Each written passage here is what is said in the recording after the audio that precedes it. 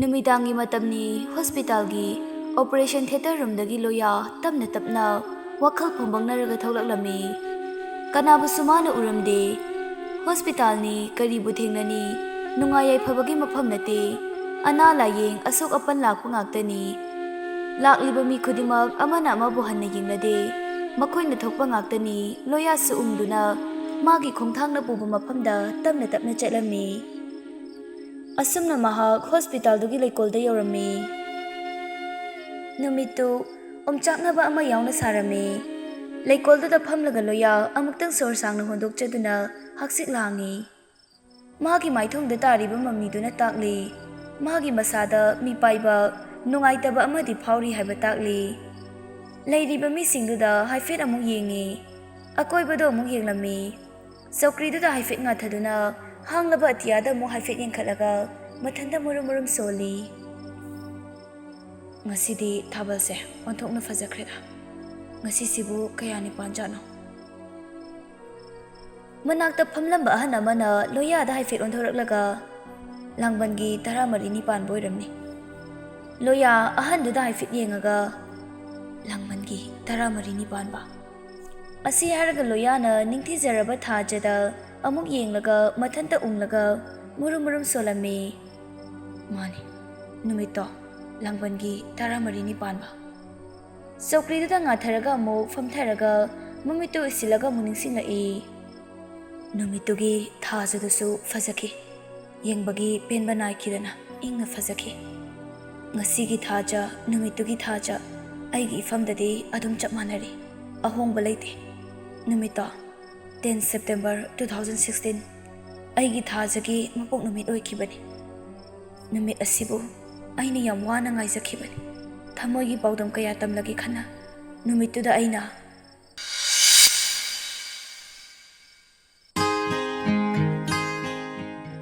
ahingi pung 13 minute 65 taba matamni thaja ECC na tumduna leiringai khangawdana magi phone call ama lakpaduda masu tumna magi phone do maraga yam tanna kanano yengdana paikhalai hello thaja how kanano mina mang nungai khala kansida thokna nungai khidre mana nganglibadu mangonda phone tawraiba nupaduna tabadagi yam lemna haifetang noklaga ai kana male hayune ngasise kaino mino thaja kaino calendar yengu kaino kanano hayeng tor ayam tumningeba mitpa ngamdre good night asi hairaga thajana phone du set kakthatlaga amuk tummi phone ka khibadu nupado karisu haiba nanghodre magi khudang gari da pung yengbada pung baro chapchana tarambadagi amuk call toksilai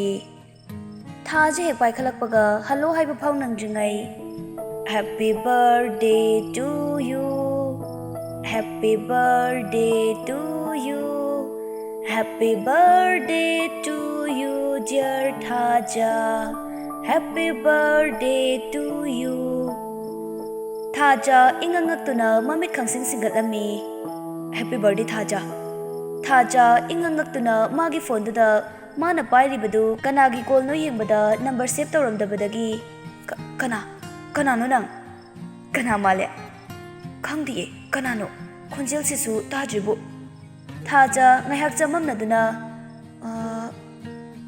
khangdiye kanano khonjel sisu tajiba thaja ngahak chamamnaduna khangdi taki humdi tawi number su save tawramdaba hana sumtha tadribarane astar su tadrasu khangdremni kanano hairomni ado khonjel khangbidrasu wish pibagi thank you phaude habiudana thank you ado kanano hairaga ai taki gum tawre khonjel se asengba khangningbra yare sum khaile to good night phone kakthakige tawbada nupaduna khangningadi noigi sumangdane hauji tholo ngasi thabal yam phai yengulaune asi haina hairakpadagi thaja tumba hagolakpasu oibagi ingaw ngawrami hey kanano haibani nangna nungaina tumbada aina hodobibagi saunuko ngasi nangi birthday numit thabal se yam phai thabal sina aibusu tumhandre nangsu tholaga amta yengune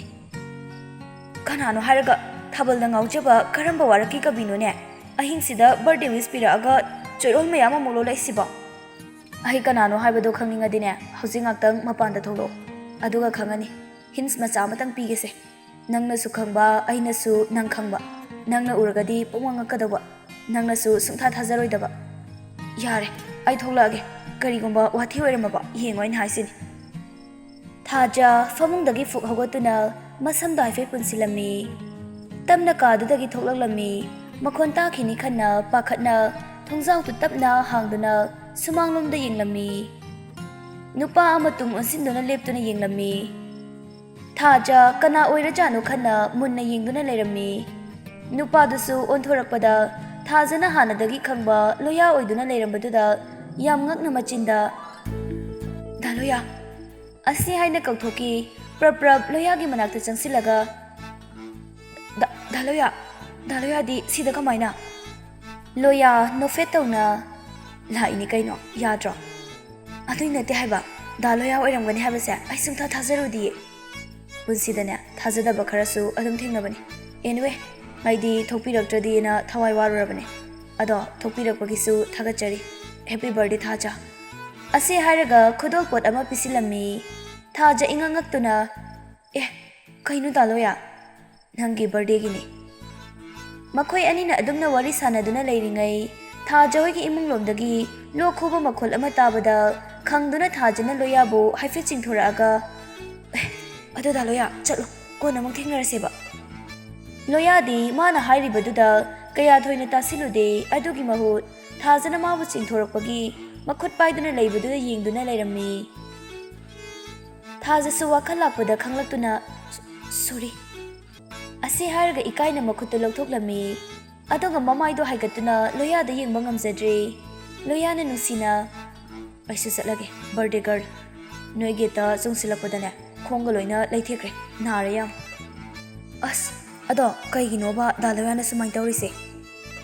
ꯅꯣꯡ ꯐꯥꯗꯣꯛꯁꯨ ꯅꯨꯄꯥ ꯃꯆꯥꯒꯤ ꯊꯧꯅꯥ ꯎꯠꯊꯣꯛꯄꯕꯨ ꯀꯩꯝ ꯈꯟꯕꯤꯗꯦꯍꯦ꯫ ꯑꯗꯣ ꯅꯣꯏꯒꯤ ꯀꯣꯟꯊꯣꯡꯁꯤꯗꯤ ꯈꯔ ꯋꯥꯡꯃꯜꯂꯦ ꯍꯥꯏꯌꯨꯍꯦ ꯅꯣꯏ ꯕꯕꯥꯗ, ꯀꯥꯏꯗꯩ ꯁꯤꯗꯤ ꯃꯤ ꯂꯣꯏ ꯁꯤꯟꯅꯔꯅꯤꯌꯦ꯫ ꯍꯣꯏ ꯍꯥꯏꯒꯦ ꯕꯕꯥꯗ, ꯅꯨꯡꯗꯥꯡꯗꯅꯦ ꯈꯣꯡ ꯂꯩꯊꯦꯛꯄ ꯌꯥꯎꯈ꯭ꯔꯦꯅ ꯍꯥꯏꯒꯦ꯫ ꯍꯥꯏꯌꯣ꯫ ꯑꯗꯣ ꯍꯦꯛ ꯆꯪꯕꯒ ꯑꯩꯒꯤ ꯈꯨꯗꯣꯜ ꯄꯣꯠꯇꯣ ꯍꯥꯡꯉꯒ ꯑꯩꯉꯣꯟꯗ ꯀꯣꯜ ꯇꯧꯔꯛꯑꯣ, ꯑꯩ ꯆꯠꯂꯒꯦꯀꯣ꯫ ꯁꯦ ꯍꯟꯗꯛꯇꯤꯅꯦ ꯒꯦꯠ ꯍꯥꯡꯕꯤꯔꯒꯦ, ꯑꯃꯨꯛ ꯆꯣꯡꯊꯣꯛꯈ꯭ꯔꯅꯨ꯫ ꯑꯁꯤ ꯍꯥꯏꯔꯒ ꯊꯥꯖ ꯃꯣꯃꯣ ꯅꯣꯛꯂꯝꯃꯤ꯫ ꯂꯣꯌꯥꯁꯨ ꯃꯣꯃꯣ ꯅꯣꯛꯏ꯫ ꯂꯣꯌꯥ ꯒꯦꯠꯇꯣ ꯍꯥꯡꯉꯒ ꯆꯠꯈꯤꯔꯝꯃꯤ꯫ ꯊꯥꯖꯁꯨ ꯁꯣꯔ ꯆꯅꯤꯡ ꯇꯥꯅ ꯍꯣꯜꯂꯒ ꯀꯣꯟꯊꯣꯡꯗꯨ ꯂꯣꯟꯁꯤꯜꯂꯝꯂꯒ ꯃꯥꯒꯤ ꯀꯥꯗ ꯇꯞꯅ ꯑꯃꯨꯛ ꯆꯪꯂꯛꯂꯝꯃꯤ꯫ ꯃꯥꯒꯤ ꯐꯃꯨꯡꯗ ꯐꯝꯗꯨꯅ ꯂꯣꯌꯥꯅ ꯄꯤꯔꯛꯑꯝꯕ ꯈꯨꯗꯣꯜ ꯄꯣꯠꯇꯨ ꯄꯥꯏꯗꯨꯅ ꯂꯩꯔꯝꯃꯤ꯫ ꯑꯃꯨꯛ ꯅꯤꯡꯁꯤꯡꯂꯛꯏ ꯂꯣꯌꯥꯅ ꯍꯥꯏꯈꯤꯕ, "ꯑꯗꯣ ꯍꯦꯛ ꯆꯪꯕꯒ ꯑꯩꯒꯤ ꯈꯨꯗꯣꯜ ꯄꯣꯠꯇꯣ ꯍꯥꯡꯉꯒ ꯑꯩꯉꯣꯟꯗ ꯀꯣꯜ ꯇꯧꯔꯛꯎꯀꯣ." ꯊꯥꯖ ꯃꯊꯟꯇ ꯈꯟꯖꯔꯝꯃꯤ, ꯑꯩꯕꯨ ꯍꯧꯖꯤꯛ ꯌꯦꯡꯉꯁꯤꯔꯅꯦ? ꯀꯔꯤꯒꯤꯅꯣ ꯉꯁꯤ ꯗꯥ ꯂꯣꯌꯥꯒꯤ ꯃꯇꯧꯁꯤꯕꯣ? ꯑꯩꯕꯨ ꯂꯥꯏꯅ ꯀꯧꯊꯣꯛꯄ ꯀꯥꯏꯗꯣ ꯑꯣꯏꯖꯥꯠꯂꯅꯦ? ꯑꯃꯨꯛꯁꯨ ꯂꯣꯌꯥꯗ ꯃꯥꯅ ꯃꯈꯨꯠ ꯄꯥꯏꯁꯤꯜꯂꯨꯕ ꯑꯗꯨꯒ ꯂꯣꯌꯥꯅ ꯃꯥꯕꯨ ꯌꯦꯡꯗꯨꯅ ꯂꯩꯔꯝꯕꯗꯨ ꯅꯤꯡꯁꯤꯡꯂꯤ꯫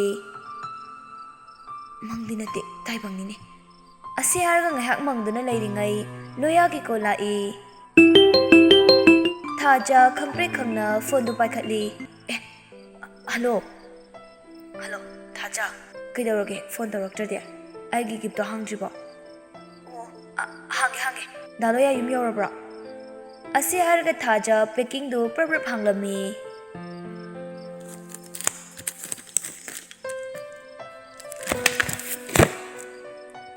ꯑꯌꯥ, ꯌꯥꯝ ꯐꯖꯩꯌꯦ ꯗꯥ ꯂꯣꯌꯥꯁꯤꯗꯤ꯫ ꯑꯁꯤ ꯍꯥꯏꯔꯒ ꯃꯁꯥꯗꯨ ꯃꯊꯨꯝ ꯃꯔꯥꯡ ꯍꯧꯔꯝꯃꯤ꯫ ꯊꯦꯡꯛꯌꯨ ꯗꯥ ꯂꯣꯌꯥ, ꯑꯩ ꯌꯥꯝ ꯄꯥꯝꯃꯦ꯫ ꯗꯥ ꯂꯣꯌꯥꯁꯦ ꯅꯨꯄꯤꯒꯤ ꯐꯤꯔꯣꯜ ꯈꯟꯕꯒ ꯌꯥꯝ ꯍꯩꯀꯣ꯫ ꯑꯩꯅ ꯄꯥꯝꯕ ꯃꯆꯨꯒ ꯌꯥꯝ ꯈꯪꯉꯦ ꯍꯥꯏꯕ꯫ ꯑꯗꯣ ꯗꯥ ꯂꯣꯌꯥ ꯌꯨꯝ ꯌꯧꯔꯕꯣ? ꯌꯧꯔꯦ꯫ ꯉꯁꯤꯁꯦ ꯗꯥ ꯂꯣꯌꯥꯅ ꯑꯩꯒꯤ ꯇꯧꯕꯤꯔꯤꯁꯦ ꯑꯩ ꯌꯥꯝ ꯊꯥꯖꯗꯤꯌꯦ, ꯃꯪꯒ ꯆꯞ ꯃꯥꯟꯅꯔꯤ ꯍꯥꯏꯕ꯫ ꯀꯩꯒꯤꯅꯣ ꯁꯨꯃꯥꯏꯅ ꯌꯥꯝ ꯏꯁꯄꯤꯁꯦꯜ ꯑꯣꯏꯅ ꯇꯧꯕꯤꯔꯤꯁꯦ?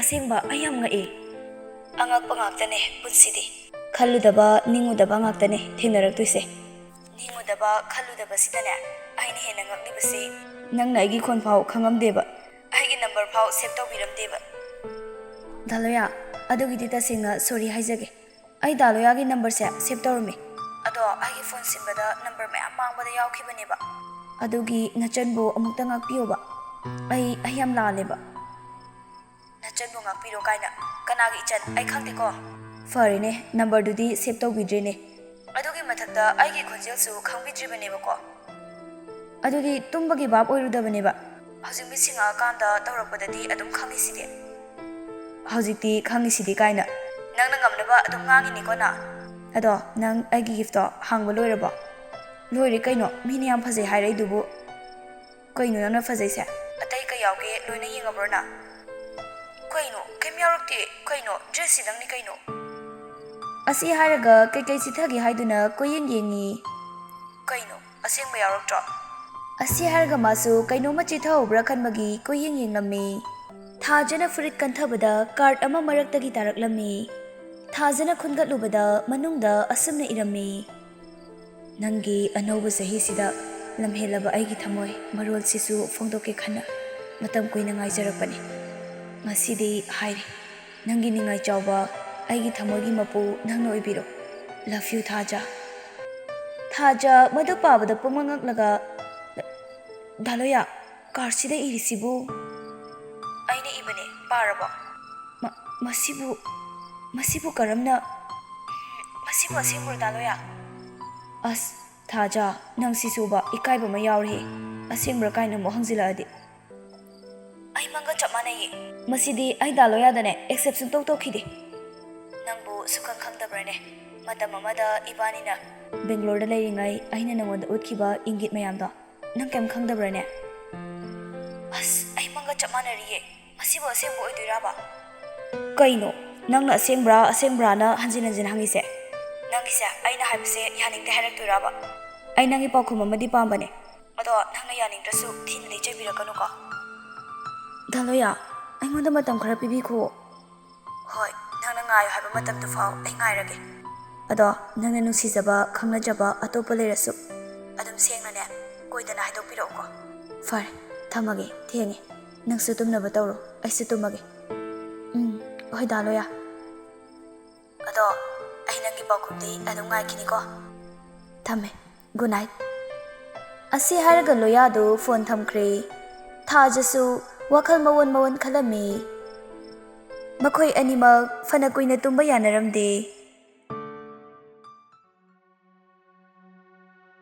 ꯑꯁꯨꯝꯅ ꯅꯣꯡꯉꯥꯜꯂꯦ ꯊꯥꯖ ꯃꯥꯒꯤ ꯀꯥꯗ ꯂꯣꯏꯁꯤꯟꯗꯨꯅ ꯂꯩꯔꯤꯉꯩ ꯁꯅꯥꯊꯣꯏ ꯇꯞꯅ ꯆꯪꯂꯛꯇꯨꯅ ꯌꯥ ꯑꯣꯏ ꯍꯤꯡꯆꯥꯕꯤ ꯈꯪꯉꯤꯅꯦ ꯀꯩ ꯆꯥꯒꯦꯅ ꯉꯥꯎꯁꯤꯟꯅꯩꯅꯣ ꯏꯁ ꯑꯣ ꯅꯪ ꯆꯥꯒꯦꯅ ꯉꯥꯎꯁꯤꯟꯅꯔꯤꯕ ꯈꯪꯗꯅꯒꯁꯨ ꯇꯧꯔꯤꯌꯦ ꯈꯪꯗ꯭ꯔꯗꯤ ꯀꯩꯅꯣꯍꯦ ꯃꯁꯛꯁꯤꯒ ꯑꯩꯅ ꯁꯣꯝꯗ ꯊꯦꯡꯉꯦꯅ ꯍꯥꯊꯨꯒ ꯇꯧꯔꯒ ꯂꯥꯛꯏꯅꯦꯕ ꯑꯗꯨꯒ ꯃꯥꯅ ꯂꯣꯏꯁꯤꯟꯕ ꯍꯧꯕꯗ ꯉꯥꯏꯔꯝꯃꯤꯕ ꯐꯣꯟꯗ ꯀꯥꯇꯤ ꯂꯣꯏꯔꯦ ꯙꯞꯇꯤ ꯀꯦꯛ ꯀꯛꯑꯝꯃꯣꯔꯥ ꯕꯥꯔꯗꯦ ꯂꯣꯏꯔꯒ ꯂꯥꯛꯑꯒꯦꯔꯥ ꯀꯥꯏꯅ ꯑꯗꯨꯒ ꯃꯥꯅ ꯃꯆꯤ ꯐꯥꯎ ꯂꯦꯡꯉꯝꯗ꯭ꯔꯦ ꯏꯁ ꯑꯩꯗꯤ ꯌꯥꯝ ꯀꯦꯔꯣꯏꯌꯦ ꯏꯕꯦꯝꯃ ꯑꯔꯥꯛꯄ ꯅꯣꯏꯗꯨꯝꯅꯦ ꯃꯆꯨꯝ ꯇꯥꯅ ꯀꯦꯔꯒ ꯂꯥꯛꯅꯤ ꯈꯪꯕꯒꯤꯅꯦ ꯍꯥꯏꯕꯤꯕꯩ ꯋꯥꯅꯤ ꯑꯇꯩ ꯂꯥꯏꯔꯤ ꯑꯩꯒꯤ ꯀꯩ ꯂꯩꯔꯛꯀꯦꯅ ꯑꯩꯅ ꯑꯋꯨꯟꯄꯣꯠ ꯂꯥꯡꯁꯤꯟꯕꯒꯤ ꯐ꯭ꯔꯤꯖ ꯑꯃꯅꯦ ꯇꯤꯚꯤ ꯑꯃꯅꯦ ꯋꯥꯁꯤꯡ ꯃꯦꯆꯤꯟ ꯑꯃꯒ ꯍꯥꯏꯕꯗꯣ ꯄꯤꯗꯣꯏ ꯅꯠꯇ꯭ꯔꯣ ꯁꯅꯥꯊꯣꯏꯁꯨ ꯑꯗꯨꯝ ꯐꯥꯒꯤ ꯇꯥꯊꯣꯛꯅ ꯈꯨꯝꯂꯛꯏ ꯑꯣ ꯗꯨꯀꯥꯟꯗ ꯂꯣꯏꯅ ꯊꯝꯃꯝꯃꯕꯅꯦ ꯃꯆꯥ ꯏꯕꯦꯝꯃꯅ ꯑꯄꯥꯝꯕꯇ ꯈꯟꯕꯤꯔꯣ ꯅꯅꯥꯏꯅ ꯂꯣꯏꯅ ꯁꯤꯟꯖꯔꯝꯃꯕꯅꯦ ꯃꯆꯥ ꯏꯕꯦꯝꯃꯒꯤ ꯍꯥꯏꯕꯕꯨꯅꯦ ꯄꯦꯃꯦꯟꯗꯨ ꯈꯛꯇꯅꯤ ꯀꯛꯆꯒꯗꯧꯔꯤꯕꯁꯦ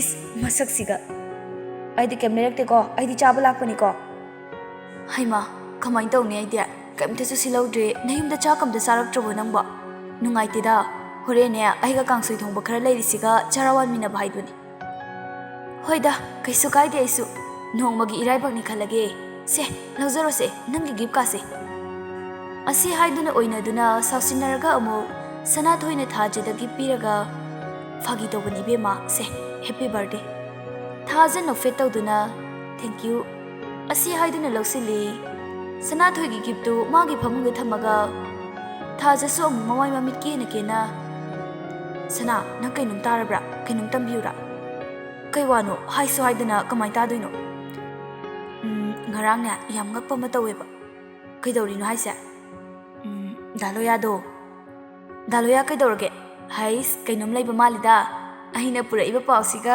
ꯍꯥꯏꯐꯦꯠ ꯆꯥꯟꯅꯔꯝꯗꯧ ꯃꯥꯜꯂꯤꯗ ꯈꯪꯍꯧꯗꯅ ꯊꯥꯖꯒꯤ ꯃꯃꯥꯁꯨ ꯀꯥꯗꯨꯗ ꯆꯪꯂꯛꯏ ꯑꯦ ꯅꯪꯗꯤ ꯍꯧꯖꯤꯛꯐꯥꯎ ꯂꯣꯏꯗ꯭ꯔꯤꯗꯅ ꯊꯦꯡꯈ꯭ꯔꯅꯤꯅꯦꯍꯦ ꯁꯅꯥ ꯏꯆꯥꯗꯤ ꯀꯌꯥꯝ ꯀꯨꯏꯔꯦ ꯌꯧꯔꯛꯄ ꯌꯧꯔꯛꯇ ꯉꯥꯏꯔꯤꯌꯦ ꯃꯃꯥ ꯍꯣꯏꯅꯦ ꯏꯆꯥ ꯁꯅꯥꯊꯣꯏ ꯂꯥꯛꯑꯗꯤ ꯈꯔ ꯅꯨꯡꯉꯥꯏꯗꯅꯁꯦ Nangi natasidine loisinba yam tapani. Nangsu khara yausinbiramuko. Hoi ma. Mama do hek thokibaga ngaikone. Ado kaidoinoba Daloyado. Tu adugi frito ahing pung baro chap chana thila amini. Naire kaino madya. Asi harga frito mu yenglammi. Wow, yam phajai sidi. Nang yamale. Wow, sidi naire kaino. Furitse as thikna phajai. Daloya se nang manba phironga khanbe yam haiye. Ado sitang roba atai di kai kaino yenge ba. Kaino adu tang he atai kai pirak turige. Sum kainum sum yaram dong man ba. Ado kai hairam ge ba. Kaim hairam de da tai di. Is yare ko kainum de hairam ni da. Ahing da hero saraga la ise. Tayang furit sikak pi bagi di mande. Uhalot kanu ko nupia. Kaim hairak timnya. Happy birthday haire. Atai kaim hairak de. Ado nang na hazita pau pure ena haikibado kai pauno se hairo oba. Nangi pauni. Daloya na ne nang se haibiyo na damangal na ne aingonda loire takpada. Aina haibudi haige ado noi masil hana haina khona haibane ba. Nangonda sa hairak poire. Nang khangabo kanan hairam ge ba. Daloya na ne machina phone na ngarang hairame. Wow, naijriba. Ado nang kai haikrage ba. Daloya da kai haikrage ba. Kai khungrage ba. Ya khrabose amta hairo amni. Amta khatkinu da. Khatpai wana ti bebe ma asengbani nangdi khangamoine Daloya na nangbu khat yam khajabani. Asengbani nangdi khangamoi Daloya na ne nangbu khat yam khanjabani ko. Nang mangonda yagisu yathokro kaino. Nangbudi thamoi sengna nungsibadi malhe. Yar he nangsu taningdre. Magi pakoloi oirine magi michang changa kanu ko. Misang sangbai wana ti be ma asengbagi haibibai wani kaino. Nang na haiba ngamdragana aino ina yare haibikrora. As amta khatkinumni sana nangbo. Ado oirgana aino ina ne laibak yengasira khangde. Daloya gumba ama phangbadi aigisu laibak phabani. Asi haiduna sana thoi laknara I thajana yare bema nangidi damanga leridudi amu ansinbirano. Huran ba pharidana se nungdi nungsiribani base aduga yare so hainingdaba nangna yare hairamdai dane nupi ama koiraga leiramni haibibani da yaradi yare na kok haigadaba ha aisu nupini na aisu loi khangine he nangonda phawri do as khangde si sanatoi Daloya na ne adumna hairakpadagi ai ngarang ahing tumbaga yadebo hoi mana aibu thamoi sengna nungsiramba yai adubu ibani yeksu thoknaye adugi sumathakta aidi karigumba ma haidinglaga panduna leibagum haiba ngamkhidri thaja maithong sumaksinki nang amu kaidoraba kaisunatida kaigumba ibani nungsinarena khalone ahingwai lapthoknaba ngamdradi kamai tawne kaidobai lapthokna doiba noi ani dia noi ani na bune thamoi sengna da nungsinaraga loire as ye kaye mi ye thoknaba mayam longnarisidi kam khalone he dugidi ita nungsibi nangnabu thamoi sengna lepadine Daloya su adum lepchani ado ngasigi birthday party se madi invite tawidro as kamai tawdino ikaijai kaigi ikairiba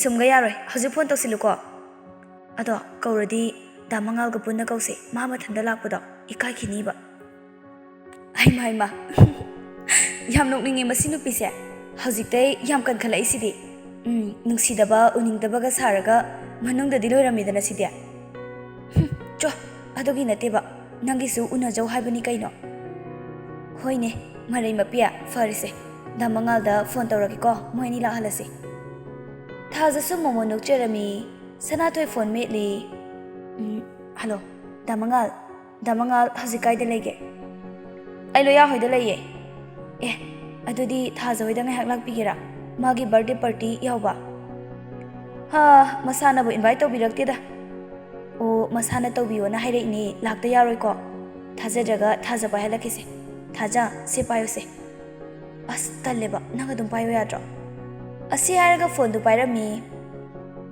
damangal di phone do loud speaker tharami thajana damangal ko batabada loya fuk hogolai happy birthday thaja thank you damangal aikoi da ji Daloya ga lakpiyo ꯀꯩꯀꯩꯅꯣ ꯈꯔ ꯆꯥꯃꯤꯟꯅꯁꯦꯕ ꯑꯗꯨꯝ ꯑꯩꯅ ꯉꯁꯥꯏꯅ ꯍꯥꯏꯌꯨ ꯌꯥꯗ꯭ꯔꯕ ꯂꯥꯛꯀꯦ ꯑꯗꯨꯗꯤ ꯊꯝꯃꯒꯦꯀꯣ ꯍꯣꯏ ꯍꯣꯏ ꯃꯉꯥꯜ ꯐꯣꯟ ꯍꯦꯛ ꯊꯝꯈꯤꯕꯒ ꯂꯣꯌꯥꯗ ꯑꯣꯟꯁꯤꯜꯂꯒ ꯍꯣꯏ ꯍꯧꯖꯤꯛ ꯀꯩ ꯈꯜꯂꯤꯒꯦ ꯂꯣꯏꯁꯤꯜꯂꯣ ꯆꯠꯂꯁꯤ ꯂꯥꯛꯑꯣ ꯑꯁ ꯇꯜꯂꯦ ꯏꯀꯥꯏꯔꯦꯗ ꯑꯩ ꯉꯔꯥꯡ ꯅꯊꯟꯗ ꯄꯨꯡ 12ꯗ ꯃꯤꯒꯤ ꯒꯦꯠꯇ ꯆꯣꯡꯁꯤꯜꯂꯒ ꯆꯪꯕꯗꯨꯗꯤ ꯏꯀꯥꯏꯗꯕ ꯌꯥꯏꯍꯦ ꯅꯪꯁꯨ ꯆꯠꯂꯣ ꯌꯥꯝ ꯏꯀꯥꯏꯁꯟꯅꯔꯅꯨꯀꯣ ꯂꯣꯏꯁꯤꯜꯂꯁꯨ ꯆꯠꯂꯣ ꯁꯣꯝꯗ ꯁꯅꯥꯊꯣꯏꯒ ꯊꯥꯖꯒ ꯑꯁ ꯑꯩꯗꯤ ꯌꯥꯝ ꯏꯀꯥꯏꯀꯣ ꯁꯅꯥ ꯑꯗꯨꯒꯤꯕꯨ ꯅꯪꯅ ꯌꯥꯔꯦꯗꯣ ꯍꯥꯏ ꯉꯝꯗ꯭ꯔꯒꯅ ꯑꯩ ꯍꯥꯏꯕꯤꯒꯦ ꯁꯅꯥ ꯈꯔ ꯂꯩꯔꯒ ꯌꯥꯕꯅ ꯐꯠꯇ꯭ꯔꯣ ꯁꯤꯗ ꯀꯔꯤ ꯊꯦꯡꯅꯅꯤꯡꯉꯥꯏ ꯂꯩꯔꯤꯒꯦꯕ ꯗꯥꯂꯣꯌꯥꯗ ꯍꯦꯟꯅ ꯐꯕ ꯅꯨꯄꯥꯁꯤꯕꯨ ꯀꯌꯥꯃꯨꯛ ꯊꯤꯈꯤꯒꯦ ꯍꯥꯏꯔꯤꯅꯣ ꯃꯁꯛ ꯍꯥꯏꯔ ꯐꯖꯩ ꯃꯍꯩ ꯍꯥꯏꯔ ꯍꯩ ꯃꯔꯜꯁꯨ ꯂꯩ ꯅꯨꯄꯥꯁꯨ ꯊꯣꯛꯏ ꯑꯆꯧꯕ ꯕꯤꯖꯤꯅꯦꯁꯃꯦꯟꯁꯨ ꯑꯣꯏ ꯅꯪ ꯁꯤꯗꯤ ꯄꯪꯈ꯭ꯔꯦ ꯅꯪꯅ ꯌꯥꯒꯦꯅ ꯂꯥꯛꯄꯗꯅꯦ ꯗꯥꯂꯣꯌꯥꯗꯣ ꯅꯨꯄꯤ ꯑꯃ ꯀꯣꯏꯔꯝꯗꯅ ꯑꯗꯨꯒ ꯅꯪꯅ ꯗꯥꯂꯣꯌꯥ ꯑꯩ ꯅꯪꯅ ꯍꯥꯏꯕꯗꯣ ꯌꯥꯔꯒꯦ ꯍꯥꯏꯕꯗꯅꯦ ꯃꯥꯒꯤ ꯂꯨꯍꯣꯡꯕꯒꯤ ꯕꯥꯇꯣꯜ ꯑꯣꯏꯅ ꯁꯠꯄꯤꯁꯤꯜꯂꯛꯑꯗꯤ ꯅꯪ ꯂꯩꯃꯥꯏꯗ ꯂꯣꯡꯅ ꯇꯥꯔꯦ ꯑꯣ ꯊꯥꯖꯒꯤ ꯄꯨꯟꯁꯤꯗꯣ ꯊꯤꯀꯥꯗꯥꯔ ꯄꯛꯇꯕꯗꯨꯗ ꯑꯗꯨꯝ ꯇꯥꯔꯦ ꯑꯁ ꯂꯣꯏꯔꯦ ꯑꯗꯨꯃꯥꯏꯅꯗꯤ ꯍꯥꯏꯕꯤꯔꯛꯀꯅꯨꯀꯣ ꯍꯥꯏꯐꯦꯠꯇꯪ ꯄꯜꯂꯛꯄꯗ ꯑꯁ ꯇꯤꯂꯥꯏꯈꯨꯝꯕꯤꯒ ꯆꯨꯒꯦ ꯇꯧꯋꯦꯕ ꯑꯗꯣ ꯃꯥ ꯂꯥꯛꯇꯤ ꯂꯥꯛꯀꯅꯤꯀꯣ ꯂꯥꯛꯀꯅꯤ ꯀꯩꯗꯧꯔꯒꯦ ꯅꯪꯒ ꯅꯠꯇ꯭ꯔꯣ ꯋꯥꯔꯤ ꯁꯥꯔꯤꯗꯨꯕꯣ ꯏꯁ ꯉꯝꯕꯨ ꯌꯥꯝ ꯉꯝꯃꯤꯅꯦ ꯏꯕꯦꯝꯃꯅ ꯅꯨꯡꯁꯤꯗꯕ ꯁꯥꯔꯒ ꯃꯊꯃꯣꯏ ꯃꯆꯥ ꯑꯃ ꯌꯥꯎꯕꯁꯦ ꯄꯥꯊꯣꯛꯀꯩ ꯅꯨꯡꯁꯤꯔꯝꯃꯤꯁꯤꯗꯤ ꯊꯥꯖꯒ ꯁꯅꯥꯊꯣꯏꯒꯗꯨ ꯄꯨꯟꯅ ꯅꯣꯛꯃꯤꯟꯅꯩ ꯁꯅꯥꯊꯣꯏꯅ ꯁꯦ ꯉꯁꯤꯗꯤꯅꯦ ꯅꯪ ꯃꯥꯅ ꯄꯤꯔꯛꯄꯁꯦ ꯑꯣꯏꯅ ꯂꯤꯠꯂꯣꯕ ꯃꯥꯅꯁꯨ ꯍꯔꯥꯎꯖꯅꯕ ꯁꯦ ꯑꯗꯨ ꯂꯤꯠꯀꯅꯣꯕ ꯉꯁꯤꯗꯤ ꯑꯁ ꯅꯪꯁꯤꯗꯤꯕ ꯑꯁꯤ ꯍꯥꯏꯔꯒ ꯐꯨꯔꯤꯠꯇꯨ ꯆꯦꯟꯖ ꯇꯧꯕ ꯆꯪꯈ꯭ꯔꯦ ꯕꯥꯔꯗꯦ party ꯍꯧꯕꯒ cake ꯀꯛꯅꯕ ꯂꯥꯡꯅꯔꯤꯉꯩꯗ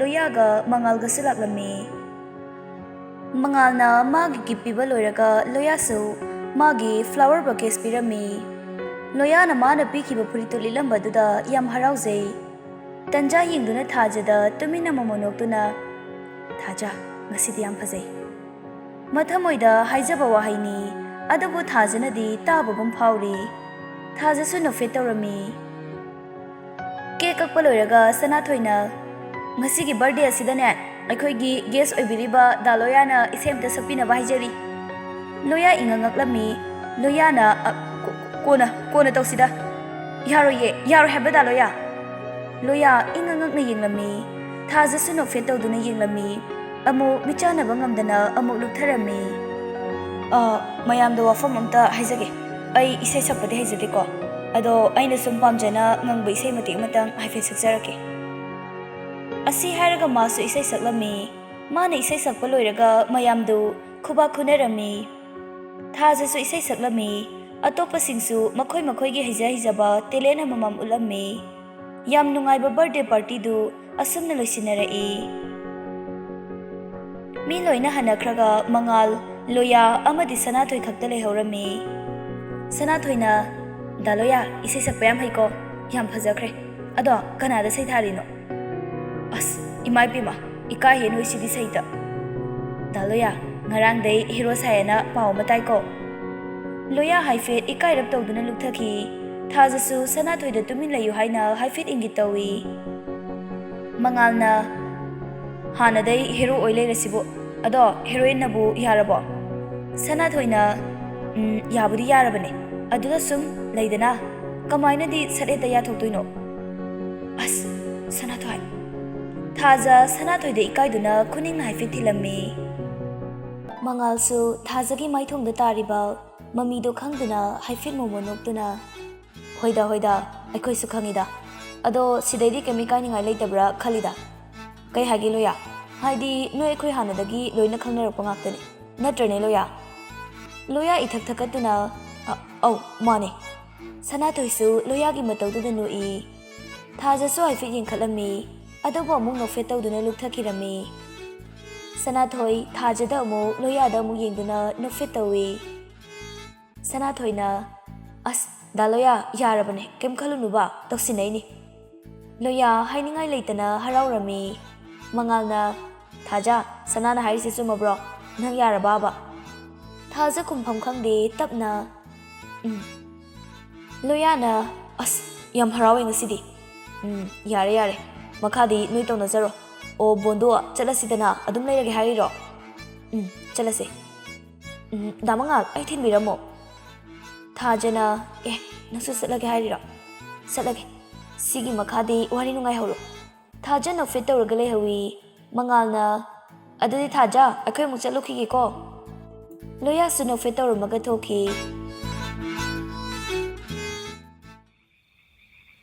Numidangi matamda Thaja mapanda sum hakchik langduna lerami. Mathanta wakhal khanduna momon sunokchei. Tanjaduda Thajada kolai.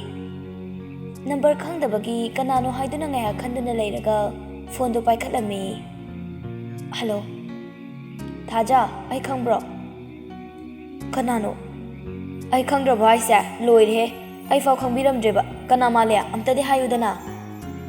Mamangda Loyana dumna hairakhibaduna masu Loyana sanara ibui khanduna. As daloya yare kidawrage.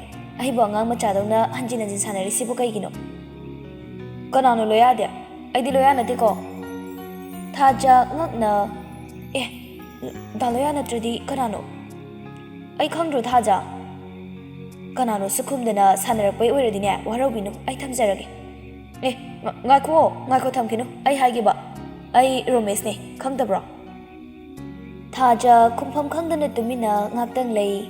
Romesh na Thaja kaidorogi tumi leirade. Ha kem tawde. Da Romesh di ai number di kamaina. Nangi number leba yadro haisiba. Manipuri am pisidi. Ado nangbu nungairiba natro. Thaja masado ikum kumningba ipau paudana. Nungairi. Nang hojiti Manipura dum leire hai. Ada changaroidro. Ado nongo nase yaba natro. Kana ana haireno Daromista ai sida leyena. Mina haireni kaino. Nahansu nang ya school room da haifet ui. Kauge na tawringai da adum chakre. Ado nongmo unaba yardi unase. Ai nanga wari sagadaba kharasu leyeba. Nongma matang chabada adum thingnajani da. Daromest ado ai kona muk tawrage. Yam chinbro. Natraga aiga wari sabase yam tanbro. Adubro ai thabak kharo loisinge tawba. Thamage ko Daromest. Asi haraga Thaja call du kalthalami. Masado sauningba su phawi. Ai number sina kanade mu lori jana. Tanjaduda Loyagi kolai. Ngayak sauramasu Loyagi kolakbadada Thaja maithongda momonok jerami. Hello. Tumaba kaidorige. Imungda leibada umchaknayena mapanda sum haksilangambani. Taloyadi. Aidi thabak khara tawrambani. Aduda nang sum ningsinglaba. Ado hayengdi ibani unasira. Kaida pung kayadano. Khangde aina puningba mafamda. Pung 11 adaido nang thabak leibra. Thabak pudi leite. Ado toina unabase nungsibagi magun mangtharoidra. Kanana hairiba ibani kayam toina unadana. Aidini ibema mikup khudingi nangse aigi nakta khillaga thamningibani. Asibu wanena adu oiragana aigi murti ama saraga thamagero. Aisu khalinine aduda thawai pandaba wangangdraba murti dunadi angonda kaidorune. Aisu khalinine aduda thawai pandaba wangangba yadaba murti dudi angonda kaidoduiba. Murti gi wadine aigi thamoidasu adum haktuna laikhreda. Aina pamisina living female human being. Asi hairaga mathanta momono I. Thajasu Loyagi wahaiduda nokthoki. Khangdrene aikhoi female human being se. Marai ama itau tawrise aiga unaningdrajalo. Unanaba dada tamo pareng lengkhrajalo. Taningde ko lengjade. Hayeng adumunase pung 12 da ai tholage. Hoine adumaina ngasaina hairadi se aigidine nanga unabane bo haradi meeting ga lairena tolno hoita cancel aduga aruba thaba ma leiramasune cancel tok thoktuiba khangidana Loyana Thaja kayam nungsijage do dalwaya aiga khangnabadagine business ka loina fail amoidana ne kaidaboy fail oidino hena chawkhatpa ngakta oidoini oidoini ado aidi wahaina utba nungsibada thabangna utba nungsibane hena pamida aigidi wahaina su utni thabangna su utni aina nang sangai se kayam kuire nangdi kem khangamoine aisune khangi tawramba adum khangaudre daloya bu nungsijaba napi meham su lerepanina aisu kaya khanjilodre is nachinaya ke ni hena aibu nupi yam loinara pai tapta ꯅꯪꯅꯤꯅꯦ ꯏꯕꯦꯝꯃ ꯑꯩ ꯌꯥꯝ ꯋꯥꯔꯛꯆꯥꯅꯤꯀꯣ ꯇꯨꯃꯤꯟꯅ ꯅꯪ ꯁꯦꯟꯅꯕꯗ ꯑꯗꯣ ꯍꯧꯖꯤꯛꯇꯤ ꯐꯣꯡꯗꯣꯛꯆꯔꯕꯅꯤꯅ ꯈꯔꯗꯤ ꯐꯔꯦ ꯑꯗꯨꯕꯨ ꯅꯨꯡꯁꯤꯕꯗꯤ ꯁꯨꯝ ꯅꯣꯡꯃꯒꯤ ꯍꯦꯟꯀꯠꯂꯛꯏ ꯑꯩꯁꯨ ꯗꯥꯂꯣꯌꯥꯕꯨ ꯂꯣꯟꯅꯗꯤ ꯑꯗꯨꯝ ꯅꯨꯡꯁꯤꯔꯛꯑꯦ ꯑꯗꯨꯕꯨ ꯑꯣꯏꯊꯣꯛꯄ ꯌꯥꯔꯣꯏꯅꯗꯤ ꯈꯜꯂꯛꯑꯦ ꯐꯔꯦꯁꯦ ꯁꯤꯒꯤ ꯋꯥꯔꯤꯁꯤ ꯇꯣꯛꯑꯁꯤ ꯆꯥꯛ ꯆꯥꯔꯕꯣ ꯆꯥꯗ꯭ꯔꯤ ꯉꯥꯏꯈꯣ ꯀꯩꯒꯤ ꯑꯣꯏꯊꯣꯛꯄ ꯌꯥꯔꯣꯏꯗꯣꯏꯕ ꯀꯩꯒꯤ ꯑꯣꯏꯊꯣꯛꯄ ꯌꯥꯔꯣꯏꯗꯣꯏꯅꯣꯕ ꯅꯨꯡꯁꯤꯔꯒ ꯅꯪꯁꯨ ꯂꯣꯠꯁꯤꯜꯂꯒ ꯂꯩꯔꯤꯅꯤꯅꯦ ꯉꯝꯗꯤ ꯉꯝꯃꯤꯍꯦ ꯅꯪꯁꯦ ꯅꯍꯥꯟꯅ ꯍꯥꯏꯔꯛꯑꯃꯗꯤꯅꯦ ꯅꯍꯥꯟꯅ ꯆꯍꯤ ꯐꯅ ꯌꯥꯝ ꯐꯥꯗꯅ ꯑꯦꯅꯤꯚꯔꯁꯔꯤꯒ ꯇꯧꯔꯅꯤꯕ ꯋꯥ ꯂꯣꯠꯄ ꯌꯥꯝ ꯍꯩꯗꯣꯔꯤ ꯅꯪ ꯏꯕꯦꯝꯃ ꯑꯁ ꯅꯨꯡꯁꯤꯌꯦꯕꯨ ꯀꯃꯥꯏꯅ ꯅꯨꯄꯤ ꯑꯩꯅ ꯍꯦꯛꯇ ꯗꯣꯡ ꯂꯥꯎꯅ ꯍꯥꯏꯔꯛꯇꯣꯏꯅꯣ ꯅꯨꯡꯁꯤꯔꯗꯤ ꯍꯥꯏꯔꯛꯀꯗꯕꯅꯦ ꯗꯥꯂꯣꯌꯥꯁꯨ ꯆꯍꯤ ꯃꯌꯥꯝ ꯀꯩꯒꯤ ꯐꯨꯝꯃꯒ ꯊꯝꯃꯤꯅോ ꯅꯍꯥꯟꯅ ꯀꯣꯛ ꯍꯥꯏꯔꯛꯄ ꯀꯩꯗꯧꯒꯦ ꯂꯣꯌꯥꯅ ꯀꯩꯅꯣꯍꯦ ꯃꯤ ꯑꯩꯗꯤ ꯃꯤ ꯅꯨꯡꯉꯥꯏꯕꯩꯅꯦ ꯑꯩꯁꯨ ꯅꯨꯡꯉꯥꯏꯕꯩꯅꯦ ꯌꯥꯝ ꯅꯨꯡꯉꯥꯏꯅꯤ ꯅꯪ ꯉꯥꯏꯍꯥꯛ ꯑꯣꯏꯅꯕꯣꯏ ꯀꯩꯕꯣꯏ ꯂꯥꯎꯅꯔꯒ ꯑꯃꯨꯛ ꯏꯪꯊꯅꯔꯒ ꯑꯗꯣ ꯊꯥꯖ ꯅꯪ ꯑꯩꯕꯨ ꯅꯨꯡꯗꯤ ꯅꯨꯡꯁꯤꯀꯣ ꯑꯁ ꯗꯥꯂꯣꯌꯥ ꯅꯨꯡꯁꯤꯌꯦꯃꯤ ꯌꯥꯝ ꯍꯪꯂꯛꯀꯅꯣꯕ ꯑꯩ ꯏꯀꯥꯏꯖꯩꯌꯦꯝꯅꯦ ꯑꯗꯨ ꯅꯪ ꯈꯨꯝꯕꯗꯕꯨ ꯏꯀꯥꯏꯔꯗꯤ ꯀꯃꯥꯏ ꯇꯧꯅꯤ ꯑꯩꯗꯤ ꯈꯪꯗꯦ ꯅꯪꯁꯦ ꯍꯥꯟꯅꯗꯩꯁꯨ ꯌꯥꯝ ꯅꯨꯡꯁꯤ ꯍꯧꯖꯤꯛꯁꯨ ꯌꯥꯝ ꯅꯨꯡꯁꯤꯔꯤ ꯀꯣꯟꯅꯁꯨ ꯑꯗꯨꯝ ꯅꯨꯡꯁꯤꯈꯤꯅꯤ ꯇꯟꯖꯥꯗꯨꯗ ꯊꯥꯖꯒꯤ ꯃꯃꯥ ꯃꯆꯥꯅꯨꯄꯤꯗ ꯏꯕꯦꯝꯃ ꯅꯪꯕꯨ ꯀꯗꯥꯏꯗ ꯂꯩꯒꯦꯅꯦꯍꯦ ꯁꯤꯗ ꯑꯝꯇ ꯂꯥꯎꯅꯦ ꯑꯧ ꯏꯃꯥ ꯑꯩ ꯂꯥꯛꯑꯦ ꯗꯥꯂꯣꯌꯥ ꯑꯩ ꯏꯃꯥꯅ ꯀꯧꯔꯦ ꯍꯣꯔꯦꯟ ꯃꯦꯁꯦꯖ ꯑꯣꯏꯅ ꯊꯥꯔꯛꯑꯒꯦꯀꯣ ꯊꯝꯃꯒꯦ ꯍꯣꯏ ꯑꯁꯤ ꯍꯥꯏꯔꯒ ꯐꯣꯟ ꯊꯝꯅꯔꯒ ꯂꯣꯌꯥꯁꯨ ꯍꯔꯥꯎꯗꯨꯅ ꯐꯣꯟꯗꯨꯗ ꯆꯨꯞꯁꯤꯜꯂꯤ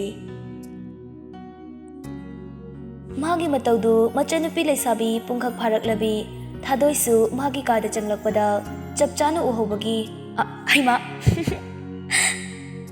ꯂꯣꯌꯥꯅ ꯑꯣꯟꯊꯣꯔꯛꯄꯗ ꯃꯆꯥꯅꯨꯄꯤ ꯂꯩꯔꯝꯕꯗꯨꯗ ꯈꯪꯕꯣꯏ ꯏꯀꯥꯏꯕꯣꯏ ꯅꯪꯗꯤ ꯁꯤꯗ ꯀꯩꯗꯧꯔꯤꯕ ꯐꯣꯟꯗꯣ ꯍꯥꯎꯕ꯭ꯔꯣ ꯇꯥꯃꯣ ꯂꯣꯌꯥ ꯃꯆꯥꯅꯨꯄꯤꯅ ꯎꯍꯧꯔꯦ ꯈꯟꯕꯒꯤ ꯏꯀꯥꯏꯗꯨꯅ ꯀꯩꯅꯣꯍꯦ ꯃꯤ ꯁꯨꯃꯥꯏꯅ ꯆꯤꯟꯗ ꯁꯨꯝ ꯊꯝꯈꯤꯕꯅꯤ ꯑꯉꯥꯡꯅ ꯑꯩ ꯀꯥꯗ ꯀꯩꯗꯧꯕ ꯆꯪꯉꯛꯏꯅꯣ ꯆꯥꯛ ꯆꯥꯁꯦꯅ ꯍꯥꯏꯒꯦ ꯇꯧꯕꯅꯤ ꯆꯥꯛ ꯂꯥꯝꯕ ꯃꯥꯜꯂꯕ ꯑꯩꯈꯣꯏ ꯇꯥꯃꯣꯁꯦ ꯐꯣꯟꯒ ꯂꯣꯏꯅ ꯆꯥꯒꯦ ꯇꯧꯔꯝꯃꯤꯗꯨꯗꯤ ꯑꯁ ꯑꯉꯥꯡ ꯆꯩ ꯆꯥꯅꯤꯀꯣ ꯑꯗꯣ ꯀꯅꯥꯅꯣꯕ ꯀꯩ ꯂꯝꯗꯩꯅꯣꯕ ꯇꯥꯃꯣ ꯃꯁꯛ ꯐꯖꯕ꯭ꯔꯥ ꯌꯦꯡꯒꯦꯕꯁꯦ ꯀꯤꯟ ꯆꯥꯅꯤ ꯑꯉꯥꯡꯅ ꯆꯠꯂꯣ ꯑꯥꯗ ꯑꯩ ꯂꯥꯛꯑꯒꯦ ꯑꯗꯣ ꯏꯃꯥꯗ ꯍꯥꯏꯕꯤꯔꯨꯒꯦꯀꯣ ꯑꯩ ꯅꯆꯥꯅꯨꯄꯥꯁꯦ ꯃꯌꯨꯝ ꯄꯥꯜꯂꯒꯦ ꯍꯥꯏꯌꯦꯅ ꯐꯨꯔꯛꯀꯅꯤꯀꯣ ꯑꯉꯥꯡꯅ ꯍꯩꯄꯥ ꯁꯥꯔꯛꯀꯅꯨ ꯑꯗꯨꯗꯤ ꯌꯦꯡꯒꯦ ꯍꯥꯏꯕ ꯀꯗꯥꯏꯅꯣ ꯍꯥꯏꯕꯅꯦ ꯁꯦ ꯌꯦꯡꯉꯣ ꯑꯁꯤ ꯍꯥꯏꯔꯒ ꯐꯣꯟꯗ ꯌꯥꯎꯕ ꯊꯥꯖꯒꯤ ꯐꯣꯇꯣ ꯑꯃ ꯎꯠꯂꯝꯃꯤ ꯑꯌꯥ ꯃꯁꯛ ꯈꯨꯅꯨꯡꯁꯤꯁꯦ ꯑꯩꯅ ꯈꯜꯂꯦꯕ ꯍꯟꯗꯛ ꯃꯔꯛ ꯑꯩꯈꯣꯏ ꯇꯥꯃꯣꯁꯦ ꯀꯩꯅꯣꯃꯩ ꯇꯧꯋꯦꯅ ꯑꯌꯥ ꯁꯤꯗꯤ ꯑꯩ ꯏꯃꯥꯗ ꯌꯦꯡꯍꯜꯂꯨꯒꯦ ꯑꯉꯥꯡ ꯅꯪ ꯆꯩ ꯆꯥꯖꯗꯅꯤꯀꯣ ꯐꯣꯟꯗꯣ ꯄꯤꯔꯛꯑꯝꯃꯣꯅꯦ ꯊꯥꯗꯣꯏ ꯐꯣꯇꯣꯗꯨ ꯄꯨꯔꯒ ꯃꯃꯥꯗ ꯎꯅꯕ ꯆꯦꯟꯈꯤ ꯂꯣꯌꯥꯁꯨ ꯇꯥꯟꯅꯔꯝꯃꯤ ꯍꯩ ꯀꯩꯅꯣꯅꯦ ꯅꯣꯏꯕꯣ ꯑꯉꯥꯡ ꯃꯆꯥꯗꯧꯅ ꯇꯨ ꯏꯃꯥ ꯅꯃꯧ ꯅꯨꯄꯤ ꯌꯦꯡꯉꯣꯕ ꯂꯣꯌꯥꯅ ꯃꯁꯤ ꯑꯉꯥꯡꯁꯤ ꯌꯦꯡꯉꯨꯅꯦ ꯀꯗꯥꯏꯅꯣꯅꯦꯍꯦ ꯊꯥꯗꯣꯏꯅ ꯐꯣꯟꯗꯨ ꯃꯃꯥꯗ ꯎꯠꯂꯝꯃꯤ ꯃꯁꯛꯁꯦ ꯅꯨꯡꯁꯤꯗ꯭ꯔꯦ ꯌꯦꯡꯉꯣꯕ ꯏꯃꯥ ꯍꯩꯃꯥ ꯅꯨꯡꯁꯤꯅꯦꯍꯦ ꯀꯗꯥꯏꯗꯒꯤꯅꯣ ꯁꯤꯕꯣ ꯀꯗꯥꯏꯗꯒꯤ ꯅꯨꯄꯤꯅꯣ ꯏꯕꯨꯡꯉꯣ ꯂꯣꯌꯥ ꯈꯨꯝꯐꯝ ꯈꯪꯗ꯭ꯔꯗꯨꯅ ꯑꯁ ꯏꯃꯥ ꯃꯤ ꯆꯨꯝꯅ ꯁꯨꯝ ꯈꯪꯅꯕꯅꯤꯕ ꯏꯃꯥ ꯇꯧꯁꯤꯟꯅꯩꯅꯤꯕ ꯅꯨꯡꯁꯤꯅꯔꯤꯅꯤ ꯑꯉꯥꯡ ꯅꯪ ꯆꯩ ꯆꯥꯅꯤ ꯅꯪ ꯌꯥꯎꯗꯦ ꯍꯦꯛ ꯌꯥꯎꯔꯗꯅ ꯂꯣꯌꯥꯒꯤ ꯃꯃꯥꯅ ꯍꯥꯏ ꯑꯉꯥꯡꯗꯣ ꯇꯥꯏꯅꯒꯅꯨ ꯈꯪꯕꯨ ꯈꯪꯅꯔꯗꯤꯅꯦ ꯅꯁꯥꯅ ꯈꯔ ꯋꯥꯈꯜ ꯇꯥꯎꯀꯣ ꯅꯪ ꯑꯉꯥꯡ ꯅꯠꯇ꯭ꯔꯕꯅꯤꯀꯣ ꯀꯅꯥꯒꯤ ꯃꯆꯥꯅೋ ꯀꯔꯤ ꯌꯨꯝꯅꯥꯛꯅꯣ ꯀꯔꯤ ꯂꯝꯗꯒꯤꯅꯣ ꯏꯃꯥ ꯍꯣꯏꯗ ꯁꯦꯡꯅ ꯈꯪꯍꯜꯂꯨ ꯍꯥꯏꯅꯕ ꯆꯠꯂꯁꯨ ꯆꯠꯅꯤꯗꯅ ꯑꯁ ꯏꯃꯥ ꯑꯩ ꯀꯣꯟꯅ ꯑꯗꯨꯝ ꯍꯥꯏꯔꯛꯀꯦꯕ ꯃꯆꯥꯅꯨꯄꯤꯗ ꯑꯃꯨꯛ ꯑꯣꯟꯁꯤꯜꯂꯒ ꯅꯪꯅ ꯊꯣꯛꯍꯜꯂꯤꯅꯤꯁꯦ ꯅꯪ ꯑꯁꯤ ꯍꯥꯏꯅ ꯏꯪꯒꯤꯠ ꯇꯧꯔꯝꯃꯤ ꯍꯥꯏ ꯉꯥꯏꯈꯣꯅꯦ ꯅꯪꯕꯣ ꯅꯪꯒꯤ ꯀꯣꯟꯅꯁꯦ ꯏꯃꯥ ꯈꯪꯗꯦꯀꯣ ꯅꯁꯥꯒꯤ ꯆꯍꯤꯁꯨ ꯈꯔ ꯈꯪꯖꯕ ꯐꯩꯀꯣ ꯅꯪ ꯑꯩꯈꯣꯏꯁꯨ ꯑꯍꯜ ꯑꯣꯏꯁꯤꯜꯂꯛꯑꯕꯅꯤ ꯏꯃꯧ ꯀꯥꯏꯗꯣ ꯎꯅꯤꯡꯂꯛꯑꯕꯅꯤꯀꯣ ꯍꯣꯏꯕ ꯏꯃꯥ ꯑꯩꯁꯨ ꯂꯣꯏꯅ ꯋꯥꯈꯜ ꯇꯥꯏ ꯀꯩꯗꯧꯔꯒꯦ ꯑꯩꯅ ꯑꯗꯨꯝ ꯈꯪꯅ ꯇꯧꯔꯛꯀꯅꯤ ꯑꯁꯨꯝꯅ ꯅꯨꯃꯤꯠꯇꯨꯁꯨ ꯍꯧꯈꯤꯔꯝꯃꯤ ꯍꯥꯏꯅꯈꯤꯕꯒꯤ ꯃꯇꯨꯡ ꯏꯟꯅ ꯊꯥꯖꯒ ꯂꯣꯌꯥꯒ ꯃꯊꯪꯒꯤ ꯅꯨꯃꯤꯠꯇ ꯂꯩꯀꯣꯜ ꯑꯃꯗ ꯎꯅꯔꯝꯃꯤ ꯂꯣꯌꯥꯅ ꯃꯐꯝꯁꯦ ꯌꯥꯝ ꯏꯪꯅ ꯅꯨꯡꯉꯥꯏꯀꯣ ꯐꯁꯨ ꯐꯖꯩ ꯂꯣꯌꯥ ꯊꯥꯖꯗ ꯍꯥꯏꯐꯦꯠ ꯑꯃꯨꯛ ꯌꯦꯡꯂꯒ ꯑꯁꯦꯡꯕꯩꯁꯨ ꯐꯖꯕ꯭ꯔꯅꯦ ꯑꯩꯗꯤ ꯅꯪꯅ ꯍꯦꯜꯂꯦ ꯍꯥꯏꯔꯒ ꯊꯥꯖ ꯆꯤꯝꯕꯥꯜꯗ ꯃꯣꯃꯣꯟꯗꯤ ꯅꯣꯛꯆꯔꯝꯃꯤ ꯅꯦꯆꯔꯒꯤ ꯐꯖꯕꯒ ꯑꯩꯒ ꯆꯥꯡꯗꯝꯅꯕꯗꯤ ꯗꯥꯂꯣꯌꯥꯗꯤ ꯃꯥꯏꯊꯤꯔꯣꯏꯗ꯭ꯔꯥ ꯀꯩꯗꯧꯕꯩ ꯃꯥꯏꯊꯤꯗꯣꯏꯕ mahausaagi fajabada nangsu yawrini kaino fajaibu fajai haibani adudi daloyana aibu nungsirise aigi mapan thongi saktamda khakta oibasu yai ko Thaja nangise aibu thajadrira aina nangbu asukuina nangbu sangjarakpase nangna hojiksu kemta khangbidi natra adugi nati daloya Thaja nangi mapan thongi saktamda nate aina nangbu nungsirise nangi thamoidubani thamoida nate loinamak nangi nebo hairadi nungsidaba amata yaude si hairadi farabra mina hairise yam thajadabai type tawsileeba Thaja loyana serious tarakpodada amuk nokcherami ai daloyabu thajayeba thajabaini aina hangisisu aina daloyabu ne kemta khalamdradi aisu kaisu hangamoy loya thajadaba mitkuptaba makai mifam hongdana yengduna leirami kaidoremo mune yengaidubo yengini kaino yengba yadro haisibo nangse aina yengnaba natraba khangdi Thaja aidi adoda khangde nangse yam nungsi hanana lona nungsijaba hojikna phone nungsiba wakhal khaktani yangba nungsibadi adum lengdri aigidine nangonda lepe Thaja loyada tapna yengkhachai loya amuksu makha tarai sumaina nang ai famina dunane nungsi wari sanaba phangani habase aidi khaludi ngasina ahanbo ina phangbani nungsitra ngasigi numise nahan kai unaba ngasi unaba yam khenai ko Thajana khenai loya amuksu makha tarai nungsibasu sumsum hengalopogum tawe khangde yam nungsi nangse ngarang imada faune nangi wari hodokrabani kamaina asuk thuna haidrudi kaino ikaijadra kaidobai kaidubai de imado yam phabani nangsu hengwai leminaraga khangni ado imana kai hairakeba kai hairunia pakhang aribo ojingai pusila o mamau pa mesinidana Thaja sumomo nokcherami ado daloya kainomta Thaja maithongda momo noklambasu maithongdo muksat mamsinki kaino hayo kaidorage daloya ibanise yekti thoknai ha yek yeki wabu he kem khalunu mi yek thoknaba mayam longnarisibu aikhoi sunate kem khalunu ko lai khormaga loina fai haibani madu phana oidunasu hayengwai ibani lap thoknadaba yaroi hairadi kanana hairaktuiba yarise wari nungaina saringaidane yek nung amuk tawsala anuba nangsu kanada wakhal yam khanjini aigi nungsibase aduna thingba ngamgadrane loyana Thajagi makokta makhut thamduna aina ngasi wasaklisini punsida nangna taba nupi amataga ayum panminaroi masida ayet apan kaya laklabasu ai loina mayoknagani madugidama nangna wabiyo haide nangi haibabune ai nungsibiyo namthak tobiganu daloya adogumada yam khanjingano ai ikarakidawiko loyasu mathai inung nungairamde Thajasu wa makhai ta taramdre makhoi ani ngahak tumina leinei Thajana daloya loya khitang saurukna hau daloyana aise asi haina wa makha ta jingai tanjaduda kadomdagi nu khangaudana romesh ka mamanaba kharagasu wari sanaduna lakpada Thajaga loya ga unabadu romeshna Thajagi manakta changsinduna Thaja natro Thaja romesh ubada khangpre khanglami udaba kuire loya damu asilaga kanano mana loya na romesh te yengaga kanano sinamo Thaja phuk hogolaga loya da chalasi ta loya asi haraga phuk hogotana loya bu mukhu samlaga chakhirami loya ga romesh ka du thaina bada khana yengnarami romesh na oi Thaja saubro ngai khone mamanaba amana ito nangi Thajase oido manjebo makut ka samnaraga chakhimni maga koina boiramni loya harido asi oramani duidi asi haina mathanda soli kayam kuina nungsinage yengtaredana somda loya khara sauna hojigi nupada khangnaba kyam kuirage thaina ne imanabi amana khangnau na pusalakibaneba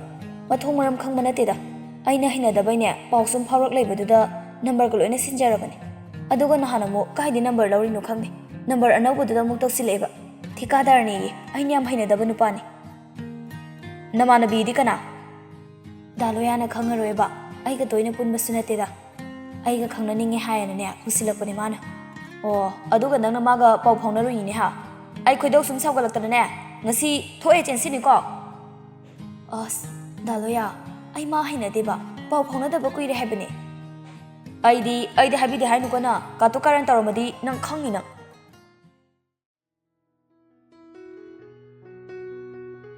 Numidangdu, Taja, Mamada, Ima, Masai, Eki Kuti Ngobuda, Kai Harake.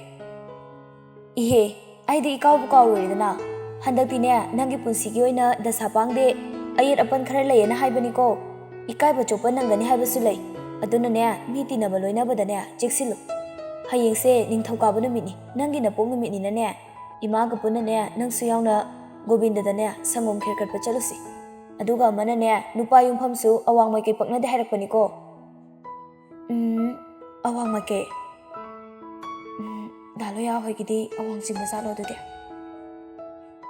ima awang hai se east west north south karam boy dino asi hai duna makhut masa thilaga adudi north adudi chingre kaino ne masi bo kaino nang tawri do bo karano ba singdri do Masibu nupaga koira bazalane. Os, mi ama yangambaneba. Iranga taukinuko, nangi nupado, imana tibiduini. Hekta pangno the langna bayadiko, Panzinane, yam kupna hireko. Chalo, noi babong sane halani. Chakto tidoro. Taja, chakum the sangatuna, sak tagat lame. Adabuma, wakal di inung nungai zeramde, duna monglairame. Aibu, imada. Daloya Ibanigi Marisa, Hirasirane. Karigumba, Yektonai Haiduna, Laptokna Vasila Adi, Kamdoba.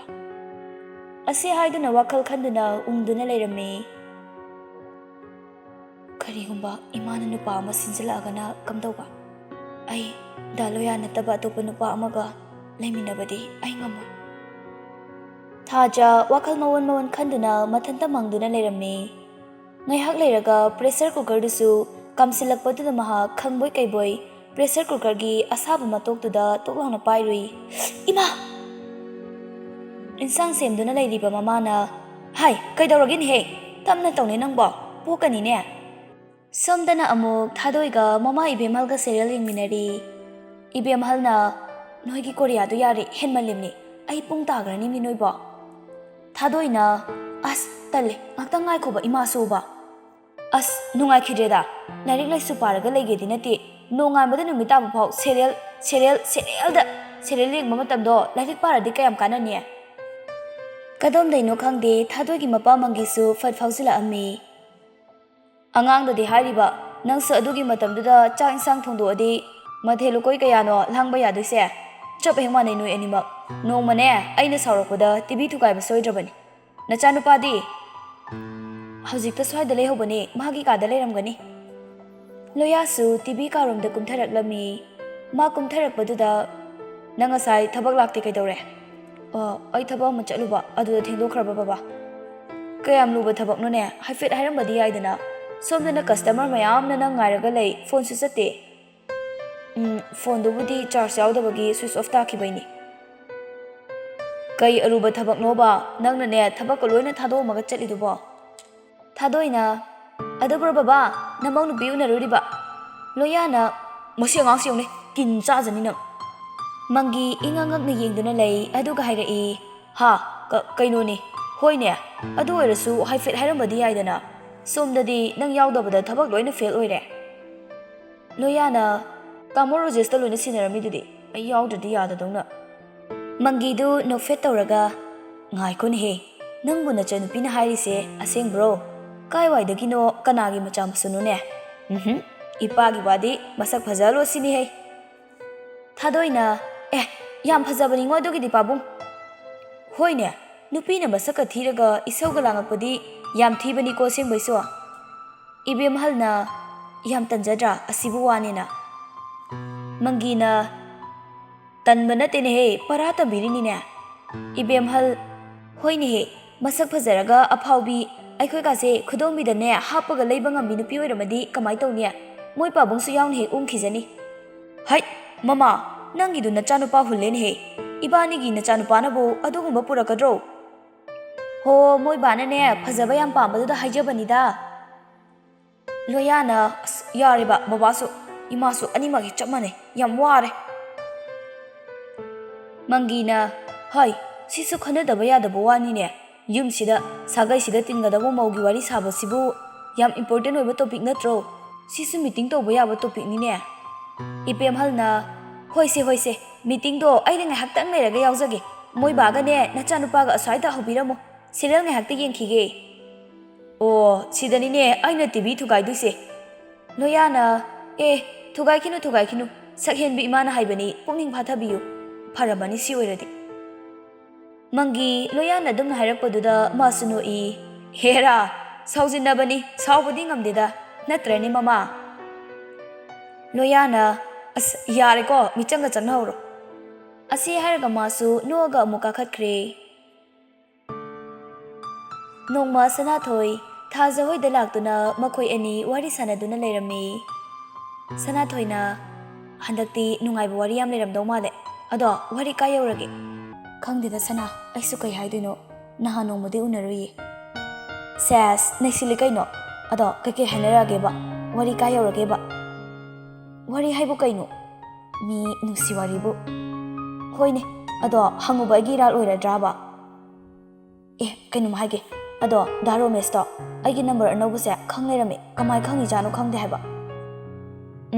Adoi nupa do nupi gamta phangamaroi. Nahane Daloya ibani unaringaida malaksindana marakta warigane adum tatkre. Khangde laijadasu phajana haikrabane aina yaningdena. Adai saukraba khangde masu aigi number ga loina block tawkhre. Adoi sono nupidubu yar he yam khanjilunu kaidau ngamdeno romesna. Pamdebu pamde habani natrane ngaikone ma natro ebida Roxina luwang kaina hangbudubo khangdiye aidi FB deactivate tawkhiba kuire kaidawrage magi fake account la maradi khangde Daloya dane photo ga yamna take tawba manba kaino haisibo ado photo thagali khudingi miga naminarasune made dum yawba aingondasu friend request tharakhibagi yawramni Daloya da photo yam take tawi mado Aseng bayro. Tu yengo ko. Asi haidana yenghali. Mani sidi. Thaja mathoi khara nungai jaramde. Thaja makha tarai. Siguma mayam se uni khanbadani. Aina ebi yam painingdrise. Daloya noini nungsine khangdabai haujile waramni. Nangsune ebi pairaga relationship to kok thamjilo. Ayedu tawroi Sana. Daloya na kari khali haibagi matung inane. Aisu react tawba tabani manasu yabagi oirambasu yaida ado Daloya di kem khalamo he nupisina hujilini bema nongma amuk Loya ga Thajaga achikpa amada unarami Daloya hau kaidawrage nang aibu kayam nuksige to asi amo hangeba nuksibabu chang onba yabraba aibu yam thajadabai waraba adui natida Daloya nang nupi atopa ama khangnaragera magi wahaiduda Loya ngaktuna kai hainingino nangiduna angang macha manba dialog torokanu ko aina ne nupi atopa koikhraga nangna nahangi nupaduga nungsinahauge hairaba aduina ti Daloya ai kanaga su nungsinaroi aduidi kaigi dumai hairina ha nang yamna ne emotional oigalisi kaiginoba matung manau adumaina hairadi aina kaidogyo Thaja momo noklaga kaidawduino yengo dum aina ne nang hek chenba ngamdraba taningde yam watliko adudi ai sawalakanoba adu Daloya hantak marak ai yam wai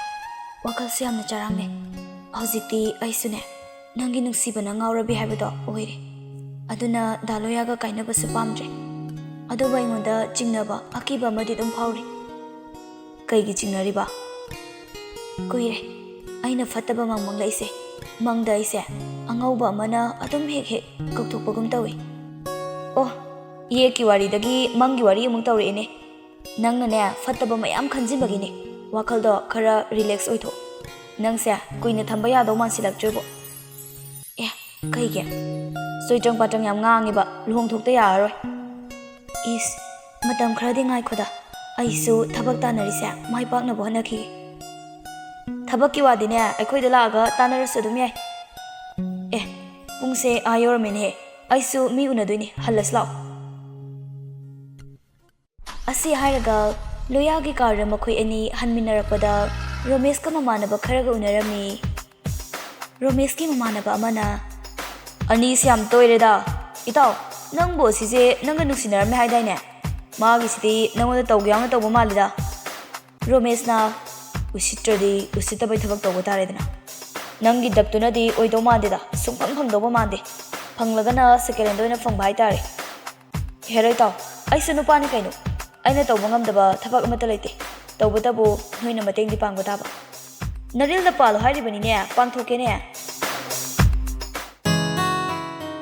ꯊꯥꯖꯅ ꯂꯣꯌꯥꯕꯨ ꯊꯤꯟꯕꯤꯔꯝꯃꯤ ꯂꯩꯔꯛ ꯃꯆꯤꯟ ꯌꯧꯔꯛꯄꯗ ꯗꯥ ꯂꯣꯌꯥ ꯌꯥꯔꯅꯤ ꯑꯩ ꯑꯗꯨꯝ ꯆꯪꯖꯈ꯭ꯔꯒꯦ ꯅꯌꯨꯝ ꯐꯥꯎꯗ ꯌꯧꯍꯜꯂꯨꯗꯅ ꯂꯩꯀꯥꯏꯒꯤ ꯃꯤꯅ ꯎꯔꯒ ꯐꯖꯗꯦꯕ ꯍꯣꯏ ꯍꯣꯏ ꯄꯥꯈꯠ ꯆꯥꯎꯕꯤ ꯏꯕꯦꯝꯃ ꯊꯥꯖꯁꯨ ꯅꯣꯛꯐꯦꯠ ꯇꯧꯔꯝꯃꯤ ꯊꯥꯖꯅ ꯃꯌꯨꯝ ꯌꯧꯅ ꯆꯪꯗ꯭ꯔꯤ ꯐꯥꯎꯕ ꯂꯣꯌꯥ ꯁꯪꯗꯨꯅ ꯂꯩꯔꯝꯃꯤ ꯊꯥꯖꯅ ꯆꯪꯈ꯭ꯔꯕ ꯃꯇꯨꯡꯗ ꯃꯥꯁꯨ ꯅꯦꯅꯥ ꯇꯥꯗꯨꯅ ꯒꯥꯔꯤ ꯊꯧꯗꯣꯔꯛꯂꯝꯃꯤ ꯑꯗꯨꯒ ꯃꯍꯥꯛ ꯊꯕꯛ ꯃꯐꯝꯗ ꯆꯠꯂꯤ ꯍꯦꯛ ꯌꯧꯕꯒ ꯊꯥꯖꯒꯁꯨ ꯇꯤꯟꯅꯔꯝꯕ ꯂꯥꯏꯖꯅ ꯂꯣꯌꯥꯕꯨ ꯉꯥꯏꯗꯨꯅ ꯂꯩꯔꯝꯃꯤ ꯗꯥ ꯂꯣꯌꯥ ꯂꯣꯌꯥꯁꯨ ꯆꯝꯅ ꯑꯗꯨꯝ ꯅꯪ ꯂꯥꯛꯑꯝꯃꯤꯔꯣ ꯑꯩ ꯗꯥ ꯂꯣꯌꯥ ꯉꯥꯏꯔꯝꯃꯤꯅꯦ ꯀꯩ ꯂꯩꯔꯒꯦ ꯍꯥꯏꯁꯦ ꯗꯥ ꯂꯣꯌꯥ ꯍꯣꯏ ꯁꯤꯗꯒꯤ ꯒꯥꯔꯤ ꯃꯆꯥ ꯑꯝꯇ ꯂꯧꯒꯦ ꯇꯧꯕꯅꯦ ꯑꯗꯣ ꯑꯩꯅ ꯄꯥꯝꯕ ꯃꯆꯨ ꯑꯝꯇ ꯌꯥꯎꯗ꯭ꯔꯦ ꯑꯩꯈꯣꯏ ꯃꯦꯅꯦꯖꯔꯒ ꯎꯅꯔꯕ꯭ꯔꯥ ꯎꯅꯔꯦ ꯍꯌꯦꯡ ꯂꯥꯛꯑꯣꯅ ꯍꯥꯏꯔꯛꯑꯦ ꯑꯗꯣ ꯗꯥ ꯂꯣꯌꯥ ꯍꯧꯖꯤꯛ ꯁꯪꯕ꯭ꯔꯣ ꯑꯁ꯭ꯋꯥꯏꯗ ꯆꯥꯔ ꯀꯣꯐꯤꯔ ꯑꯝꯇ ꯊꯛꯎꯁꯤꯗꯅ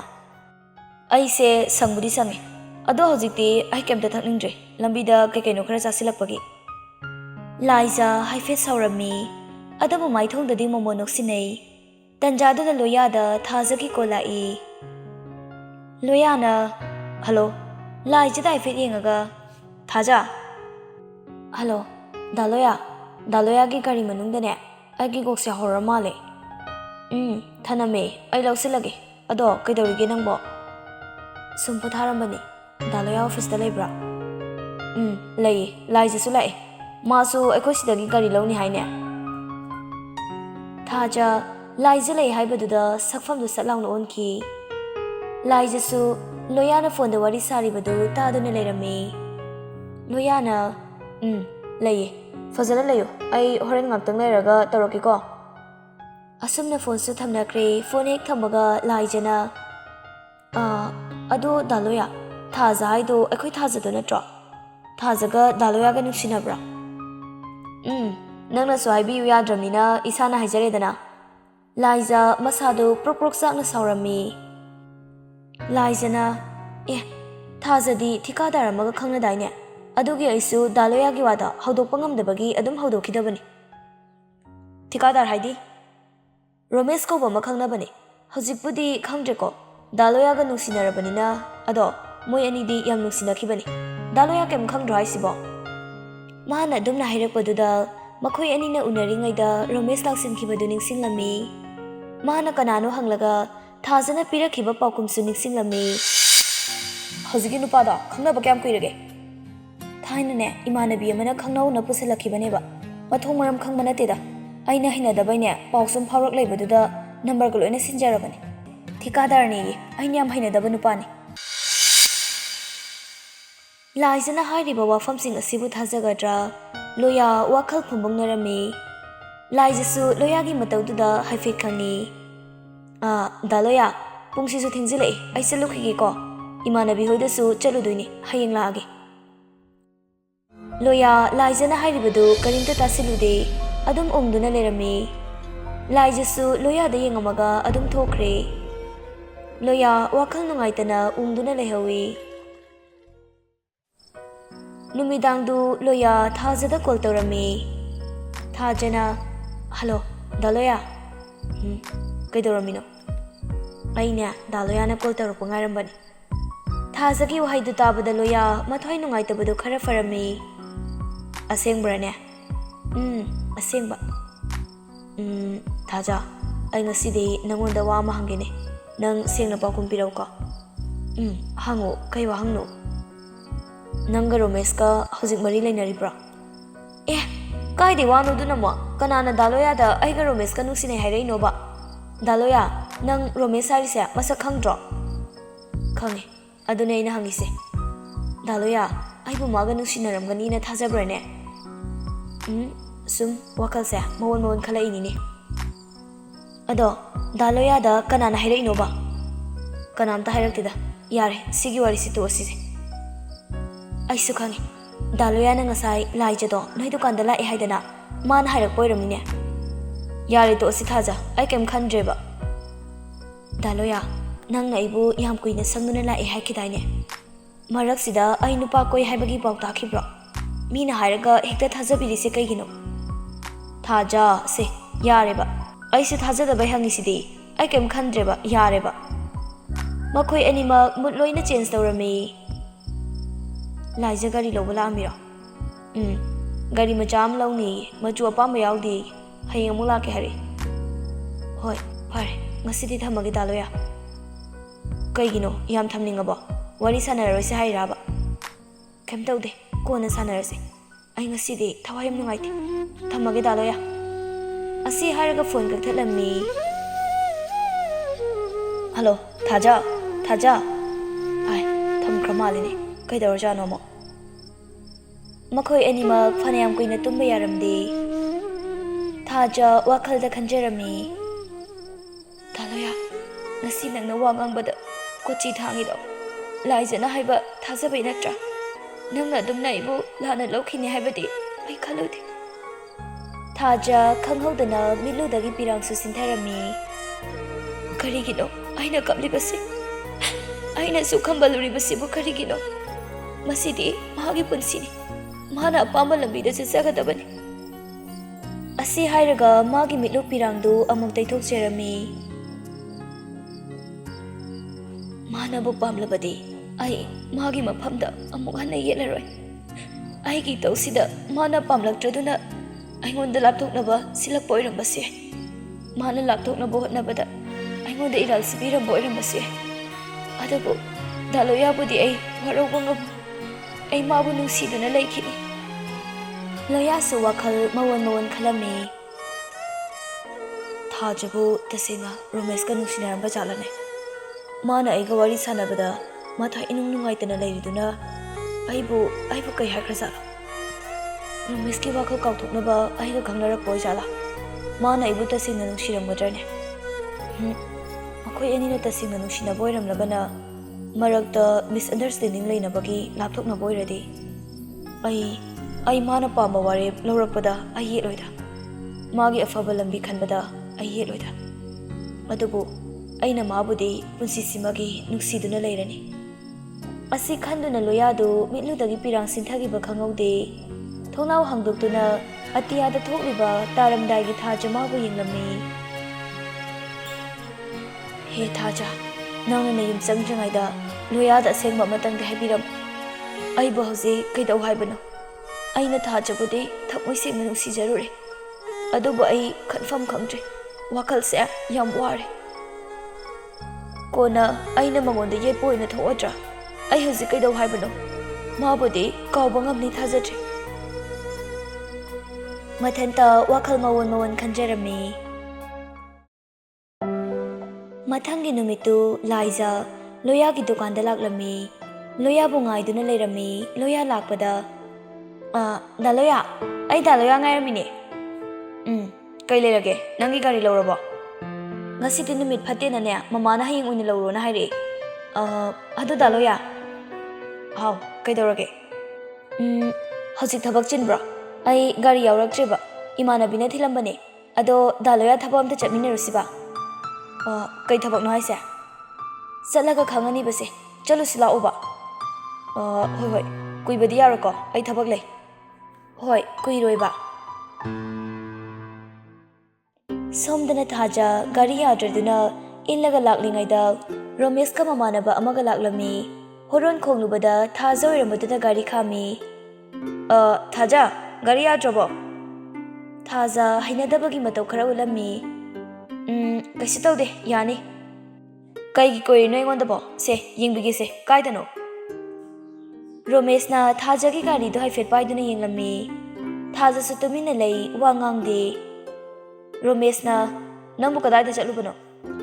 ꯊꯕꯛ ꯑꯃ ꯆꯠꯂꯨꯕꯅꯤ ꯔꯣꯃꯦꯁꯅ ꯁꯦꯝꯕꯗꯒꯤ ꯒꯥꯔꯤꯗꯨꯁꯨ ꯌꯥꯔꯝꯃꯤ ꯌꯥꯔꯕ ꯌꯦꯡꯉꯣ ꯊꯥꯖ ꯒꯥꯔꯤꯗꯨ ꯁ꯭ꯇꯥꯔꯠ ꯍꯧꯕ꯭ꯔꯥ ꯍꯥꯏꯅ ꯇ꯭ꯔꯥꯏ ꯇꯧꯕ ꯍꯧꯔꯝꯃꯤ ꯌꯥꯔꯦ ꯊꯦꯡꯛ ꯌꯨ ꯑꯩ ꯑꯃꯨꯛ ꯆꯠꯂꯨꯈꯤꯒꯦ ꯑꯝꯇ ꯉꯥꯏꯈꯣꯅꯦ ꯊꯥꯖ ꯑꯁꯤ ꯍꯥꯏꯔꯒ ꯊꯥꯖꯕꯨ ꯈꯝꯂꯝꯃꯤ ꯑꯩ ꯀꯩꯅꯣꯝꯇ ꯍꯪꯒꯦ ꯏꯕꯥꯅꯤꯁꯦ ꯀꯩ ꯃꯔꯤꯅꯣ ꯂꯩꯅꯩꯁꯦ ꯅꯨꯡꯁꯤꯅꯔꯝꯃꯦ ꯍꯥꯏꯗꯣꯏꯔꯥ ꯅꯨꯡꯁꯤꯅꯔꯤ ꯍꯥꯏꯗꯣꯏꯔꯥ ꯊꯥꯖ ꯈꯔ ꯁꯥꯎꯅ ꯑꯩꯗꯤ ꯗꯥ ꯔꯣꯃꯦꯁꯀ ꯅꯨꯡꯁꯤꯅꯈꯤꯕ ꯂꯩꯇꯦꯅ ꯅꯨꯡꯁꯤꯅꯒꯦꯁꯨ ꯈꯟꯈꯤꯗꯦ ꯂꯥꯏꯖꯗꯁꯨ ꯐꯖꯅ ꯍꯥꯏꯈꯤꯕꯅꯤ ꯑꯁꯤ ꯍꯥꯏꯔꯒ ꯑꯃꯨꯛ ꯆꯠꯀꯦ ꯇꯧꯕꯗ ꯂꯥꯏꯖꯅꯗꯤ ꯅꯪ ꯑꯩꯉꯣꯟꯗ ꯌꯥꯔꯦꯅ ꯍꯥꯏꯔꯛꯏꯅ ꯅꯪ ꯆꯦꯟꯕꯗꯣ ꯄꯥꯝꯗ꯭ꯔꯁꯨ ꯅꯣꯏ ꯌꯨꯝꯗ ꯑꯍꯜ ꯂꯃꯟ ꯊꯥꯔꯛꯑꯒꯦ ꯇꯧꯔꯒ ꯅꯪꯒꯤꯁꯤ ꯑꯩꯉꯣꯟꯗ ꯏꯀꯥꯏꯕ ꯄꯤꯕ ꯃꯥꯟꯁꯤꯜꯂꯛꯑꯦ ꯃꯥꯒ ꯂꯥꯛꯃꯤꯟꯅꯕ ꯃꯃꯥꯟꯅꯕꯗꯨꯁꯨ ꯌꯥꯎꯁꯤꯜꯂꯛꯇꯨꯅ ꯀꯩꯅꯣ ꯑꯩꯈꯣꯏ ꯏꯇꯥꯎ ꯔꯣꯃꯦꯁꯅꯗꯤ ꯅꯪꯕꯨ ꯌꯥꯝ ꯈꯟꯖꯔꯒ ꯅꯪꯁꯨ ꯊꯃꯣꯏ ꯀꯟꯃꯜꯂꯤꯗ ꯑꯗꯨꯝꯅ ꯍꯥꯏꯅꯔꯤꯉꯩ ꯇꯟꯖꯥꯗꯨꯗ ꯂꯣꯌꯥꯁꯨ ꯂꯥꯏꯖꯕꯨ ꯃꯥꯒꯤ ꯒꯥꯔꯤ ꯃꯃꯥꯡꯗ ꯍꯥꯞꯇꯨꯅ ꯄꯨꯔꯛꯂꯝꯃꯤ ꯂꯥꯏꯖꯅ ꯉꯥꯏꯈꯣ ꯗꯥ ꯂꯣꯌꯥ ꯗꯥ ꯔꯣꯃꯦꯁ ꯅꯠꯇ꯭ꯔꯣ ꯑꯗꯩꯁꯦ ꯑꯁꯤ ꯍꯥꯏꯗꯨꯅ ꯃꯊꯟꯇ ꯁꯣꯜꯂꯝꯃꯤ ꯂꯣꯌꯥ ꯒꯥꯔꯤꯗꯨ ꯁ꯭ꯄꯤꯗ ꯈꯔ ꯇꯞꯊꯔꯒ ꯈꯥꯝꯂꯝꯃꯤ ꯂꯣꯌꯥ ꯊꯥꯖꯁꯨ ꯎꯕꯗꯨꯗ ꯉꯛꯇꯨꯅ ꯌꯦꯡꯂꯝꯃꯤ ꯂꯥꯏꯖꯁꯨ ꯂꯣꯌꯥꯅ ꯌꯦꯡꯂꯤꯕꯗꯨ ꯈꯪꯕꯗꯒꯤ ꯃꯥꯁꯨ ꯊꯥꯖꯗ ꯑꯃꯨꯛ ꯌꯦꯡꯉꯤ ꯊꯥꯖ ꯅꯠꯇ꯭ꯔꯣ ꯁꯤꯗꯤ ꯂꯣꯌꯥꯗ ꯑꯃꯨꯛ ꯌꯦꯡꯂꯒ ꯗꯥ ꯔꯣꯃꯦꯁꯀ ꯃꯈꯣꯏ ꯑꯅꯤꯁꯦ ꯎꯅꯔꯤ ꯃꯥꯜꯂꯦ ꯗꯥ ꯂꯣꯌꯥ ꯆꯠꯂꯁꯤ ꯂꯥꯛꯑꯣ ꯗꯥ ꯔꯣꯃꯦꯁ ꯎꯔꯗꯤ ꯐꯖꯗꯦꯕ ꯂꯣꯌꯥ ꯇꯧꯔꯝꯂꯤꯕ ꯃꯇꯧꯗꯨ ꯎꯕꯗ ꯄꯦꯟꯗꯕ ꯅꯨꯡꯉꯥꯏꯇꯕꯅ ꯄꯤꯛ ꯊꯟꯗꯨꯅ ꯊꯃꯣꯏꯁꯨ ꯇꯅꯤꯛ ꯇꯅꯤꯛ ꯂꯥꯎꯈ꯭ꯔꯦ ꯂꯥꯏꯖꯅ ꯉꯥꯡꯂꯤꯕꯗꯨꯁꯨ ꯀꯌꯥ ꯇꯥꯅꯤꯡꯕ ꯐꯥꯎꯔꯝꯗ꯭ꯔꯦ ꯇꯟꯖꯥꯗꯨꯗ ꯔꯣꯃꯦꯁꯀꯤ ꯃꯃꯥꯟꯅꯕꯗꯨꯅ ꯂꯣꯌꯥꯕꯨ ꯎꯕꯗ ꯏꯇꯥꯎ ꯑꯁꯤꯗꯤ ꯅꯍꯥꯟ ꯊꯥꯖꯒꯤ ꯍꯦꯔꯣ ꯁꯥꯈꯤꯕ ꯅꯨꯄꯥꯗꯨ ꯅꯠꯇ꯭ꯔꯅꯦ ꯀꯅꯥꯅꯣ ꯅꯨꯄꯤ ꯑꯃꯁꯨ ꯌꯥꯎꯏꯅꯤ ꯃꯥꯒꯤꯁꯦ ꯊꯥꯖ ꯈꯪꯑꯣꯟ ꯑꯣꯟꯊꯣꯛꯄꯗ ꯂꯣꯌꯥꯅ ꯂꯥꯏꯖ ꯄꯨꯗꯨꯅ ꯆꯠꯂꯝꯕꯗꯨ ꯎꯕꯗ ꯃꯥꯁꯨ ꯄꯨꯡꯉꯛ ꯉꯛꯂꯝꯃꯤ ꯂꯣꯌꯥꯁꯨ ꯊꯥꯖꯕꯨ ꯍꯥꯏꯐꯦꯠ ꯌꯦꯡꯂꯝꯂꯒ ꯃꯄꯤ ꯏꯔꯥ ꯆꯦꯜꯂꯒ ꯃꯍꯥꯛꯁꯨ ꯒꯥꯔꯤ ꯑꯗꯨ ꯊꯧꯗꯨꯅ ꯆꯠꯈ꯭ꯔꯦ ꯁꯣꯝꯗ ꯔꯣꯃꯦꯁꯅ ꯀꯩꯅꯣ ꯍꯧꯖꯤꯛꯀꯤꯗꯣ ꯂꯥꯏꯖ ꯅꯠꯇ꯭ꯔꯣ ꯑꯗꯨꯝꯅ ꯍꯥꯏꯕꯗꯨ ꯇꯥꯔꯒ ꯊꯥꯖꯒꯤ ꯊꯃꯣꯏꯗꯗꯤ ꯇꯥꯅ ꯊꯤꯟꯕꯒ ꯆꯞ ꯃꯥꯟꯅꯔꯝꯃꯤ ꯔꯣꯃꯦꯁꯅ ꯀꯩꯅꯣꯅꯦ ꯊꯥꯖ ꯑꯁꯤꯗꯤ ꯅꯍꯥꯟ ꯅꯪꯒ ꯎꯅꯍꯧꯕ ꯅꯨꯄꯥꯗꯨ ꯅꯠꯇ꯭ꯔꯣ ꯑꯁꯤꯅ ꯑꯃꯨꯛ ꯑꯩꯈꯣꯏ ꯂꯥꯏꯖꯒ ꯆꯠꯃꯤꯟꯅꯔꯤꯁꯤꯅ ꯀꯃꯥꯏꯅ ꯇꯧꯔꯤꯖꯥꯠꯅꯣ ꯈꯪꯗ꯭ꯔꯦꯗ ꯊꯥ ꯈꯨꯗꯤꯡꯒꯤ ꯅꯨꯄꯤ ꯑꯃꯃꯝ ꯁꯤꯟꯕ ꯅꯨꯄꯥꯗꯣ ꯑꯣꯏꯖꯥꯠꯂꯥ ꯃꯃꯥꯟꯅꯕꯗꯨꯅ ꯑꯃꯨꯛ ꯄꯥꯡꯁꯤꯜꯂꯛꯏ ꯑꯩꯁꯨ ꯈꯜꯂꯤꯅꯤꯅꯦ ꯏꯇꯥꯎ ꯍꯧꯖꯤꯛꯀꯥꯟꯒꯤ ꯅꯨꯄꯥꯅꯕꯨ ꯅꯨꯄꯤ ꯑꯃꯇꯪꯗ ꯂꯨꯞꯄ ꯀꯥꯟꯁꯤꯗꯤ 100ꯒꯤ ꯃꯅꯨꯡꯗ ꯑꯃꯇꯪꯒ ꯑꯣꯏꯔꯝꯅꯤ ꯑꯗꯨꯁꯨ ꯏꯇꯥꯎ ꯍꯣꯏꯒꯨꯝꯕ ꯑꯁ ꯅꯪꯁꯨ ꯄꯪꯊꯥꯗ ꯍꯦꯛ ꯊꯥꯒꯠꯂꯛꯏꯗ ꯑꯩꯕꯨ ꯅꯨꯄꯤ ꯃꯃꯥꯡꯗꯅꯦ ꯌꯥꯝ ꯑꯐꯕ ꯁꯥꯕ ꯑꯃꯨꯛ ꯃꯥꯟꯗꯅ ꯐꯩꯕꯨ ꯐꯩ ꯍꯥꯏꯕꯅꯤ ꯀꯩꯅꯣ ꯅꯠꯇ꯭ꯔꯅꯦ ꯊꯥꯖ ꯁꯥꯎꯅꯤꯡꯕꯅꯦ ꯊꯋꯥꯏ ꯅꯨꯡꯉꯥꯏꯇꯕꯅꯦ ꯄꯨꯂꯞ ꯄꯨꯟꯁꯤꯟꯈꯤꯗꯨꯅ ꯋꯥ ꯑꯃꯠꯇ ꯉꯥꯡꯕ ꯉꯝꯂꯝꯗꯦ ꯃꯈꯣꯏꯅ ꯉꯥꯡꯅꯔꯤꯕ ꯃꯌꯥꯝꯗꯨ ꯃꯥꯗꯤ ꯑꯃꯠꯇ ꯇꯥꯅꯤꯡꯕ ꯐꯥꯎꯔꯝꯗ꯭ꯔꯦ ꯁꯥꯎꯅꯤꯡꯕꯅ ꯃꯁꯥꯗꯨ ꯊꯛ ꯊꯛ ꯅꯤꯛꯇꯨꯅ ꯔꯥꯃꯦꯁꯇ ꯌꯥꯝ ꯈꯥꯅ ꯌꯦꯡꯂꯝꯂꯒ ꯃꯥꯒꯤ ꯒꯥꯔꯤꯗꯨ ꯁ꯭ꯇꯥꯔꯠ ꯄ꯭ꯔꯞ ꯄ꯭ꯔꯞ ꯇꯧꯔꯒ ꯊꯧꯗꯣꯛꯈꯤꯔꯝꯃꯤ ꯔꯣꯃꯦꯁꯅ ꯆꯠꯈ꯭ꯔꯦꯅꯦ ꯊꯥꯖ ꯉꯥꯏꯈꯨꯑꯣ ꯃꯃꯥꯟꯅꯕꯗꯨꯅ ꯑꯁ ꯅꯪꯒꯤꯁꯦ ꯑꯣꯏꯅꯝ ꯅꯝꯗꯦꯗ ꯌꯥꯗꯧ ꯃꯥꯟꯗ꯭ꯔꯦꯗ ꯔꯣꯃꯦꯁꯅ ꯌꯥꯈꯤꯅꯤꯗ ꯉꯥꯏꯕꯗ ꯀꯜꯂꯨ ꯅꯨꯄꯤ ꯃꯆꯥ ꯃꯥꯅ ꯀꯌꯥꯝ ꯀꯨꯏꯅ ꯃꯨꯛꯄ ꯉꯝꯗꯣꯏꯅꯣ ꯃꯃꯥꯟꯅꯕꯗꯨꯅ ꯑꯃꯨꯛ ꯀꯗꯥꯏ ꯑꯩꯒꯤ ꯁꯦꯜ ꯄꯤꯔꯛꯑꯣ ꯅꯍꯥꯟꯒꯤꯗꯨꯒ 2,000 ꯁꯨꯔꯝꯃꯅꯤ ꯉꯥꯏꯈꯣꯍꯦ ꯅꯪꯁꯨ ꯄꯩꯁꯥ ꯊꯥꯏꯂꯦ ꯗꯥꯏꯂꯣꯛ ꯈꯔ ꯉꯥꯡꯍꯟꯕꯒꯤꯁꯨ ꯄꯩꯁꯥ ꯅꯨꯄꯤꯁꯤꯅ ꯌꯥꯕꯁꯨ ꯅꯠꯇꯕ ꯌꯥꯅꯕ ꯍꯥꯟꯅ ꯁꯤꯟꯈꯣ ꯁꯦꯜꯗꯨꯗꯤ ꯑꯔꯥꯏꯕꯅꯤ ꯏꯕꯨꯡꯉꯣ ꯀꯥꯏꯗꯩ ꯂꯥꯏꯕꯅꯣꯗ ꯅꯪꯉꯣꯟꯗꯗꯤ ꯂꯥꯏꯗꯦ ꯁꯦꯜꯒꯤ ꯃꯇꯥꯡꯗꯗꯤ ꯍꯦꯛꯇ ꯀꯥꯎꯁꯤꯟꯅꯩꯅꯤ ꯅꯪꯗꯤ ꯑꯣ ꯄꯤꯅꯤ ꯑꯩꯅ ꯄꯤꯅꯤ ꯍꯥꯏꯔꯤꯁꯤꯅꯤꯀꯣ ꯍꯟꯗꯛꯅꯦ ꯕꯤꯜ ꯍꯦꯛ ꯐꯪꯕꯒ ꯁꯣꯏꯗꯅ ꯄꯤꯅꯤ ꯑꯗꯣ ꯊꯥꯖꯗꯤ ꯑꯩꯒꯤ ꯑꯣꯏꯗꯕ ꯌꯥꯗꯕꯅꯤꯀꯣ ꯑꯣꯏꯅꯤ ꯌꯥꯝ ꯑꯣꯏꯅꯤ ꯁꯦꯜ ꯁꯠꯅꯤꯡꯗꯅ ꯙꯞꯇꯨꯅꯗꯤ ꯖꯦꯜꯗ ꯍꯋꯥꯏ ꯑꯣꯏꯅ ꯆꯥꯕ ꯇꯥꯕꯅꯤ ꯁꯣꯝꯗꯅ ꯂꯣꯌꯥꯒ ꯂꯥꯏꯖꯒꯁꯨ ꯑꯍꯥꯡꯕ ꯑꯆꯤꯛꯄ ꯃꯐꯝ ꯑꯃꯗ ꯂꯦꯞꯇꯨꯅ ꯋꯥꯔꯤ ꯁꯥꯗꯨꯅ ꯂꯩꯔꯝꯃꯤ ꯂꯣꯌꯥꯅ ꯁꯤꯗꯕꯨ ꯀꯔꯤ ꯂꯩꯒꯦ ꯅꯪꯅ ꯆꯠꯂꯨꯁꯦ ꯍꯥꯏꯔꯤꯁꯤꯕꯣ ꯂꯥꯏꯖ ꯂꯣꯌꯥꯗ ꯍꯥꯏꯐꯦꯠ ꯌꯦꯡꯉꯒ ꯗꯥ ꯂꯣꯌꯥ ꯋꯥꯈꯜ ꯁꯨꯝ ꯐ꯭ꯔꯦꯁ ꯑꯣꯏꯊꯣꯛꯅꯕ ꯍꯥꯏꯕꯅꯤꯗ ꯃꯐꯝꯁꯦ ꯌꯥꯝ ꯏꯪꯗ꯭ꯔꯣ ꯑꯩꯁꯨ ꯀꯨꯏꯔꯦ ꯁꯨꯃꯥꯏꯅ ꯆꯠꯇꯕ ꯆꯠꯃꯤꯟꯅꯅꯕ ꯃꯤꯁꯨ ꯂꯩꯇꯕ ꯑꯗꯨꯗ ꯗꯥ ꯂꯣꯌꯥ ꯁꯨꯝ ꯍꯧꯕꯅꯤꯗ ꯂꯣꯌꯥ ꯃꯥꯅ ꯉꯥꯡꯕꯗꯣ ꯀꯌꯥ ꯇꯥꯅꯤꯡꯕ ꯐꯥꯎꯔꯝꯗꯦ ꯃꯥꯒꯤ ꯋꯥꯈꯜꯗꯗꯤ ꯊꯥꯖꯒ ꯔꯣꯃꯦꯁꯀ ꯎꯅꯔꯝꯕꯗꯨꯗ ꯅꯤꯡꯁꯤꯡꯗꯨꯅ ꯂꯩꯔꯝꯃꯤ ꯑꯃꯨꯛꯁꯨ ꯅꯤꯡꯁꯤꯡꯂꯝꯃꯤ ꯊꯥꯖꯅ ꯍꯥꯏꯈꯤꯕ ꯏꯃꯥꯟꯅꯕꯤ ꯑꯃꯅꯅꯦ ꯈꯪꯅꯧꯅ ꯄꯨꯁꯤꯜꯂꯛꯈꯤꯕꯅꯦꯕ ꯗꯥ ꯂꯣꯌꯥꯅ ꯈꯪꯉꯔꯣꯏꯌꯦ ꯑꯩꯒ ꯇꯣꯏꯅ ꯄꯨꯟꯕꯁꯨ ꯅꯠꯇꯦꯗ ꯑꯩꯒ ꯈꯪꯅꯅꯤꯡꯉꯤ ꯍꯥꯏꯌꯦꯅꯅꯦ ꯄꯨꯁꯤꯜꯂꯛꯄꯅꯤ ꯃꯥꯅ ꯑꯃꯨꯛꯁꯨ ꯂꯥꯏꯖꯅ ꯍꯥꯏꯈꯤꯕꯗꯨ ꯅꯤꯡꯁꯤꯡꯂꯝꯃꯤ ꯗꯥꯂꯣꯌꯥ ꯆꯠꯂꯁꯦ ꯗꯥꯔꯣ ꯃꯤꯁ ꯎꯔꯗꯤ ꯐꯖꯗꯦꯕ ꯂꯣꯌꯥ ꯂꯥꯏꯖꯗ ꯑꯣꯟꯁꯤꯜꯂꯛꯇꯨꯅ ꯉꯁꯥꯏ ꯅꯪꯅ ꯊꯥꯖꯒ ꯅꯨꯄꯥꯗꯨꯒ ꯎꯅꯔꯤꯉꯩꯗ ꯅꯨꯄꯥꯗꯨ ꯎꯔꯗꯤ ꯐꯖꯗꯦ ꯆꯠꯂꯁꯦ ꯍꯥꯏꯔꯤꯗꯣ ꯀꯩꯒꯤꯅꯣ ꯂꯣꯌꯥꯅ ꯑꯗꯣꯝꯔꯣꯝꯗ ꯑꯣꯏꯅ ꯈꯨꯝꯂꯛꯄꯗꯨꯗ ꯑꯗꯨꯗꯤ ꯗꯥꯔꯣ ꯃꯤꯁꯇꯣ ꯑꯩꯈꯣꯏꯒꯤ ꯏꯕꯨꯡ ꯊꯣꯛꯄꯅꯤꯅ ꯁꯨꯝ ꯅꯨꯡꯉꯥꯏꯇꯦꯗꯅ ꯑꯗꯨꯒꯤꯅꯤꯗ ꯑꯗꯨꯗꯤ ꯃꯈꯣꯏ ꯑꯅꯤꯒꯤ ꯃꯔꯤꯁꯦ ꯅꯪꯅ ꯁꯤꯜꯂꯤꯔꯥ ꯂꯥꯏꯖ ꯉꯥꯏꯍꯥꯛ ꯈꯨꯝꯐꯝ ꯈꯪꯉꯝꯗꯦ ꯅꯠꯇꯦ ꯗꯥꯂꯣꯌꯥ ꯃꯈꯣꯏ ꯑꯅꯤ ꯅꯨꯡꯁꯤꯅꯕꯒꯤ ꯃꯔꯝꯗꯤ ꯑꯩ ꯍꯥꯟꯅ ꯀꯩꯝ ꯈꯪꯉꯝꯗꯦ ꯑꯗꯣ ꯗꯥꯔꯣ ꯃꯤꯁꯅꯗꯤ ꯊꯥꯖꯕ ꯌꯥꯝ ꯅꯨꯡꯁꯤꯖꯕꯅꯤ ꯂꯥꯏꯖꯁꯨ ꯍꯩꯁꯤꯡꯅ ꯈꯨꯝꯅꯕ ꯁꯦꯝ ꯁꯥꯗꯨꯅ ꯂꯩꯔꯝꯃꯤ ꯂꯣꯌꯥ ꯃꯊ꯭ꯋꯥꯏ ꯅꯨꯡꯉꯥꯏꯇꯦ ꯍꯥꯏꯕꯁꯨ ꯃꯥꯅ ꯈꯪꯗꯨꯅ ꯊꯦꯝꯖꯤꯟꯅꯕ ꯍꯣꯠꯅꯔꯝꯃꯤ ꯑꯗꯨ ꯗꯥꯂꯣꯌꯥ ꯅꯪ ꯋꯥꯈꯜ ꯌꯥꯝ ꯈꯟꯖꯤꯟꯕ ꯃꯥꯜꯂꯤ ꯌꯥꯝ ꯈꯟꯖꯤꯜꯂꯨꯅꯨ ꯗꯥꯂꯣꯌꯥꯁꯨ ꯊꯥꯖꯗꯒꯤ ꯍꯦꯟꯕꯤ ꯗꯥꯂꯣꯌꯥꯅ ꯅꯨꯡꯁꯤꯖꯕꯤ ꯀꯌꯥ ꯊꯦꯡꯅꯔꯛꯈꯤꯅꯤ ꯂꯣꯌꯥ ꯀꯔꯤꯁꯨ ꯇꯥꯅꯤꯡꯕ ꯐꯥꯎꯔꯛꯇ꯭ꯔꯗꯨꯅ ꯆꯠꯂꯁꯤ ꯃꯇꯝꯁꯤ ꯊꯦꯡꯂꯛꯑꯅꯤ ꯑꯁꯤ ꯍꯥꯏꯔꯒ ꯂꯣꯌꯥꯗꯨ ꯃꯥꯒꯤ ꯒꯥꯔꯤꯗ ꯀꯥꯈꯠꯈ꯭ꯔꯦ ꯂꯥꯏꯖꯁꯨ ꯀꯥꯈꯠꯈꯤ ꯗꯥꯂꯣꯌꯥꯗꯣ ꯑꯩꯗꯤ ꯊꯥꯗꯤ ꯊꯥꯖꯈ꯭ꯔꯤꯗꯦꯗ ꯃꯗꯨꯒꯤ ꯂꯥꯏꯖꯗꯨꯅꯅꯦ ꯍꯧꯖꯤꯟꯕ ꯑꯣꯏꯔꯝꯅꯤꯀꯣ ꯊꯥꯖ ꯅꯪ ꯀꯩꯁꯨ ꯈꯜꯂꯨꯅꯣꯕ ꯗꯥꯂꯣꯌꯥꯗꯤꯅꯦ ꯅꯪꯕꯨ ꯑꯗꯨꯝ ꯅꯨꯡꯁꯤꯔꯝꯈꯤꯅꯤꯌꯦ ꯌꯥꯔꯦ ꯁꯅꯥ ꯇꯣꯛꯑꯁꯤ ꯁꯤꯒꯤ ꯋꯥꯁꯦ ꯑꯩꯅ ꯆꯤꯡꯅꯕ ꯀꯨꯏꯔꯕꯅꯦ ꯃꯗꯨꯏ ꯅꯨꯄꯤꯗꯣ ꯑꯩ ꯌꯥꯝ ꯄꯦꯟꯗꯦꯗ ꯑꯩ ꯗꯥꯃꯉꯥꯜꯗ ꯍꯪꯒꯦꯕ ꯑꯩ ꯗꯥꯃꯉꯥꯜꯗ ꯍꯥꯏꯒꯦ ꯍꯥꯏꯁꯤꯅꯤ ꯁꯅꯥ ꯄ꯭ꯂꯤꯖ ꯁꯤꯒꯤ ꯃꯇꯥꯡꯗ ꯀꯅꯥꯝꯇꯗ ꯍꯥꯏꯔꯨꯔꯅꯨꯕ ꯑꯩ ꯃꯉꯣꯟꯗ ꯑꯃꯨꯛ ꯍꯟꯅ ꯌꯦꯠꯄ ꯄꯥꯝꯗ꯭ꯔꯦ ꯃꯥꯅ ꯐꯔꯦꯅ ꯈꯟꯕꯗꯣ ꯇꯧꯔꯁꯅꯨ ꯅꯪꯒ ꯗꯥꯂꯣꯌꯥꯒ ꯃꯔꯤ ꯂꯩꯅꯩ ꯍꯥꯏꯕ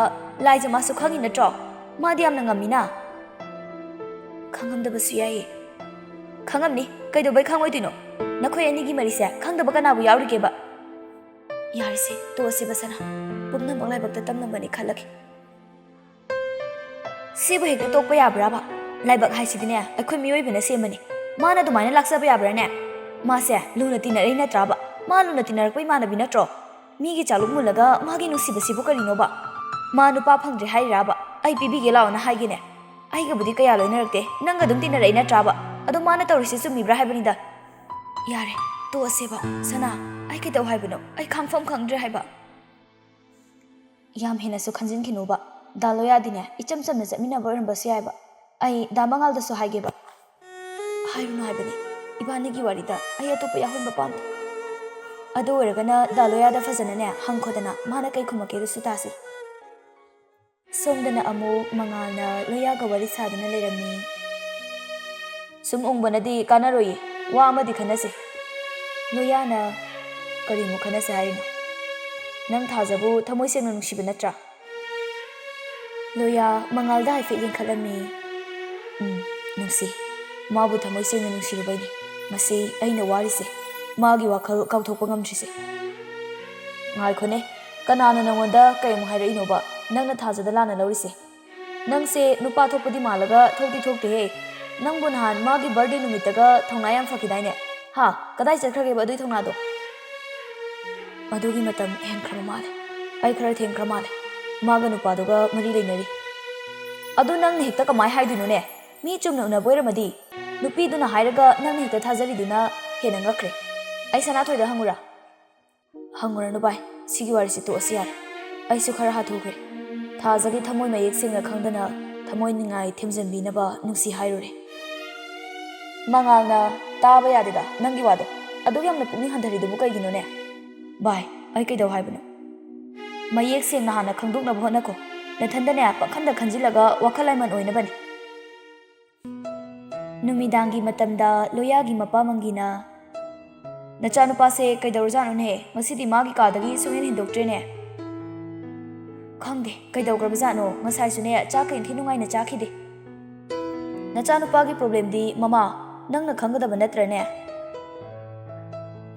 ꯊꯥꯗꯣꯏꯅ ꯃꯔꯛ ꯊꯠꯅ ꯑꯩꯈꯣꯏ ꯇꯥꯃꯣꯁꯦ ꯉꯔꯥꯡꯁꯨ ꯃꯊ꯭ꯋꯥꯏ ꯅꯨꯡꯉꯥꯏꯇꯕ ꯃꯥꯜꯂꯦ ꯑꯍꯤꯡꯁꯨ ꯇꯨꯝꯗꯕ ꯃꯥꯜꯂꯦ ꯀꯩꯗꯧꯔꯖꯥꯠꯅꯣ ꯈꯪꯗꯦ ꯉꯁꯤ ꯉꯔꯥꯡꯁꯦ ꯑꯗꯨꯝ ꯎꯪꯉꯒ ꯂꯩꯉꯣ ꯃꯪꯒꯤꯅ ꯃꯥꯒ ꯈꯪꯅꯖꯩ ꯍꯥꯏꯔꯤꯕ ꯅꯨꯄꯤ ꯃꯆꯥꯗꯨꯅ ꯀꯔꯤ ꯂꯝꯗꯒꯤ ꯀꯅꯥꯒꯤ ꯏꯃꯨꯡꯅꯣ ꯀꯔꯤ ꯑꯃꯨꯛ ꯇꯧꯅꯔꯕꯖꯥꯠꯅꯣꯅꯦ ꯍꯧꯖꯤꯛ ꯃꯇꯝꯒꯤꯅꯦ ꯄꯥꯈꯪ ꯂꯩꯁꯥꯕꯤꯁꯤꯡꯁꯤꯅ ꯅꯨꯡꯁꯤꯅꯔꯤꯕ ꯃꯑꯣꯡꯁꯦ ꯀꯃꯥꯏꯅ ꯇꯧꯔꯤꯕꯅꯣ ꯈꯪꯗꯦ ꯑꯩꯈꯣꯏ ꯃꯇꯝꯒ ꯌꯥꯝ ꯈꯦꯠꯅꯈ꯭ꯔꯦꯗ ꯍꯣ ꯆꯥꯎꯈꯠꯂꯛꯄꯒꯤ ꯃꯇꯨꯡ ꯏꯟꯅꯅꯦ ꯑꯍꯦꯟꯕ ꯄꯥꯝꯕ ꯍꯦꯟꯅꯔꯛꯄ ꯑꯗꯨꯒꯤ ꯇꯧꯅꯔꯤꯕꯅꯤ ꯃꯌꯥꯝꯁꯦ ꯃꯗꯨ ꯑꯣꯏꯔꯁꯨꯅꯦ ꯏꯆꯥꯒꯤ ꯀꯔꯤ ꯋꯥꯠꯂꯤ ꯀꯔꯤꯁꯨ ꯋꯥꯠꯇꯦꯅ ꯂꯟ ꯊꯨꯝ ꯁꯝꯄꯇꯤ ꯃꯥꯒꯤ ꯉꯥꯛꯇꯅꯤ ꯍꯩ ꯅꯪꯁꯨ ꯈꯔ ꯍꯪꯉꯨ ꯌꯥꯗ꯭ꯔꯅꯦ ꯃꯃꯥ ꯆꯥꯇꯣꯝꯕꯤꯌꯥ ꯅꯪꯁꯨ ꯅꯕꯨꯡꯅ ꯅꯨꯡꯉꯥꯏꯇ꯭ꯔꯤꯗꯣ ꯀꯔꯤꯅꯣ ꯈꯔꯗꯤ ꯍꯪꯕꯤꯌꯨꯗꯅ ꯑꯩ ꯍꯣꯔꯦꯟ ꯍꯪꯒꯦ ꯕꯕꯥ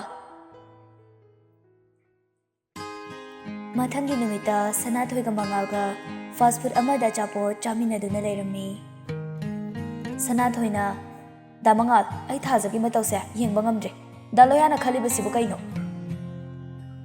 ꯉꯥꯏꯈꯣ ꯁꯅꯥꯊꯣꯏ ꯂꯣꯌꯥꯅꯗꯤ ꯊꯥꯖꯗꯣ ꯔꯣꯃꯦꯁ ꯀꯧꯕ ꯅꯨꯄꯥ ꯑꯃꯒ ꯃꯔꯤ ꯂꯩꯅꯔꯝꯃꯦ ꯍꯥꯏꯔꯤꯁꯤꯅ ꯀꯃꯥꯏ ꯇꯧꯔꯤꯖꯥꯠꯅꯣ ꯀꯥꯏꯗꯩ ꯋꯥꯅꯣ ꯑꯗꯨꯅ ꯑꯃꯨꯛ ꯀꯅꯥꯅ ꯍꯥꯏꯔꯤꯅꯣꯕ ꯔꯣꯃꯦꯁ ꯍꯥꯏꯔꯤ ꯅꯨꯄꯥꯗꯨꯗꯤꯅꯦ ꯊꯥꯖꯗ ꯄ꯭ꯔꯄꯣꯁ ꯇꯧꯈꯤꯕ ꯅꯨꯄꯥꯅꯤ ꯑꯗꯣ ꯊꯥꯖꯅꯗꯤ ꯁꯨꯡꯌꯥ ꯌꯥꯗꯕꯅꯤ ꯂꯣꯌꯥꯅ ꯍꯥꯏꯕꯗꯗꯤ ꯊꯥꯖꯗꯣ ꯔꯣꯃꯦꯁ ꯍꯥꯏꯔꯤꯕ ꯅꯨꯄꯥꯗꯨꯒ ꯃꯔꯤ ꯂꯩꯅꯕꯒꯤ ꯃꯑꯣꯡꯗ ꯍꯥꯏꯔꯛꯏꯅꯦ ꯉꯔꯥꯡꯁꯨ ꯃꯈꯣꯏ ꯎꯅꯔꯝꯕ ꯎꯏ ꯍꯥꯏꯅ ꯀꯥꯏꯗꯩꯅꯣ ꯗꯥ ꯃꯉꯥꯜ ꯗꯥ ꯂꯣꯌꯥꯅ ꯈꯜꯂꯤꯗꯣ ꯑꯣꯟꯅꯔꯦ ꯗꯥ ꯂꯣꯌꯥꯗꯣ ꯁꯣꯅꯣ ꯆꯨꯔꯛꯀꯅꯨ ꯍꯥꯏꯌꯨ ꯃꯥꯅ ꯂꯥꯏꯖ ꯄꯥꯝꯃꯛꯑꯒ ꯊꯥꯖꯗ ꯃꯔꯥꯜ ꯁꯤꯔꯝꯃꯒꯅꯦ ꯂꯩꯊꯣꯛꯑꯒ ꯆꯦꯟꯅꯕ ꯍꯣꯠꯅꯔꯤꯗꯣ ꯑꯩ ꯂꯣꯏ ꯈꯪꯖꯥꯠꯅꯤ ꯊꯥꯖꯗꯤ ꯔꯣꯃꯦꯁꯇꯣ ꯁꯨꯡꯄꯥꯝ ꯄꯥꯝꯗꯦ ꯅꯨꯡꯁꯨ ꯅꯨꯡꯁꯤꯗꯦ ꯊꯥꯖꯒ ꯑꯩꯒ ꯂꯣꯏꯅꯔꯛꯏꯁꯦ ꯉꯁꯤ ꯉꯔꯥꯡꯗꯁꯨ ꯅꯠꯇꯦ ꯑꯩ ꯊꯥꯖꯕꯨ ꯃꯁꯛ ꯃꯨꯟꯅ ꯈꯪꯉꯤ ꯔꯣꯃꯦꯁꯀꯤ ꯃꯑꯣꯡ ꯃꯇꯧꯗꯨꯗ ꯃꯥꯅ ꯀꯩꯁꯨ ꯄꯥꯝꯃꯣꯏ ꯏꯕꯥꯅꯤꯁꯨ ꯋꯥ ꯂꯣꯠꯅꯗꯦ ꯑꯩꯅ ꯃꯥꯕꯨ ꯊꯥꯖꯩ ꯗꯥ ꯂꯣꯌꯥꯅ ꯊꯥꯖꯒꯤ ꯃꯃꯥꯡꯗ ꯂꯥꯏꯖ ꯄꯨꯔꯒ ꯆꯠꯈ꯭ꯔꯤꯗꯨꯅ ꯑꯗꯨꯅ ꯀꯩ ꯍꯥꯏꯅꯤꯡꯂꯤꯕ ꯊꯥꯖꯗ ꯂꯦꯟꯅꯔꯤ ꯅꯠꯇ꯭ꯔꯣ ꯑꯦ ꯂꯥꯏꯖ ꯍꯥꯏꯔꯤꯁꯤꯅ ꯑꯃꯨꯛ ꯀꯅꯥꯅꯣ ꯀꯩꯅꯣ ꯃꯣꯏꯅꯤꯒꯤ ꯋꯥꯔꯤꯁꯦ ꯑꯁ ꯑꯩ ꯕꯥꯞ ꯃꯦꯟ ꯇꯥꯗ꯭ꯔꯦꯗ ꯑꯣ ꯂꯥꯏꯖ ꯍꯥꯏꯔꯤꯗꯨꯅꯅꯦ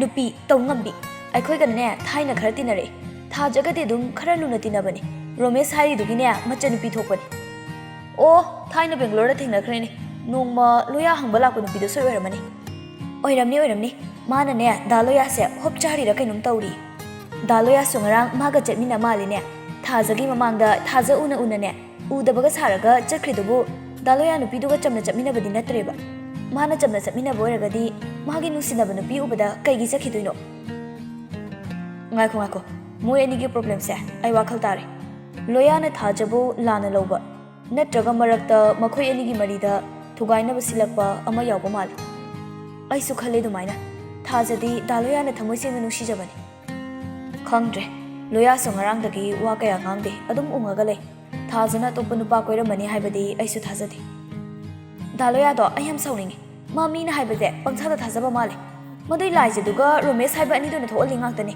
ꯗꯥ ꯂꯣꯌꯥꯗꯣ ꯐꯖꯅ ꯍꯥꯏꯌꯨ ꯑꯩꯁꯨ ꯊꯥꯖꯗ ꯐꯖꯅ ꯍꯥꯏꯈꯤꯕ ꯐꯔꯦꯁꯦ ꯑꯃꯕꯨ ꯑꯣꯏꯔꯁꯨ ꯃꯈꯣꯏ ꯑꯅꯤ ꯐꯖꯅ ꯋꯥꯔꯤ ꯁꯥꯗꯣꯛꯍꯟꯗꯕ ꯌꯥꯗꯦ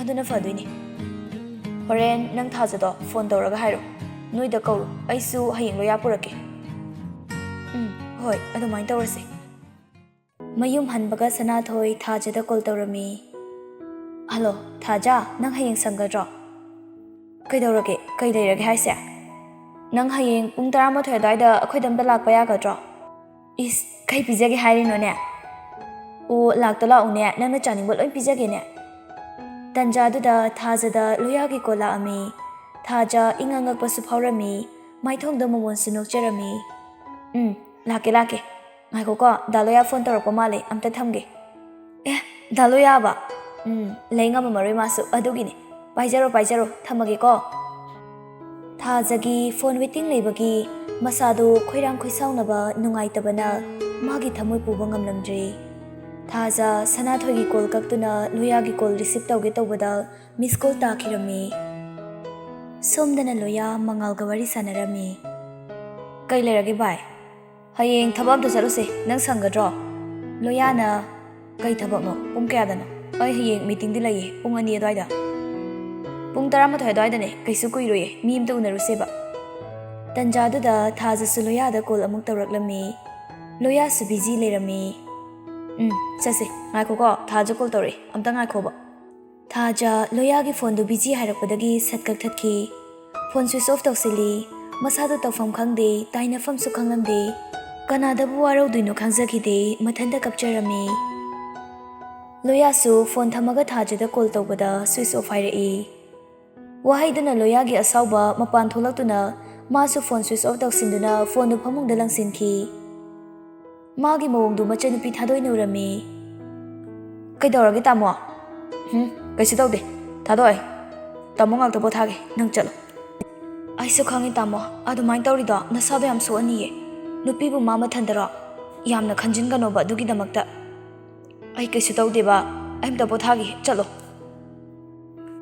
ꯇꯥꯃꯣꯁꯦ ꯑꯗꯨꯃꯥꯏꯅ ꯇꯧꯒꯅꯣꯕ ꯌꯥꯝ ꯄꯪꯕ ꯃꯤ ꯃꯥꯜꯂꯦꯕ ꯏꯃꯥꯅꯅꯦ ꯆꯥꯛ ꯆꯥꯔꯁꯤ ꯂꯥꯛꯑꯣ ꯍꯥꯏꯕꯅꯤ Nang chatloba tamo kaimta chaningdre habane Tamodi ngasai su chadri lao habane ai ko na chagiba ai ngakta potha hogiba ko Fare tamo chadradi adudi ai su char As thadoi nang sidiba angang machaga chaphe manahi lao charurasi Thadoi mabukningda no fe tawrami Loya asauba phathaduna no fe tawraga aigi janma ngaire aibu nungsibiri se adu khango haiba Machay nupi thadoi na themduna loya du sakhumromda pubiraklami Ibemhal na chak thiduna makhoi bu ngaiduna leirami Mapasu macha ani bu ngairi chaba haudri Lao chak se satho lao nangna pamjaba khajin kang hogane iromba gani lao Mangi ngaihak tumina leirami loya su chokri du da famtharaga chak hektot pa hobaga Mangina Nupi haiba makhogi power se asuki mati kaliko Nupi na ne samas pu semi Nupi na ne samas pu kaheli Nupi na imung semi Nupi na ne imung kaheli Nupi na thamoi bu phathaba Nupi na thamoi kaheli Adubu nupi na thamoi kahelaga ne thamoi du su samjinba ngamdradi ne pangdaba kawi Loya chak tu hukpa ngamdre Ibem halna Karino moi bana muk choirolo leidubo Hai choirol na tene pautak ni ne aina piri se Prithibida khwaidagi phattaba khwaidagi luba pose kaino khangbra nupi ni nupi kaino da moiba aikhoi ba khwai phattabi kaide Hai makha tharakiduini tawni nangbo khwaidagi phattabasu nupi khwaidagi phajaba posu nupi pukchel pikpasu nupi kaino da moibagi wado kainom tawreda nupi se phattaba makhai ohelaga nupa nu ne afaba ngakta loge hairiro nupi leirambagi natro mayam leirise mama leirambagi macha leiri natro Hai mama ohelido mapana natra thadoi do haife nokcherami ai haige se pabung nupi leirambagi nupa leiriba ima leirambagi pabung leiriba imaga pabung leirambagi tamoga aiga leiriba Ibemhalna chumi adunidana Thadoina nupi leibagine lanthum cheliba nupi leibagine imung panba ngamiba nupa leibagi amu hairagise nupa leibagine crime hengaliba nupa tangkhai siba nupi na hairiga yaba leibagine sarkar kairiba nupi da taina fam thokte nupa na pangjabani nupi na falaktabadane nupa duna sawba utpa ngamde magi nupi na bu hairadi na loire aduna takpadi power se aikhoi ni hele nupa di nupi gi wa amadane adum pangthaba ngambado Ibemhal amuksu chummi noina thohanjabani nupida tainaba yaroi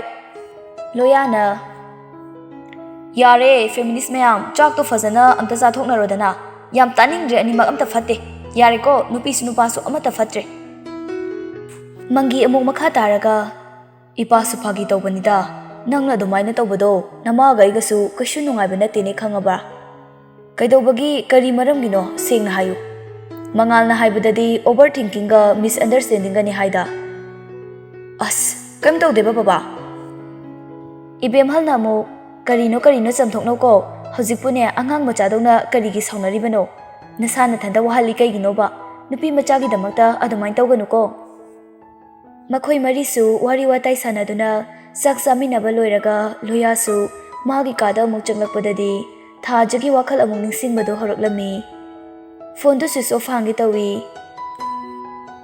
Adobo hangdana adum tumkirami thaja su ahing tumthaba yaramde Nongalaga loya na tumba hogatuna phone switch on tawbada thajagi message ama paisilai asum na hairaklami Daloya su aibo kauthokpa ngamba oiro Ainadi Daloya bu thamoi sengradi nungsijakibani Adobo hajikti pumnamak tayona na thokle Mikup kharadi Nusiba wahai punsi supagini khaluba aigi ra loiraki punsida afabata thungba oyuko Loya message to pana mapi ira chelaga kaino nangna khalise thaja ibani ta signa lapna bhaibudo oiratra Asi haina mathanta sonjerami Loya mamitagi mapi takhibasu khangaude wakhal phambongnaki kari tawduino khangkhide Somdana Romesh ka magi mamanaba ahumga lambida thajabo ngaiduna leirami Romesh na soidre ko sida lakne haiba mamanaba amana soidremni atopa amana mo आदा लाइसे माने थाजनीदा थाजलाय तो इताउ थाजा मागी गाड़ी थौजलपदा मखोइना थत्पदा थाजा गाड़ी खंखाम खामी दारोमेस कइनो दारोमेस ओय मयाम तौबिरिसिबो ममानबा अमना कइनोनी थाजा नोई दारोमेसना नंगा वरी अमता सानानिंग माले अदुगिनी थाजा रोमेसता खाना येंगलमी रोमेसना थाजा इमानबा मयाम सुयावरी इकाइजे अदो ngasidi asengba amata de hairam ngarang aina phone tawbasu nangi number du chatte amu block tawbikraba daromes ai kay amu haiko haibano ai daromes bu suknung nungsibi number du su aina block tawbani migi lambi thalaga na karan tabase tokpiro amu khanna ai guna nabasu sinbirakano asi hairaga gari du thaugi tawrami romesh na nupini amukpadi tawnuda aise romesh ne tawgida ngamba nupani लोयागा मंगालगसु वरी साना सानादुना लोयागी गाड़ीदा लाक्लमी मागी थमोय मसखंगदना नुसी हारुबाई की रानी लोयाना हाइरकपा वानी मंगालना लोया आई ngarang सनाथोय वरी सानाबदने नुई अनीगी मिस अंडरस्टैंडिंग माले नंग थाजगा वरी फजना सानाथो थाजगा रोमेसारी मनुपादुगा नुसीनदे हाइरे माना थाजबु कोइतान तानाबनेना हाय नंगसु लाइजना हाइरगने हेक्ता थाजे थाजना नंगबु वारौरिसे नंगा लाइजगा चटमिनाबैनी कनाना खंगे लाइजना कलक्तना पंगतमना तमसिनबोरमबसु याइदना तंजादुदा मंगालना थाजदा रोमेसका ममानबसिंगना कोइसिनदुना थटलिबदु थेंगरे असी थाज नत्रो लोया फलाउना येंथोउबदा रोमेसना थाजदा करंतागे तौबदु उबदा लोया गाड़ीदु खंखाम खामे रोमेसना नोय हेरो साबदुना कैदोंगमदैनो बहा मा लेबे नत्रो नंगना इन हाबे याद्रिसे लोया इफिंग फिंगना गाड़ीदगी कुमथरमी मंगालसु कुमथरई लोया थाजगी खुदांग तापाई थाजा खंगौदे ngakpasu फावरमी मचिंदा लोया असी हाइना कौखिरमी लोया वा अमता ngang पुदुना लाके तौबदा रोमेसना ngakho हेरो साबा नंगिसे उसित्रिरो कईगिनो नंगना थाजगा इगगी वरी सारिंगाइदा प्रप्रप कलागा हेक्ता पुयाब्रा लोया चपलेपी रोमेस खाना येंगी लोया तपना खुमी इसागी पोते इसाना पुजबने अदुदा नंगी नथौ लेब्रो मंगालना अमु कईनु नोइबो थबक इरै लेत्रबो तौरिसिबो असु याम चौखला मतम सिदाबा थबक याम लेत्रगना अखोइ थबक याम लेहवे लाकेरो पीगे थबक मंगालगी वादुदा रोमेस मई हौना सावरमी रोमेसना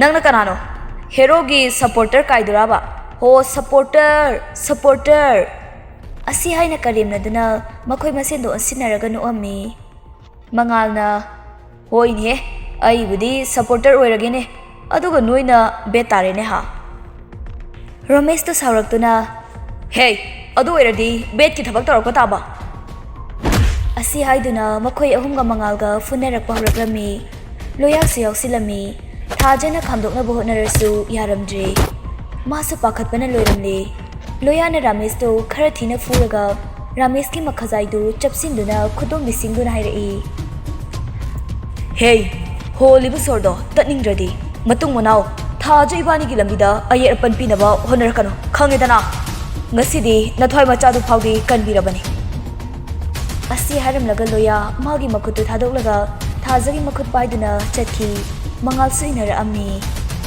loya mangalda nang थाजगी गाड़ी से पोरो इबानी चलमगे थाजा इंगंगक्तुना लई लोया दाइ फेसु येंगी खंगौदे रोमेसना तुंगलुमदगी लोयागी मकोकता उक्ककुंबा अमना थारके तौबा थाजना उबदगी दालोया असी हाइदुना कौरमी लोया सु अंथोक्तुना येंगबदा उक्कक्तुना थोमगे तौरमबदु उरे लोयाना रामेसबु खोंगपांगना कौरमी अदुगा मखोय मसेलदो मु नौना खनरमी थाजना से तो ओबा दालोया यारे बसे असी हाइदुना खमलमी अना रमेश तो मुख फुबदगी तादुना लेरमी मंगालना नंग कइसु तौदब नत्रा लोया केम तौदे दालोया से काय द सोके लोया थाजदा इफिट येंगागा थाजगी मखु चिंगदुना मागी गाड़ी ममांगदा तोंगहलमी थाजा इंगंगक्लमी मखोय अनिदो अमा चटमिनखरे मंगालना मखोय अनिगी तुंगदा थाजगी गाड़ीदा चटलमी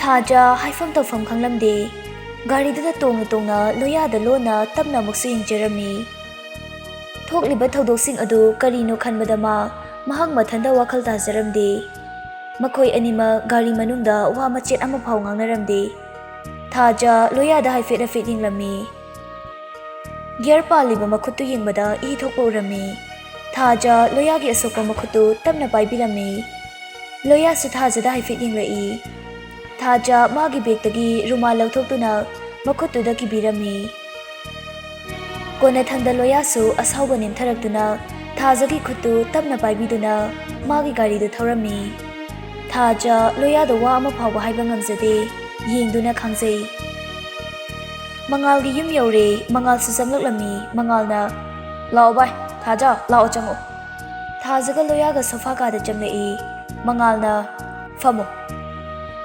ꯊꯥꯖ, ꯅꯪ ꯉꯁꯤꯗꯤ ꯌꯨꯝ ꯍꯟꯈ꯭ꯔꯅꯨ꯫ ꯊꯥꯖ ꯏꯉꯛ ꯉꯛꯇꯨꯅ, ꯀꯩꯒꯤꯅꯣ?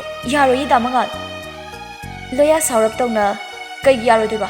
ꯏꯕꯥꯅꯤ ꯉꯁꯤ ꯆꯦꯜꯂꯕꯅꯤ꯫ ꯃꯉꯥꯜꯅ, ꯂꯣꯌꯥꯒ ꯅꯪꯒ ꯉꯁꯤ ꯆꯦꯟꯕ ꯍꯥꯏꯕꯗꯣ ꯑꯣꯏꯍꯜꯂꯣ꯫ ꯊꯣꯛꯈ꯭ꯔꯤꯕ ꯊꯧꯗꯣꯛꯁꯤꯡ ꯑꯗꯨꯗ ꯅꯪ ꯌꯨꯝ ꯍꯟꯕꯗꯣ ꯐꯖꯔꯔꯣꯏ꯫ ꯊꯥꯖ ꯈꯨꯝꯐꯝ ꯈꯪꯂꯝꯗꯦ꯫ ꯂꯣꯌꯥꯁꯨ ꯊꯥꯖꯗ ꯍꯥꯏꯐꯦꯠ ꯌꯦꯡꯖꯩ꯫ ꯃꯉꯥꯜꯅ ꯑꯃꯨꯛ, ꯅꯣꯏ ꯑꯅꯤꯁꯨ ꯐꯝꯃꯝꯃꯨꯀꯣ ꯉꯥꯏꯍꯥꯛ, ꯑꯩ ꯅꯪꯒꯤ ꯐꯤꯔꯣꯜꯗꯣ ꯍꯣꯡꯗꯣꯛꯅꯕ ꯄꯨꯍꯜꯂꯛꯑꯒꯦ꯫ ꯑꯗꯨꯗꯤ ꯅꯣꯏ ꯑꯅꯤ ꯋꯥꯔꯤ ꯁꯥꯟꯅꯔꯝꯃꯨꯀꯣ, ꯑꯩ ꯑꯆꯥꯄꯣꯠꯁꯨ ꯈꯔ ꯂꯩꯔꯛꯀꯦꯕ꯫ ꯑꯁꯤ ꯍꯥꯏꯔꯒ ꯃꯉꯥꯜ ꯊꯣꯛꯈꯤꯔꯝꯃꯤ꯫ ꯊꯥꯖ ꯀꯞꯂꯛꯂꯝꯃꯤ꯫ ꯂꯣꯌꯥꯁꯨ ꯊꯥꯖꯗ ꯍꯥꯏꯐꯦꯠ ꯌꯦꯡꯉꯤ꯫ ꯊꯥꯖ ꯀꯞꯄꯗꯨꯗ ꯂꯣꯌꯥꯗꯨ ꯊꯥꯖꯒꯤ ꯃꯅꯥꯛꯇ ꯐꯝꯖꯤꯟꯗꯨꯅ ꯊꯦꯝꯕꯤꯔꯝꯃꯤ꯫ ꯊꯥꯖ, ꯁꯦ ꯀꯞꯀꯅꯣꯕ, ꯗꯥ ꯂꯣꯌꯥ ꯋꯥ ꯍꯥꯏꯒꯦꯁꯦ, ꯑꯩꯉꯣꯟꯗ ꯑꯝꯇ ꯌꯦꯡꯉꯧꯁꯦ꯫ ꯂꯣꯌꯥ ꯊꯥꯖꯒꯤ ꯃꯃꯥꯏꯗꯨ ꯇꯞꯅ ꯃꯉꯣꯟꯗ ꯂꯩꯁꯤꯟꯕꯤꯔꯝꯃꯤ꯫ ꯃꯈꯨꯠꯇꯨꯅ ꯃꯄꯤꯗꯨ ꯇꯩꯊꯣꯛꯄꯤꯗꯨꯅ, ꯑꯩꯅꯦ ꯅꯪꯕꯨ ꯊꯃꯣꯏ ꯁꯦꯡꯅ ꯅꯨꯡꯁꯤꯌꯦꯕ ꯊꯥꯖ, ꯑꯩꯅ ꯅꯉꯣꯟꯗ ꯌꯥꯝꯅ ꯂꯥꯟꯅ ꯂꯧꯔꯨꯔꯦꯕ꯫ ꯀꯂꯛ ꯃꯤꯍꯧꯕꯅ ꯄꯤꯛ ꯊꯟꯅ ꯂꯩꯔꯕ ꯃꯇꯝꯁꯤꯗ ꯑꯩꯅ ꯅꯪꯕꯨ ꯌꯥꯝ ꯀꯨꯏꯅ ꯁꯨꯃꯥꯏꯅ ꯊꯝꯕ ꯑꯩ ꯄꯥꯝꯗꯦ꯫ ꯑꯩ ꯅꯪꯕꯨ ꯅꯨꯡꯁꯤꯗ꯭ꯔꯕꯣ? ꯑꯩ ꯗꯥ ꯂꯣꯌꯥꯗ ꯌꯦꯠꯄ ꯄꯥꯝꯗꯦ꯫ ꯗꯥ ꯂꯣꯌꯥꯒ ꯂꯥꯏꯖꯒ ꯂꯣꯏꯅꯕꯗ꯫ ꯃꯥꯅ ꯍꯥꯏꯕ ꯂꯣꯏꯗ꯭ꯔꯤꯉꯩ ꯂꯣꯌꯥꯅ, ꯀꯅꯥꯒꯤ ꯂꯥꯏꯖꯅꯣ ꯍꯥꯏꯁꯦ?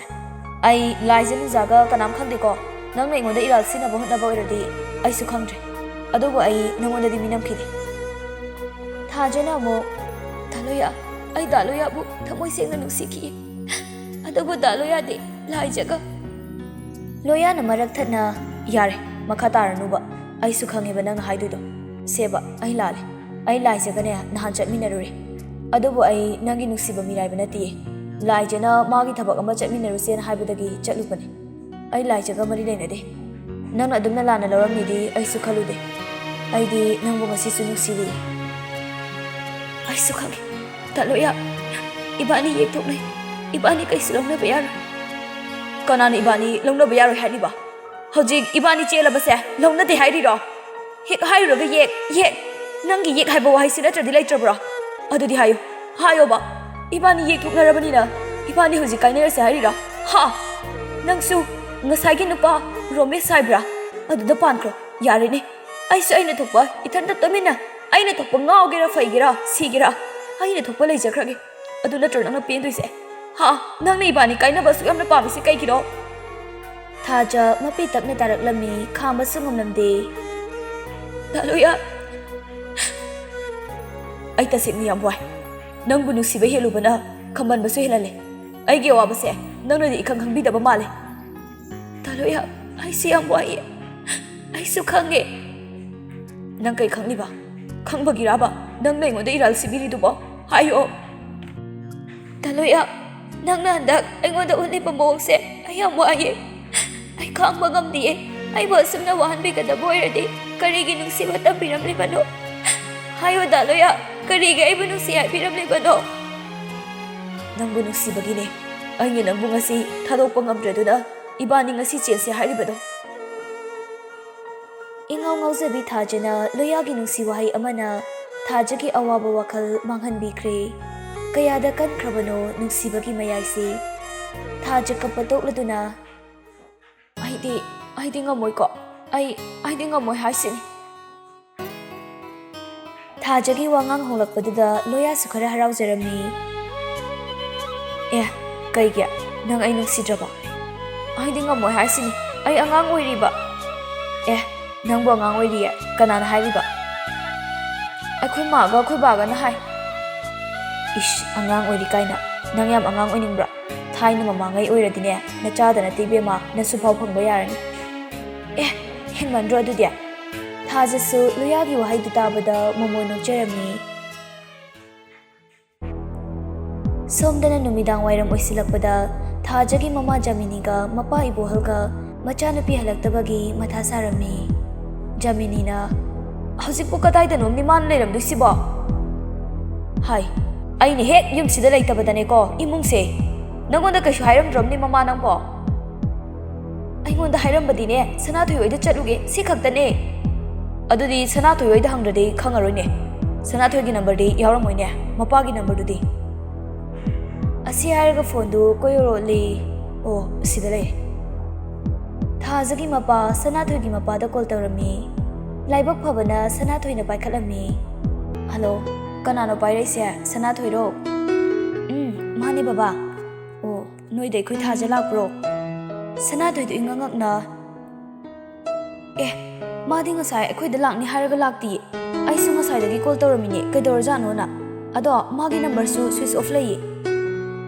ꯑꯁ ꯀꯩꯗꯧꯈ꯭ꯔꯕꯖꯥꯠꯅꯣ ꯑꯗꯨꯗꯤ ꯅꯣꯏꯗ ꯆꯠꯅꯤꯅ ꯊꯣꯛꯈ꯭ꯔꯤ ꯍꯥꯏꯔꯤꯕꯅꯤꯅꯦ ꯑꯦ ꯀꯩꯅꯣ ꯍꯥꯏꯁꯤꯕꯣ ꯕꯕꯥ ꯑꯝꯇ ꯊꯝꯕꯤꯌꯨꯁꯦ ꯑꯩ ꯑꯇꯩꯗ ꯑꯝꯇ ꯄꯥꯎ ꯂꯧꯖꯔꯛꯈꯤꯒꯦ ꯍꯣꯏ ꯅꯪꯅꯅꯦ ꯑꯃꯨꯛꯇ ꯃꯥꯒ ꯀꯅꯥ ꯀꯅꯥꯒ ꯄꯨꯟꯒꯦꯗꯣ ꯈꯪꯉꯗꯤ ꯄꯥꯎ ꯂꯧꯅꯔꯛꯎꯀꯣ ꯑꯁꯤ ꯍꯥꯏꯔꯒ ꯐꯣꯟ ꯊꯝꯅꯈ꯭ꯔꯦ ꯁꯅꯥꯊꯣꯏ ꯃꯁꯥꯗꯨ ꯋꯥꯈꯜ ꯆꯔꯥꯡꯅꯕ ꯐꯥꯎꯔꯝꯃꯤ ꯗꯥꯂꯣꯌꯥꯒ ꯗꯥꯃꯉꯥꯜꯒꯁꯨ ꯑꯩꯈꯣꯏꯗ ꯂꯥꯛꯅꯤ ꯍꯥꯏꯔꯒ ꯂꯥꯛꯇꯦ ꯀꯩꯗꯧꯕ ꯌꯥꯎꯖꯥꯠꯅꯣ ꯄꯥꯎꯁꯨ ꯀꯩꯝ ꯍꯥꯏꯔꯛꯇꯦꯕꯁꯦ ꯗꯥꯃꯉꯥꯜꯁꯨ ꯉꯁꯥꯏꯗꯒꯤ ꯐꯣꯟ ꯄꯥꯏꯔꯛꯇꯦꯅꯦ ꯊꯥꯖꯗꯣ ꯗꯥꯔꯣꯃꯦꯁ ꯍꯣꯏꯅꯒ ꯑꯃꯨꯛ ꯐꯥꯈ꯭ꯔꯖꯥꯠꯂꯣ ꯑꯁ ꯑꯃꯨꯛꯅꯦ ꯐꯠꯇ ꯅꯨꯡꯗꯒ ꯑꯃꯨꯛ ꯊꯣꯛꯑꯗꯤ ꯀꯃꯥꯏꯅ ꯇꯧꯅꯤ ꯑꯗꯨꯒ ꯗꯥꯂꯣꯌꯥꯒ ꯃꯈꯣꯏ ꯑꯅꯤꯅ ꯑꯩꯈꯣꯏꯗ ꯂꯥꯛꯇ꯭ꯔꯤꯁꯤꯅ ꯀꯩꯒꯤ ꯗꯥꯃꯉꯥꯜꯗ ꯐꯣꯟ ꯇꯧꯔꯒ ꯑꯝꯇ ꯍꯪꯒꯦ ꯁꯅꯥꯊꯣꯏ ꯃꯉꯥꯜꯗ ꯀꯣꯜ ꯇꯧꯏ ꯑꯗꯨꯕꯨ ꯃꯉꯥꯜ ꯐꯣꯟ ꯄꯥꯏꯈꯠꯂꯝꯗꯦ ꯑꯁ ꯀꯩꯗꯧꯕ ꯌꯥꯎꯔꯖꯥꯠꯅꯣ ꯗꯥꯃꯉꯥꯜꯁꯨ ꯉꯁꯥꯏꯗꯤ ꯄꯥꯏꯗꯦꯕ ꯊꯥꯖꯒꯤ ꯃꯄꯥ ꯃꯃꯥꯁꯨ ꯂꯩꯐꯝ ꯆꯥꯐꯝ ꯈꯪꯂꯝꯗꯦ ꯖꯃꯤꯅꯤꯅ ꯃꯇꯝꯅꯒ ꯃꯇꯝ ꯐꯠꯇꯕꯁꯤꯗꯅꯦ ꯑꯩꯗꯤ ꯌꯥꯝ ꯄꯥꯈꯠꯂꯤꯀꯣ ꯆꯦꯟ ꯆꯣꯡꯗꯨꯅ ꯇꯧꯒꯦ ꯍꯥꯏꯔꯕꯁꯨ ꯍꯥꯏꯐꯦꯠ ꯏꯪꯒꯤꯠ ꯑꯃꯇꯪꯗꯤ ꯄꯤꯔꯝꯕ ꯌꯥꯏꯗꯅ ꯃꯣꯏ ꯕꯥꯁꯨꯅꯦ ꯐꯣꯟꯗꯣ ꯍꯦꯛꯇ ꯊꯝꯈꯤ ꯁꯅꯥꯊꯣꯏꯗ ꯃꯥꯒꯤ ꯈꯪꯅ ꯆꯥꯟꯅꯕ ꯀꯅꯥ ꯀꯅꯥ ꯂꯩꯒꯦꯅ ꯍꯪꯉꯨꯗꯅ ꯍꯣ ꯃꯥꯁꯨꯅꯦ ꯀꯅꯥ ꯀꯅꯥꯒꯤꯗ ꯂꯩꯔꯝꯕ ꯌꯥꯒꯗꯒꯦꯅꯅꯦ ꯍꯪꯉꯛꯀꯦꯅ ꯊꯝꯈ꯭ꯔꯤꯅꯤ ꯑꯁ ꯂꯨꯔꯦꯗ ꯇꯧꯗꯣꯔꯤꯁꯦ ꯁꯣꯝꯗꯅ ꯊꯥꯖꯒ ꯂꯣꯌꯥꯒ ꯗꯥꯂꯣꯌꯥ ꯀꯣꯛꯇꯨ ꯆꯤꯛꯑꯗꯤ ꯉꯥꯏꯍꯥꯛꯇꯪ ꯄꯣꯊꯥꯋꯣ ꯑꯩꯗꯤ ꯀꯩꯗꯧꯕꯩ ꯄꯣꯊꯥꯗꯣꯏꯕ ꯑꯁꯨꯛ ꯅꯨꯡꯉꯥꯏꯕ ꯅꯨꯃꯤꯠꯁꯤꯗ ꯌꯥꯔꯦꯀꯣ ꯑꯩꯈꯣꯏꯅ ꯂꯩꯔꯤꯁꯦ ꯃꯤꯒꯤ ꯌꯨꯝ ꯌꯥꯝ ꯉꯥꯎꯁꯤꯟꯅꯅꯨ ꯅꯪꯉꯣꯟꯗ ꯉꯥꯎꯁꯤꯟꯅꯗꯅ ꯀꯅꯥꯗ ꯉꯥꯎꯁꯤꯟꯅꯧ ꯍꯥꯏꯔꯤꯅꯣꯕ ꯑꯁꯨꯛ ꯅꯨꯡꯁꯤꯕ ꯅꯪꯁꯦ ꯑꯩꯒꯤ ꯑꯣꯏꯕ ꯐꯪꯂꯝꯃꯣꯏꯗꯧꯕ ꯁꯝꯂꯥꯗ ꯂꯤꯠꯂꯤꯗ ꯂꯣꯌꯥꯁꯦ ꯃꯔꯥꯏꯕꯛꯇꯤ ꯐꯗꯤ ꯐꯕꯖꯥꯠꯅꯤꯀꯣ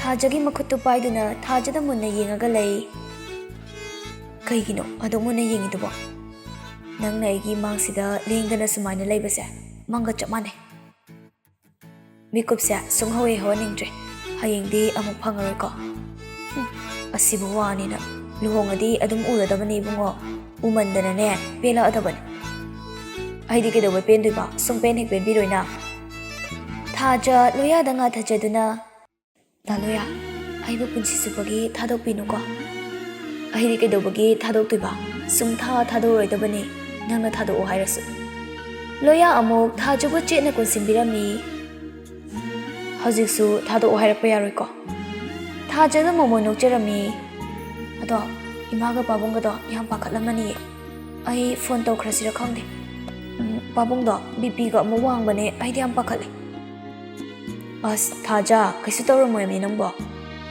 ꯅꯪꯅ ꯄꯥꯈꯠꯈꯤꯕꯁꯤꯅ ꯃꯆꯥꯅꯨꯄꯤ ꯑꯁꯨꯛ ꯌꯥꯝꯅꯅꯦ ꯊꯦꯡꯅ ꯍꯜꯂꯛꯇ꯭ꯔꯤꯁꯦ ꯆꯦꯜꯂꯝꯃꯅꯤꯅ ꯑꯗꯨꯝ ꯈꯪꯉꯝꯃꯗꯝ ꯂꯣꯌꯥꯅ ꯊꯥꯖꯕꯨ ꯊꯣꯡꯅꯥꯎ ꯃꯌꯥꯗ ꯄꯨꯁꯤꯟꯗꯨꯅ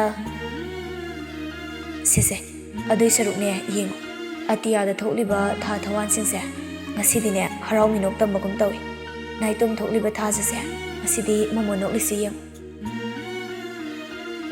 ꯑꯗꯨꯒ ꯀꯔꯤꯒꯤꯅꯣ ꯑꯄꯥꯏꯕ ꯑꯃꯨꯛ ꯂꯩꯆꯤꯜꯁꯤꯅꯅꯦ ꯊꯥꯖꯕꯨ ꯈꯨꯝꯖꯤꯟꯅꯕ ꯍꯣꯠꯅꯔꯤꯁꯤꯕꯣ ꯂꯣꯌꯥꯅ ꯑꯃꯨꯛ ꯑꯄꯥꯏꯕ ꯂꯩꯆꯤꯜꯁꯤꯗꯤꯅꯦ ꯉꯥꯏꯍꯥꯛꯀꯤ ꯊꯥꯖꯕꯨ ꯀꯜꯂꯛꯆꯕꯅꯤ ꯊꯥꯖꯕꯨ ꯇꯁꯦꯡꯅ ꯅꯨꯡꯁꯤꯕ ꯅꯠꯇꯦ ꯊꯥꯖꯕꯨ ꯉꯥꯎꯖꯕ ꯀꯅꯥ ꯌꯦꯡꯈꯤꯅꯤꯅꯅꯦ ꯃꯥꯕꯨ ꯈꯨꯝꯖꯤꯟꯅꯕ ꯍꯣꯠꯅꯔꯤꯅꯤ ꯊꯥꯖꯅ ꯗꯥꯂꯣꯌꯥ ꯅꯪ ꯑꯩꯕꯨ ꯀꯌꯥꯝ ꯅꯨꯡꯁꯤ ꯊꯥꯖ ꯅꯪ ꯑꯇꯤꯌꯥꯗ ꯊꯣꯛꯂꯤꯕ ꯊꯋꯥꯟꯃꯤꯆꯥꯛꯁꯤꯡꯁꯦ ꯃꯁꯤꯡ ꯊꯤꯕ ꯉꯝꯕ꯭ꯔꯥ ꯉꯝꯗꯤꯌꯦ ꯑꯩꯅ ꯅꯪ ꯅꯨꯡꯁꯤꯕꯁꯨ ꯊꯋꯥꯟꯃꯤꯆꯥꯛ ꯃꯁꯤꯡꯁꯤꯗꯒꯤ ꯍꯦꯜꯂꯝꯒꯅꯤ ꯑꯁꯦꯡꯕ꯭ꯔꯥ? ꯑꯁꯦꯡꯕ. ꯑꯗꯣ ꯅꯪꯗꯤ ꯑꯩ ꯀꯌꯥꯝ ꯅꯨꯡꯁꯤ? ꯑꯩꯅ ꯗꯥꯂꯣꯌꯥꯕꯨ ꯅꯨꯡꯁꯤꯕꯗꯤ ꯃꯄꯥꯟ ꯅꯥꯏꯗꯦ. ꯑꯍꯥꯡꯕ ꯑꯇꯤꯌꯥꯒꯨꯝꯕꯅꯤ. ꯑꯍꯧꯕꯁꯨ ꯂꯩꯇꯦ, ꯑꯔꯣꯏꯕꯁꯨ ꯅꯥꯏꯔꯣꯏ. ꯊꯥꯖꯒꯤ ꯋꯥꯍꯩꯗꯨ ꯇꯥꯕꯗ ꯂꯣꯌꯥꯅ ꯊꯥꯖꯕꯨ ꯍꯦꯟꯅ ꯆꯦꯠꯅ ꯀꯣꯟꯁꯤꯟꯕꯤꯔꯝꯃꯤ. ꯑꯩꯒꯤ ꯅꯨꯡꯁꯤꯕꯗꯤ ꯂꯨꯔꯕ ꯂꯥꯏꯖꯅꯅꯦ ꯆꯥꯝꯊꯣꯛꯅꯕ ꯍꯣꯠꯅꯔꯁꯨ ꯆꯥꯝꯕ ꯉꯝꯃꯔꯣꯏ. ꯃꯥꯒꯤ ꯂꯥꯏꯖꯁꯦ ꯑꯃꯨꯛ ꯄꯜꯂꯛꯑꯦ. ꯑꯦ, ꯑꯩꯗꯤ ꯑꯗꯨꯏ ꯂꯥꯏꯖꯗꯣ ꯄꯟꯕ ꯅꯠꯇꯦꯍꯦ. ꯗꯥꯂꯣꯌꯥ, ꯅꯣꯏ ꯌꯨꯝꯗ ꯄꯥꯎ ꯄꯤꯈ꯭ꯔꯕꯣ? ꯉꯁꯥꯏꯅ ꯃꯉꯥꯜꯅ ꯄꯤꯈ꯭ꯔꯦ. ꯏꯃꯥꯒ ꯊꯥꯗꯣꯏꯒꯗꯤꯅꯦ ꯍꯔꯥꯎꯕꯅ ꯂꯣꯏꯍꯧꯔꯦꯌꯦ. ꯑꯩꯈꯣꯏ ꯃꯉꯥꯜꯁꯨ ꯏꯕꯥꯅꯤꯒꯤꯗꯃꯛ ꯌꯥꯝ ꯋꯥꯖꯔꯕꯅꯤ. ꯑꯦ, ꯃꯉꯥꯜ ꯍꯥꯏꯔꯒ ꯑꯩꯁꯦ ꯁꯅꯥꯊꯣꯏꯗ ꯄꯥꯎꯒ ꯑꯝꯇ ꯍꯥꯏꯗ꯭ꯔꯤ. ꯃꯥ ꯉꯁꯥꯏ ꯂꯥꯛꯇ꯭ꯔꯗꯤ ꯀꯩꯗꯧꯔꯖꯥꯠꯅꯣꯅ ꯈꯜꯂꯝꯃꯅꯤꯌꯦ. ꯍꯣꯏꯅꯦ, ꯃꯉꯥꯜ ꯏꯕꯥꯅꯤꯁꯨ ꯃꯣꯏꯗ ꯀꯧꯕꯅꯤ, ꯑꯗꯨꯒ ꯄꯨꯡꯀꯥꯎ ꯍꯦꯛ ꯀꯥꯎꯔꯦ ꯇꯧꯔꯤꯁꯦ. ꯊꯥꯖ ꯃꯄꯨꯛꯅꯤꯡꯗ ꯈꯟꯖꯔꯝꯃꯤ. ꯗꯥꯂꯣꯌꯥꯁꯨ ꯀꯧꯕꯣꯏꯔꯦ. ꯑꯩꯈꯣꯏ ꯁꯅꯥꯁꯦ ꯏꯕꯥꯅꯤꯒꯤꯗꯃꯛꯇ ꯈꯟꯕꯗ ꯋꯥꯔꯕ ꯖꯥꯠꯅꯤꯗꯅ. ꯊꯥꯖ ꯐꯣꯟ ꯍꯥꯡꯉꯒ ꯁꯅꯥꯊꯣꯏꯗ ꯀꯣꯜ ꯇꯧꯔꯝꯃꯤ. ꯑꯗꯨꯕꯨ ꯕꯤꯖꯤ ꯂꯩꯔꯝꯃꯤ. ꯁꯅꯥꯊꯣꯏ ꯊꯥꯖꯗ ꯀꯣꯜ ꯇꯧꯔꯛꯂꯝꯃꯤ. ꯏꯄꯥ ꯄꯥꯈꯠꯅ, ꯍꯜꯂꯣ ꯊꯥꯖ, ꯅꯪ ꯍꯧꯖꯤꯛ ꯀꯥꯏꯗ ꯂꯩꯒꯦ? ꯑꯩ ꯍꯧꯖꯤꯛ ꯗꯥ ꯃꯉꯥꯜ ꯍꯣꯏꯗ ꯂꯩꯌꯦ. ꯗꯥꯂꯣꯌꯥ ꯏꯕꯥꯅꯤ ꯆꯦꯜꯂꯦ. ꯁꯅꯥꯊꯣꯏ ꯍꯔꯥꯎꯅ, ꯀꯩꯅꯣ ꯑꯁꯦꯡꯕꯩꯔꯣ ꯅꯪ ꯍꯥꯏꯔꯤꯁꯦ? ꯍꯦꯛ, ꯌꯥꯝ ꯊꯥꯖꯗꯤꯌꯦ. ꯀꯩꯒꯤꯅꯣꯕ ꯑꯗꯨꯒ ꯀꯩꯝꯇ ꯍꯥꯏꯔꯛꯇꯕ? ꯑꯁ, ꯋꯥꯔꯤ ꯌꯥꯝ ꯁꯥꯡꯉꯦ, ꯑꯩ ꯀꯣꯟꯅ ꯐꯖꯅ ꯂꯤꯔꯒꯦꯕ. ꯀꯩꯅꯣ ꯑꯁꯦꯡꯕꯩꯔꯥꯕ? ꯅꯣꯏ ꯑꯅꯤꯒꯤꯁꯦ ꯌꯥꯝ ꯊꯥꯖꯗꯤꯌꯦ, ꯃꯪꯒ ꯆꯞ ꯃꯥꯟꯅꯩ ꯍꯥꯏꯕ. ꯅꯨꯄꯤ ꯅꯪꯀꯣ, ꯅꯪ ꯑꯩ ꯌꯥꯝ ꯋꯥꯍꯟꯕꯒꯤ ꯅꯪ ꯄꯥꯞ ꯄꯨꯖꯅꯤ ꯅꯪ. ꯑꯣ, ꯑꯩ ꯂꯥꯟꯖꯔꯦ. ꯏꯁꯥꯒꯤ ꯏꯔꯥꯜꯒꯤ ꯐꯪꯐꯝ ꯊꯣꯛꯄ ꯐꯪꯖꯔꯦ. ꯑꯗꯣ ꯑꯩꯈꯣꯏ ꯕꯕꯥꯍꯣꯏꯗꯣ ꯐꯣꯟ ꯇꯧꯔꯛꯄ꯭ꯔꯣ ꯅꯪꯉꯣꯟꯗ? ꯇꯧꯔꯛꯑꯦ. ꯉꯁꯥꯏ ꯕꯕꯥꯗꯣ ꯌꯥꯝ ꯁꯥꯎꯕ꯭ꯔꯥ ꯄꯥꯈꯠꯄ꯭ꯔꯥ ꯑꯃꯗꯤ ꯇꯧꯕ ꯃꯥꯜꯂꯦ. ꯑꯗꯣ ꯀꯃꯥꯏꯅ ꯇꯧꯔꯤꯅꯣꯕ? ꯑꯩ ꯀꯣꯟꯅ ꯋꯥꯔꯤꯁꯤ ꯂꯤꯔꯒꯦꯕ. ꯑꯗꯣ ꯅꯪꯅ ꯄꯥꯈꯠꯇꯅꯕ ꯈꯔ ꯊꯦꯝꯕꯤꯌꯨꯀꯣ. ꯍꯣꯏ, ꯇꯧꯖꯒꯦ. ꯅꯅꯥꯏꯅ ꯐꯅꯕ ꯁꯤꯟꯖꯔꯒꯦ.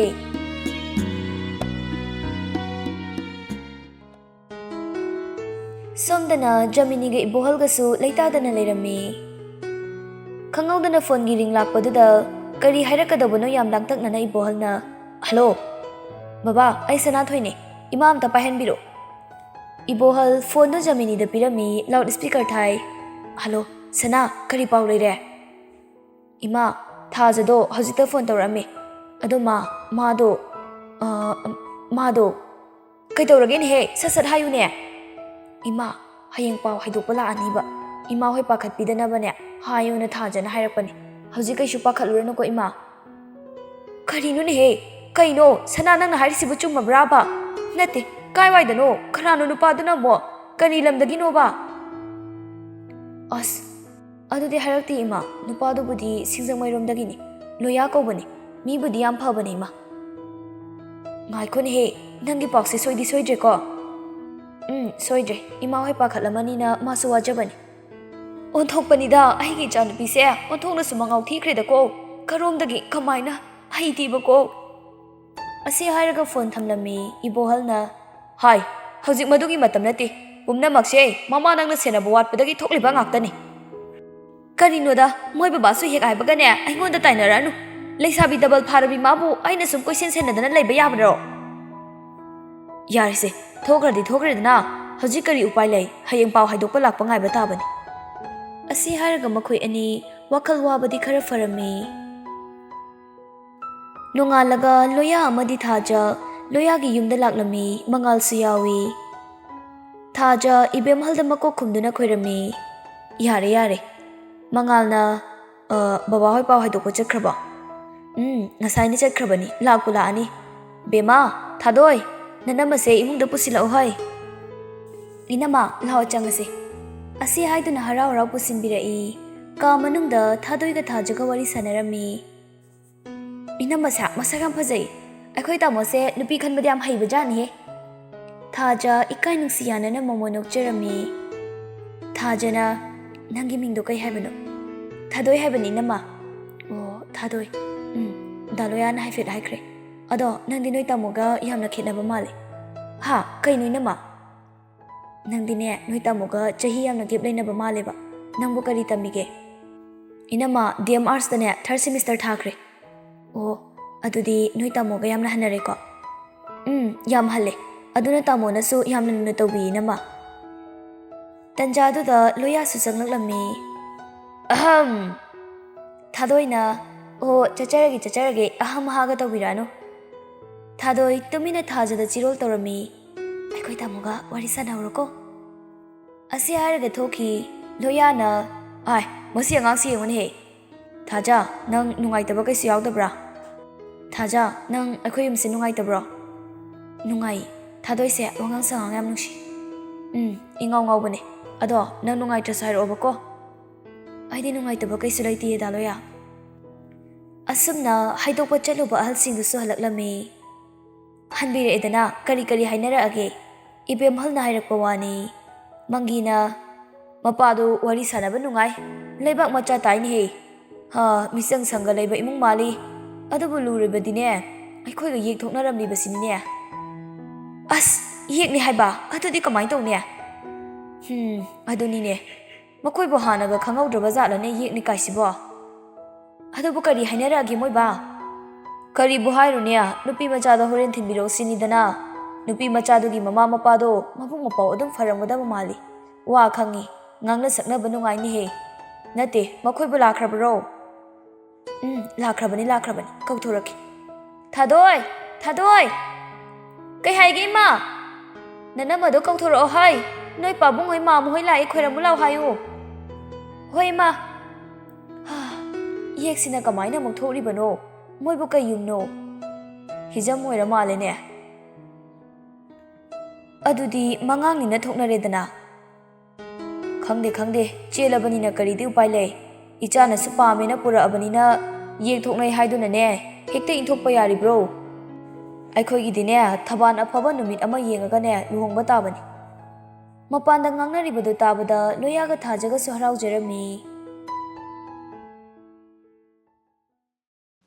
ꯅꯣꯡꯃ ꯔꯣꯃꯦꯁꯀ ꯃꯥꯒꯤ ꯃꯃꯥꯟꯅꯕꯁꯤꯡꯒ ꯑꯣꯄꯟ ꯐꯥꯁ ꯐꯨꯗ ꯑꯃꯗ ꯑꯆꯥꯄꯣꯠ ꯆꯥꯃꯤꯟꯅꯗꯨꯅ ꯂꯩꯔꯝꯃꯤ ꯃꯃꯥꯏ ꯃꯃꯤꯠꯇꯨꯁꯨ ꯈꯔ ꯁꯣꯛꯈꯤꯕꯒꯤ ꯗꯥꯛꯐꯝ ꯈꯔꯁꯨ ꯂꯩꯅꯔꯤ ꯃꯃꯥꯟꯅꯕ ꯑꯃꯅ ꯅꯍꯥꯟ ꯊꯥꯖꯗꯣ ꯑꯗꯨꯝ ꯆꯦꯟꯈ꯭ꯔꯦ ꯍꯥꯏꯅꯦ ꯑꯩꯅ ꯍꯥꯏꯕꯗꯨꯅꯤ ꯏꯇꯥꯎ ꯐꯪꯗꯧ ꯃꯥꯟꯗꯦꯅ ꯑꯇꯣꯞꯄ ꯃꯃꯥꯟꯅꯕ ꯑꯃꯅ ꯑꯃꯨꯛ ꯀꯥꯟꯅꯗꯦ ꯏꯇꯥꯎ ꯍꯧꯖꯤꯛꯇꯤ ꯁꯦꯀꯦꯟ ꯍꯦꯟ ꯇꯥꯔꯦꯅ ꯑꯗꯨꯏ ꯁꯔꯨꯛ ꯐꯥꯔꯁ ꯍꯦꯟ ꯑꯃ ꯇ꯭ꯔꯥꯏ ꯇꯧꯔꯁꯤ ꯃꯃꯥꯟꯅꯕ ꯑꯃꯅ ꯑꯃꯨꯛ ꯍꯥꯏꯔꯛꯏ ꯑꯗꯨꯅꯦ ꯍꯟꯗꯛꯇꯤꯅꯦ ꯐꯨꯗꯤꯗ ꯃꯥꯡꯖꯧ ꯆꯣꯡꯕ ꯀꯥꯟꯅꯔꯣꯏꯀꯣ ꯑꯣꯏꯒꯗꯕ ꯅꯨꯄꯤ ꯇꯧꯁꯤ ꯔꯣꯃꯦꯁꯇꯤ ꯑꯗꯨꯃꯛ ꯁꯥꯎꯗꯨꯅ ꯂꯩꯔꯝꯃꯤ ꯑꯩꯉꯣꯟꯗ ꯂꯥꯛꯆꯈꯤꯕꯒꯤ ꯂꯃꯟꯗꯤ ꯁꯤꯡꯈꯤꯅꯤ ꯂꯣꯌꯥ ꯅꯪꯕꯨꯗꯤ ꯑꯩꯅ ꯂꯦꯝꯅ ꯈꯛ ꯊꯥꯔꯣꯏ ꯑꯁ ꯌꯥꯔꯦꯍꯦ ꯅꯪꯁꯨ ꯐꯤꯂꯝꯒꯤ ꯕꯦꯠ ꯌꯥꯝ ꯃꯥꯜꯂꯦꯀꯣ ꯇꯣꯛꯑꯣ ꯊꯥꯖꯒꯤ ꯋꯥꯔꯤꯁꯤ ꯂꯣꯏꯁꯤꯟꯈ꯭ꯔꯁꯤ ꯑꯗꯨꯏ ꯁꯔꯨꯛꯅꯦ ꯑꯅꯧꯕ ꯑꯃ ꯑꯣꯏꯅ ꯇ꯭ꯔꯥꯏ ꯇꯧꯁꯦ ꯁꯤ ꯌꯦꯡꯉꯨꯁꯦ ꯑꯁꯤ ꯍꯥꯏꯔꯒ ꯐꯣꯟꯗꯒꯤ ꯐꯣꯇꯣ ꯑꯃ ꯎꯠꯂꯝꯃꯤ ꯁꯤ ꯌꯥꯝ ꯊꯤꯅ ꯍꯣꯠ ꯇꯥꯕꯅꯤ ꯁꯤ ꯇ꯭ꯔꯥꯏ ꯇꯧꯁꯤꯜꯂꯣꯕ ꯅꯝꯕꯔ ꯀꯩꯀꯥꯅꯦ ꯂꯣꯏ ꯂꯧꯔꯛꯑꯕꯅꯤ ꯔꯣꯃꯦꯁ ꯃꯃꯥꯟꯅꯕꯗꯨꯅ ꯎꯠꯂꯛꯏꯕ ꯐꯣꯇꯣꯗꯨ ꯌꯦꯡꯉꯒ ꯋꯥ ꯁꯤꯗꯤ ꯌꯥꯏꯅꯦ ꯁꯤꯗꯤ ꯃꯃꯥꯟꯅꯕꯗꯨꯅ ꯔꯣꯃꯦꯁꯅ ꯐꯣꯇꯣꯗꯨ ꯄꯥꯝꯕꯒꯤ ꯃꯑꯣꯡ ꯎꯕꯗꯨꯗ ꯅꯣꯛꯇꯨꯅ ꯑꯗꯨꯅꯦꯕ ꯌꯥꯕꯅꯦꯕ ꯅꯪꯅ ꯍꯥꯏꯕꯗꯨꯁꯨ ꯌꯥꯔꯛꯀꯗꯕ ꯅꯨꯄꯤꯅꯤꯅꯦ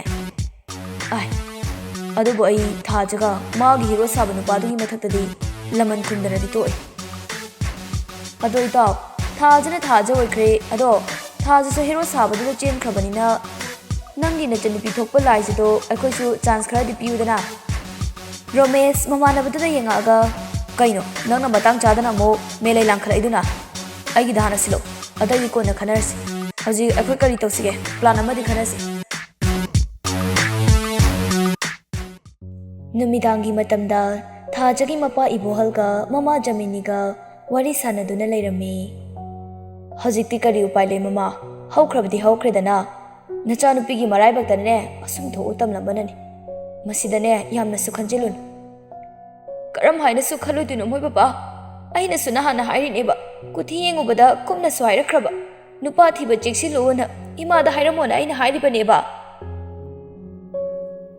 ꯍꯣꯏꯅꯦꯍꯦ ꯃꯗꯨ ꯐꯅ ꯑꯣꯏꯔꯕꯁꯨ ꯍꯧꯖꯤꯛꯄꯨ ꯂꯨꯍꯣꯡꯗꯅ ꯊꯝꯕ ꯌꯥꯔꯤꯕ꯭ꯔꯣ ꯃꯤꯋꯥ ꯍꯥꯏꯕ ꯑꯃꯁꯨ ꯂꯩ ꯃꯗꯨꯗꯅꯦ ꯅꯤꯡꯗꯣꯝ ꯄꯣꯝꯗꯨꯅ ꯂꯩꯕ ꯀꯥꯟꯅꯔꯣꯏꯀꯣ ꯍꯧꯈ꯭ꯔꯗꯤ ꯍꯧꯈ꯭ꯔꯦꯗꯅ ꯃꯥꯒꯤ ꯃꯔꯥꯏꯕꯛꯅꯅꯦ ꯀꯩ ꯇꯧꯒꯦ ꯌꯥꯒꯦꯗꯣ ꯑꯩꯈꯣꯏꯁꯨ ꯌꯦꯡꯕ ꯇꯥꯔꯦ ꯑꯩꯒꯤ ꯏꯆꯥꯅꯨꯄꯤꯁꯦ ꯑꯣꯟꯊꯣꯛꯅ ꯄꯪꯈ꯭ꯔꯦꯗꯀꯣ ꯃꯣꯏꯕꯥ ꯉꯥꯏꯈꯣꯗ ꯃꯃꯥ ꯅꯪꯅ ꯄꯪꯈꯟꯗ ꯈꯟꯖꯟꯕꯁꯤꯅ ꯅꯪꯕꯨ ꯋꯥꯈꯜ ꯂꯩꯃꯟ ꯑꯣꯏꯔꯅꯤꯕꯅꯤ ꯅꯪꯕꯣ ꯂꯥꯏꯅ ꯈꯟꯗꯣꯛꯎꯀꯣ ꯊꯕꯛ ꯈꯨꯗꯤꯡꯃꯛ ꯂꯣꯏꯅ ꯂꯥꯏꯕꯅꯤ ꯅꯨꯄꯥ ꯃꯆꯥꯗꯨ ꯐꯠꯇꯕꯗꯤ ꯅꯠꯇꯦꯗꯅ ꯏꯃꯨꯡ ꯃꯅꯨꯡꯗꯨꯁꯨ ꯉꯥꯏꯁꯦꯜ ꯑꯣꯏꯕꯗ ꯅꯣꯞꯀꯗꯕ ꯏꯃꯨꯡ ꯅꯠꯇꯦꯗꯅ ꯈꯔ ꯐꯅꯁꯨ ꯈꯟꯗꯣꯛꯎ ꯀꯩꯗꯧꯔꯒꯦ Asumna nongma nini su haukhre. Loya su office da lakpada makhoi ki manager ungduna leirami. Loya na kaidorage nang. Tombada nupani laga CSC pirami hai. Loya haifet yengaga what 50 lakhs. Tombada pirami hai ro. Tombadi. Loya fingna thokirami manager du su inare. Security tombagi manak ta changduna sise nangoda piramira. Tombana oh sir nupani khakla aga manager da piyo na piramani.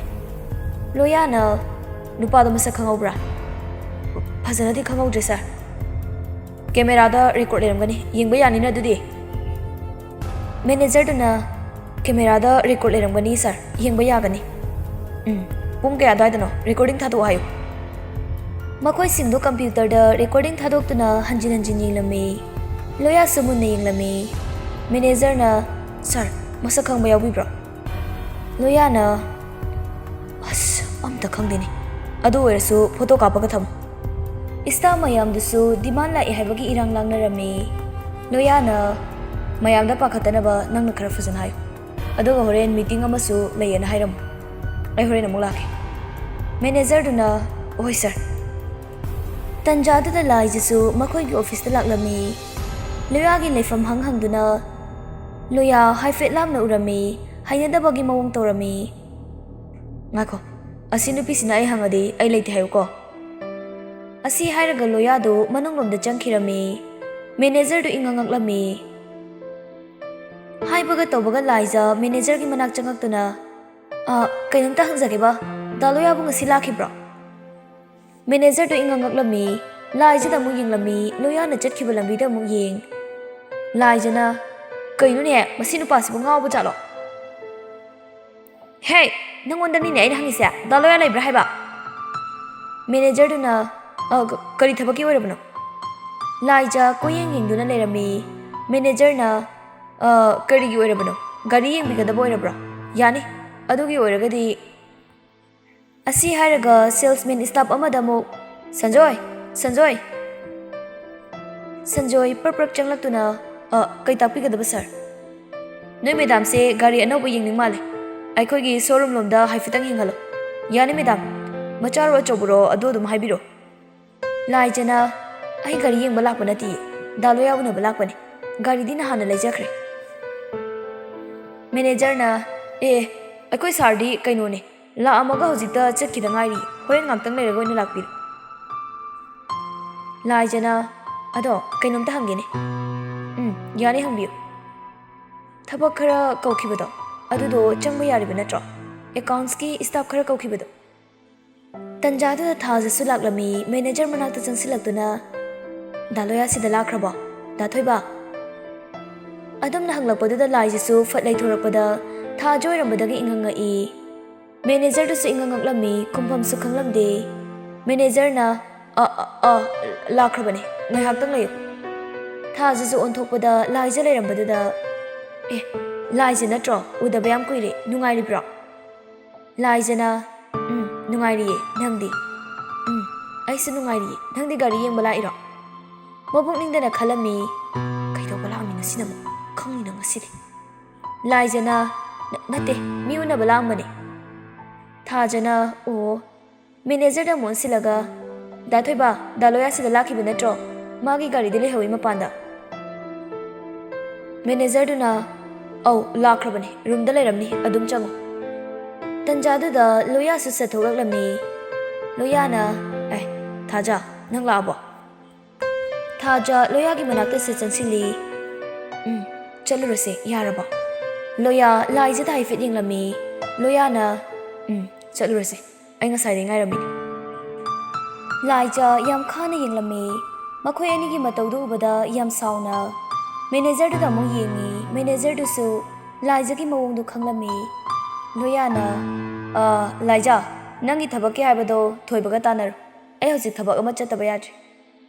Manager du na kai matangi no sir kai thabak ki no harsibo. Loya na accounts ki staff lawiduni. Manager du na mo kai no sir adudi ngarang nupa ama la ambadudi kamai tawduno. First come first serve me haidaine. Loya na kawini. Sorry laija nang sarno. ꯃꯊꯪ ꯕꯦꯀꯦꯟ ꯂꯥꯛꯄꯗ ꯍꯥꯏꯔꯛꯑꯒꯦꯅꯦꯀꯣ ꯉꯔꯥꯡ ꯅꯨꯄꯥ ꯑꯃ ꯂꯥꯛꯑꯝꯃꯦ ꯑꯗꯣ ꯑꯩꯗꯤ ꯈꯤꯇꯪ ꯊꯨꯔꯦ ꯊꯕꯛ ꯑꯃ ꯆꯠꯂꯨꯈꯤꯒꯦꯀꯣ ꯀꯣꯟꯅ ꯑꯃꯨꯛ ꯊꯦꯡꯅꯔꯁꯤ ꯊꯣꯏꯕ ꯑꯩ ꯃꯤꯇꯤꯡ ꯅꯪꯅꯕ ꯑꯗꯨꯝ ꯂꯥꯛꯀꯦꯀꯣ ꯍꯣꯏ ꯁꯔ ꯑꯁꯤ ꯍꯥꯏꯗꯨꯅ ꯊꯥꯖꯒꯤ ꯃꯈꯨꯠ ꯁꯝꯗꯨꯅ ꯆꯠꯈꯤꯔꯝꯃꯤ ꯂꯥꯏꯖ ꯂꯦꯞꯇꯨꯅ ꯌꯦꯡꯗꯨꯅ ꯂꯩꯍꯧꯏ ꯃꯦꯅꯦꯖꯔꯗꯨꯁꯨ ꯂꯥꯏꯖꯒꯤ ꯃꯇꯧꯗꯨ ꯌꯦꯡꯉꯤ ꯑꯗꯨꯒ ꯃꯥꯁꯨ ꯑꯇꯣꯞꯄ ꯊꯕꯛ ꯇꯧꯅꯕ ꯊꯣꯛꯈꯤꯔꯝꯃꯤ ꯂꯥꯏꯖ ꯃꯈꯣꯡ ꯊꯤꯟꯗꯨꯅ ꯄ꯭ꯔꯣꯛ ꯄ꯭ꯔꯣꯛ ꯆꯥꯛꯇꯨꯅ ꯂꯩꯍꯧꯏ ꯊꯥꯖꯒ ꯂꯣꯌꯥꯒ ꯐꯥꯁ ꯐꯨꯗ ꯑꯃꯗ ꯎꯅꯔꯝꯃꯤ ꯑꯆꯥꯄꯣꯠ ꯆꯥꯅ ꯆꯥꯅ ꯀꯩꯗꯧꯕꯩꯅꯣꯕ ꯃꯥꯅ ꯑꯗꯨꯝ ꯂꯥꯛꯏꯗꯣ ꯑꯁ ꯑꯗꯨꯕꯨ ꯑꯩꯅ ꯈꯪꯕ꯭ꯔꯣ ꯑꯗꯨ ꯗꯥ ꯂꯣꯌꯥ ꯀꯩꯗꯧꯔꯒꯦ ꯅꯪ ꯅꯁꯥ ꯌꯥꯝ ꯅꯨꯡꯉꯥꯏꯇꯕ ꯃꯥꯜꯂꯦ ꯍꯥ ꯀꯩꯝ ꯇꯧꯗꯦꯗ ꯀꯩꯗꯧꯔꯒꯦ ꯍꯥꯏꯕꯅꯦ ꯑꯩꯉꯣꯟꯗ ꯁꯦꯡꯅ ꯍꯥꯏꯕꯤꯌꯨ ꯑꯩꯅ ꯊꯕꯛ ꯆꯠꯃꯤꯟꯅꯔꯨꯁꯦꯅ ꯆꯤꯡꯉ ꯄꯨꯔꯛꯄꯩ ꯑꯣꯏꯔꯝꯅꯤꯅꯦ ꯂꯥꯏꯖ ꯂꯥꯛꯏꯉꯥꯏꯗꯨꯗ ꯑꯦ ꯆꯠꯂꯣꯍꯦ ꯑꯥꯗ ꯅꯪ ꯁꯤꯗꯤꯕ ꯊꯥꯖꯅ ꯑꯩꯅ ꯁꯣꯝꯗꯅꯦ ꯏ ꯀꯥꯔꯤꯕ ꯀꯩꯗꯧꯕꯩꯅꯣ ꯃꯥꯅ ꯑꯣꯐꯤꯁꯇ ꯉꯥꯛ ꯂꯩꯇꯅ ꯆꯠꯀ ꯂꯥꯛꯏꯗꯨꯕꯣ ꯑꯗꯣ ꯑꯩꯅ ꯈꯪꯕ꯭ꯔꯥꯃꯤ ꯅꯪꯕꯣ ꯃꯥꯅ ꯂꯥꯛꯄꯕꯣ ꯈꯪꯉꯝꯃꯔꯣꯏ ꯃꯥꯅ ꯗꯥ ꯂꯣꯌꯥꯗꯅꯦ ꯊꯕꯛ ꯍꯥꯞꯅꯕ ꯃꯌꯥꯝ ꯑꯃ ꯍꯥꯏꯔꯤꯗꯣ ꯑꯩ ꯇꯥꯍꯧꯗꯦ ꯈꯟꯕ꯭ꯔꯣ ꯑꯁ ꯊꯥꯖ ꯑꯗꯣ ꯍꯥꯞꯄꯔꯣꯏ ꯍꯥꯏꯈ꯭ꯔꯗꯨꯗꯤ ꯉꯔꯥꯡ ꯅꯨꯄꯥ ꯃꯆꯥ ꯑꯃ ꯂꯥꯛꯑꯦ ꯍꯥꯏꯔꯤꯗꯨꯗꯤ ꯅꯪꯕꯣ ꯑꯩ ꯂꯥꯛꯄꯒꯤ ꯍꯥꯏꯖꯤꯟꯅꯩ ꯑꯣꯏꯔꯝꯅꯤꯅꯦ ꯑꯁ ꯊꯥꯖ ꯑꯩꯗꯤ ꯅꯪꯁꯦ ꯀꯃꯥꯏꯅ ꯇꯧꯅꯤ ꯌꯥꯝꯅꯁꯨ ꯅꯨꯡꯁꯤꯔꯤꯌꯦ ꯁꯥꯎꯗꯅꯀꯥꯁꯨ ꯇꯧꯔꯤꯌꯦ ꯏꯕꯦꯝꯃ ꯂꯨꯍꯣꯡꯗꯧꯔꯁꯤ ꯐꯥꯎꯕ ꯊꯥꯖꯗ꯭ꯔꯤꯕꯣ ꯊꯥꯖ ꯍꯧꯖꯤꯛꯇꯗ ꯃꯃꯣꯟ ꯅꯣꯛꯆꯔꯛꯑꯒ ꯊꯥꯖꯩ ꯑꯗꯨꯏꯁꯨ ꯑꯣ ꯑꯩꯁꯨ ꯍꯩꯅꯗꯕꯒꯤꯅꯦ ꯂꯩꯇꯦ ꯍꯥꯏꯔꯜꯂꯤꯅꯤ ꯊꯣꯏꯕꯗ ꯅꯪ ꯂꯥꯛꯄꯗꯣ ꯇꯥꯟ ꯌꯥꯝ ꯆꯥꯔꯕ ꯑꯗꯨꯝ ꯊꯣꯛꯂꯛꯏꯅꯤ ꯈꯪꯕ꯭ꯔꯥ ꯅꯪꯒꯤ ꯃꯈꯣꯟ ꯇꯥꯕꯗꯩ ꯊꯥꯖꯅ ꯍꯤꯁ ꯑꯁꯦꯡꯕꯩꯔꯥ ꯍꯥꯏꯁꯦ ꯐꯥꯒꯤꯒꯤ ꯇꯥꯏꯞꯇ ꯌꯥꯔꯗ꯭ꯔꯣ ꯑꯆꯥꯄꯣꯠꯁꯦ ꯂꯧꯈꯤꯁꯤꯔꯣ ꯈꯔꯒ ꯌꯥꯔꯅꯤ ꯆꯥꯁꯤꯜꯂꯣ ꯅꯁꯥꯗꯣ ꯐꯅꯕ ꯂꯨꯍꯣꯡꯕꯒꯤ ꯄꯣꯠꯂꯣꯏ ꯁꯦꯠꯄꯗ ꯐꯖꯅꯕ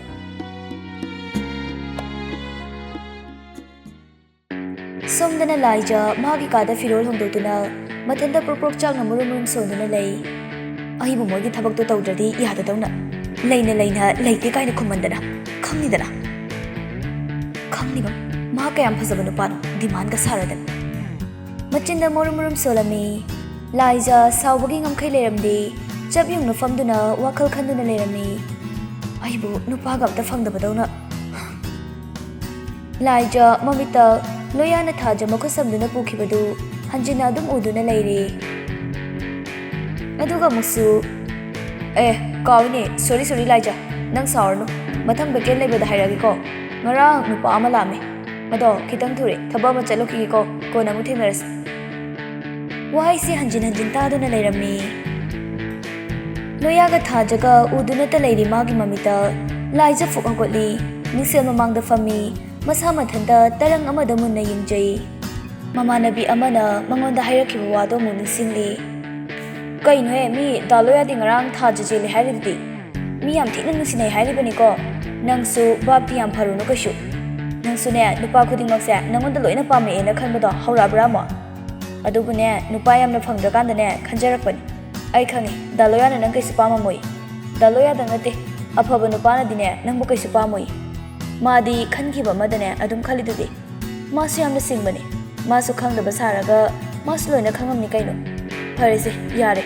ꯅꯪꯁꯨ ꯃꯉꯣꯟꯗꯅꯦ ꯃꯇꯝ ꯌꯥꯝ ꯃꯥꯡꯍꯟꯒꯅꯨ කාꯟꯅꯗꯦ ꯑꯗꯨꯏ ꯁꯔꯨꯛ ꯅꯪꯒ ꯆꯥꯟꯅꯒꯗꯕ ꯅꯨꯄꯥ ꯑꯃ ꯊꯤꯖꯧ ꯃꯤꯒꯤ ꯃꯀꯥꯗ ꯌꯦꯠꯄꯤꯔꯨꯅꯨ ꯊꯥꯖꯁꯨ ꯏꯆꯝ ꯆꯝꯖꯕꯅꯤ ꯅꯪꯒꯤ ꯃꯑꯣꯡꯗꯨꯗ ꯃꯥꯅ ꯅꯪꯕꯨ ꯀꯩ ꯑꯣꯏꯅ ꯈꯜꯂꯝꯒꯅꯤ ꯁꯥꯎꯕ ꯍꯦꯟꯃꯟꯈꯤꯕꯗꯨꯅ ꯂꯥꯏꯖ ꯗ꯭ꯔꯦꯁꯤꯡ ꯇꯦꯕꯜ ꯃꯃꯥꯡꯗ ꯂꯩꯔꯝꯕ ꯄꯣꯠꯆꯩꯁꯤꯡꯗꯨ ꯂꯣꯏꯅ ꯆꯈꯥꯏꯔꯝꯃꯤ ꯑꯉꯥꯎꯕꯤꯒꯨꯝ ꯃꯊꯟꯇ ꯀꯞꯆꯩ ꯍꯤꯛꯅ ꯀꯞꯂꯝꯃꯤ ꯉꯥꯏꯍꯥꯛ ꯂꯩꯕꯒ ꯃꯉꯣꯟꯗ ꯋꯥꯈꯜ ꯑꯃ ꯂꯥꯛꯄꯒꯨꯝ ꯇꯧꯔꯝꯃꯤ ꯂꯥꯏꯖ ꯃꯥꯒꯤ ꯎꯄꯨ ꯍꯥꯡꯗꯣꯛꯇꯨꯅ ꯃꯥꯒꯤ ꯐꯨꯔꯤꯠ ꯑꯃ ꯑꯅꯤ ꯂꯧꯊꯣꯔꯛꯏ ꯃꯤꯡꯁꯦꯜ ꯃꯃꯥꯡꯗ ꯐꯝꯗꯨꯅ ꯃꯁꯥꯒꯤ ꯁꯛꯇꯝ ꯌꯦꯡꯖꯔꯝꯃꯤ ꯀꯞꯄꯨꯕꯒꯤ ꯆꯥꯏꯊꯣꯔꯛꯂꯤꯕ ꯀꯥꯖꯜꯗꯨ ꯑꯃꯨꯛ ꯂꯧꯊꯣꯛꯑꯒ ꯅꯧꯅ ꯑꯃꯨꯛ ꯌꯥꯝ ꯌꯥꯡꯅ ꯁꯪꯖꯤꯜꯂꯤ ꯆꯤꯝꯕꯥꯜꯒꯤ ꯂꯤꯞꯁꯇꯤꯛꯁꯤꯁꯨ ꯍꯦꯟꯅ ꯌꯥꯡꯅ ꯁꯪꯖꯤꯜꯂꯤ ꯑꯩ ꯂꯥꯏꯖꯅꯤ ꯑꯩꯅ ꯉꯝꯗꯕ ꯊꯕꯛ ꯑꯃꯠꯇ ꯂꯩꯇꯦ ꯉꯁꯤꯗꯤ ꯀꯩꯗꯧꯔꯛꯀꯦ ꯌꯦꯡꯉꯣ ꯂꯥꯏꯖꯒꯤ ꯑꯅꯧꯕ ꯁꯛꯂꯣꯟꯗꯣ ꯅꯣꯏ ꯑꯃꯨꯛ ꯌꯦꯡꯉꯣ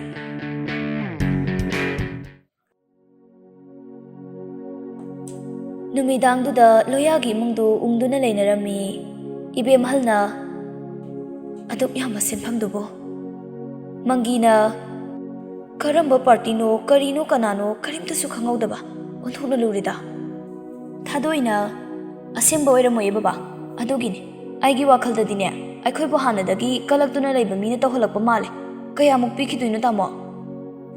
Loyana kanano karino khangdribanina sungpipiroi. Lupa lak yankaibu phagiro. Moina kem tawba ngambote. Ibem halna hai adumaina so hainani nangbo matam siam phattene. Aikhoina moibu khangdrabasune moina khoibu masak munna khangdana tawraibanine. Mangina yana ba ngangnaba haibaduni. Loyana amuk direct ne saka unasi yadri makai aidi piroi babung. Loyagi ko lakpagi ringtone makhonduda mayamdu pakhanaduna yinglami. Hello Daloya. Office da sel PO na kangbu khara lai hai chumbra. Nangonda kanana hairaino. Mina hairakpadagi tabani. Aduga ngasai aingonda ne kemta hairakchu kaigino nangna. Sidi kaishu laiba natida kemta khanganu kem tawroi. Ado kamai tawduino ba? Kem tawroi ba thaja pakhatkano ba? Mama mapadusu inghangaktuna yengduna leirami. Daloya. How kaidawragimni? Thaja kem khanu ba kem tawroi ba ko? Kari party ne haige ba? Asaba male khangdida yarise nang kemta khangano ba? Sel PO na ne nijari ni moigise. Tasengnamakti Loya magi awabagi satam thaja amadi imung manungda utpa pamlamde. Makhoida adumna haidokrabasu Loya ahing tumba yaramde. Saukrida nga thaduna famduna wakal khanduna leirami. Ahing du tumthabasu nyamak yakhide. Thadoisu mabungi matau khangbana masu ahing da haife tholakpada mabungna tumdana chakrida famduna ungdana leirambadu ubada masu kaidawrabanu khana changsinduna Tamo kaidawre nangdi tumdriba Tamo tumdradi kaidawrage kem tawdi he tumningdabaini nangdi tumthorodana Aisu khangi Tamo matha saramgani Sadeda kaidawbai saduino baba hoi tumkhraba natro tumamani Tamo su tumoba ai nungaitiba adumaina wakhal nungaitana leibadu Aigi icha nungsibi asi hairaga thadogi khazaida nungsina sikpirami Tamo kemta tawdeba hoise nangna nungaitradi ne Tamo su tumuragi ko nangsu tumthoknaba tawjaruro Loya sahogatlami machin manaudu magi kada changnarami Loya famungda hiptharabasu tumbadi yaramde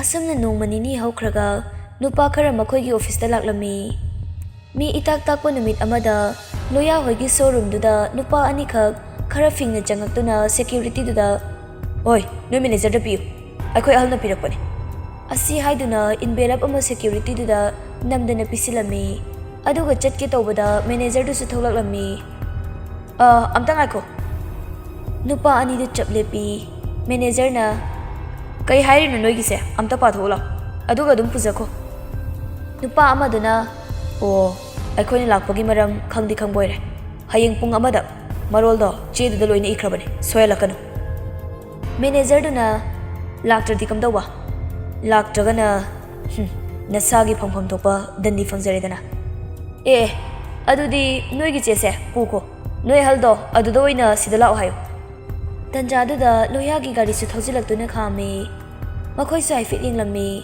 Loya changsilai Loya su makhoi leptuna leirambaduna chingnaduna kaidawrage Manager duna Sir nahala ambasingduni Loya nupa singduda haifit yinglami Nupa amana hayeng pung amada nongmai chingchingkhongda ahalna soidana bahairakpani Ngaikhone aibu ingaw ngawrine Noigi party maming dubu kai haibano Lakminariba nupa amaduna mo madu khangaga noi kai kanagi haribano Aikhoi yam kuina leithaba yaroi chalage hayeng soyalakanu Nupa singdu chatke tawbada Loyana ngaikhone nupa singdu chaplepi soyraga dike tawba Loyana hairakpa wani nupa amana Aikhoi gi ahalna tawrakpa thabakta tumina yengduna leiba tabani dana Just law Yam phingna chathige tawbada khungkap khara kanthokpaga laijagi gari su thaujila ami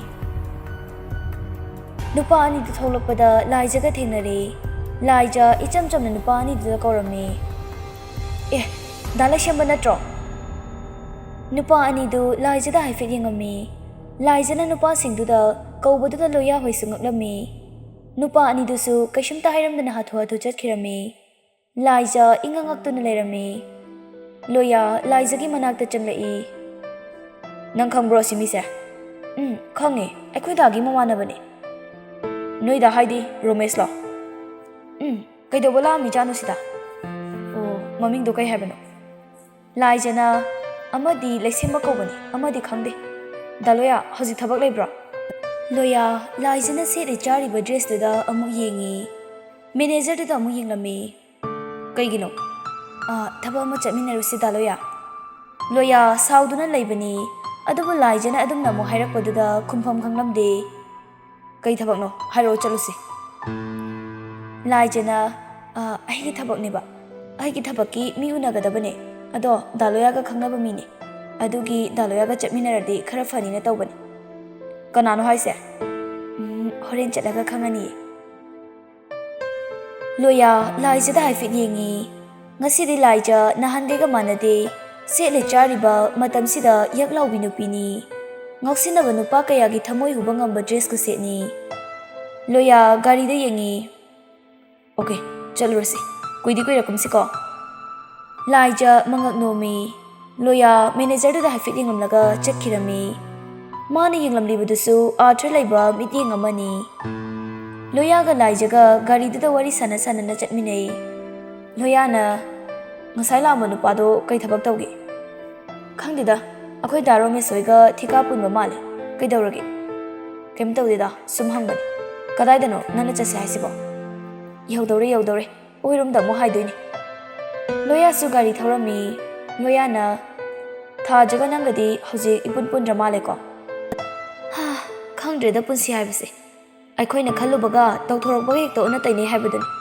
Aina mabune asengba marup oinadi fanaba kaya ama semkhibani. Adubu manadi aiga puning ramale. Aiga se kauthokpigreda.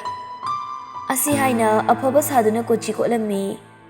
Loya sumagi matau fazana khangmana makha tadabida wa oina onthorami. Ado thaja ibani gi lohongbadi nangdi barton ani fangtarene. Aigi side tagi ma thaja gi side tagi ma. Loya gi wahaiduda Laija mabukningdadi yamna saunginglibani. Adabu chimbaldadi momo noksinarami. Loya amusu makha tarai. Nangi lohongbadana ibani pulap laktoini kainone dubude. Laija sauningbagi ngamkhai leiramde. Wa machet ama phonganglamde. Loya na kayam waligi yaudoba. Nangi thabakto aisu tasengno upai leitabaini ko.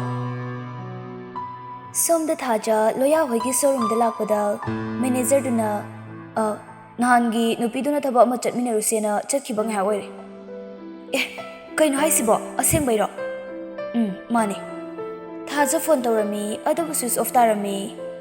Somdana Loya Laijana haiba mafamdu yorami. Ngahaktang changus lao da Loya. Kayam kuiduino? Asi hairaga Loya garidagi kumtharaklami. Makhoi ani amamba ka amada changlai. Kaduda hek changlapaga Laija mawong ama sat tawkhirami. Thongsu pona pansinduna lonsinkhirami.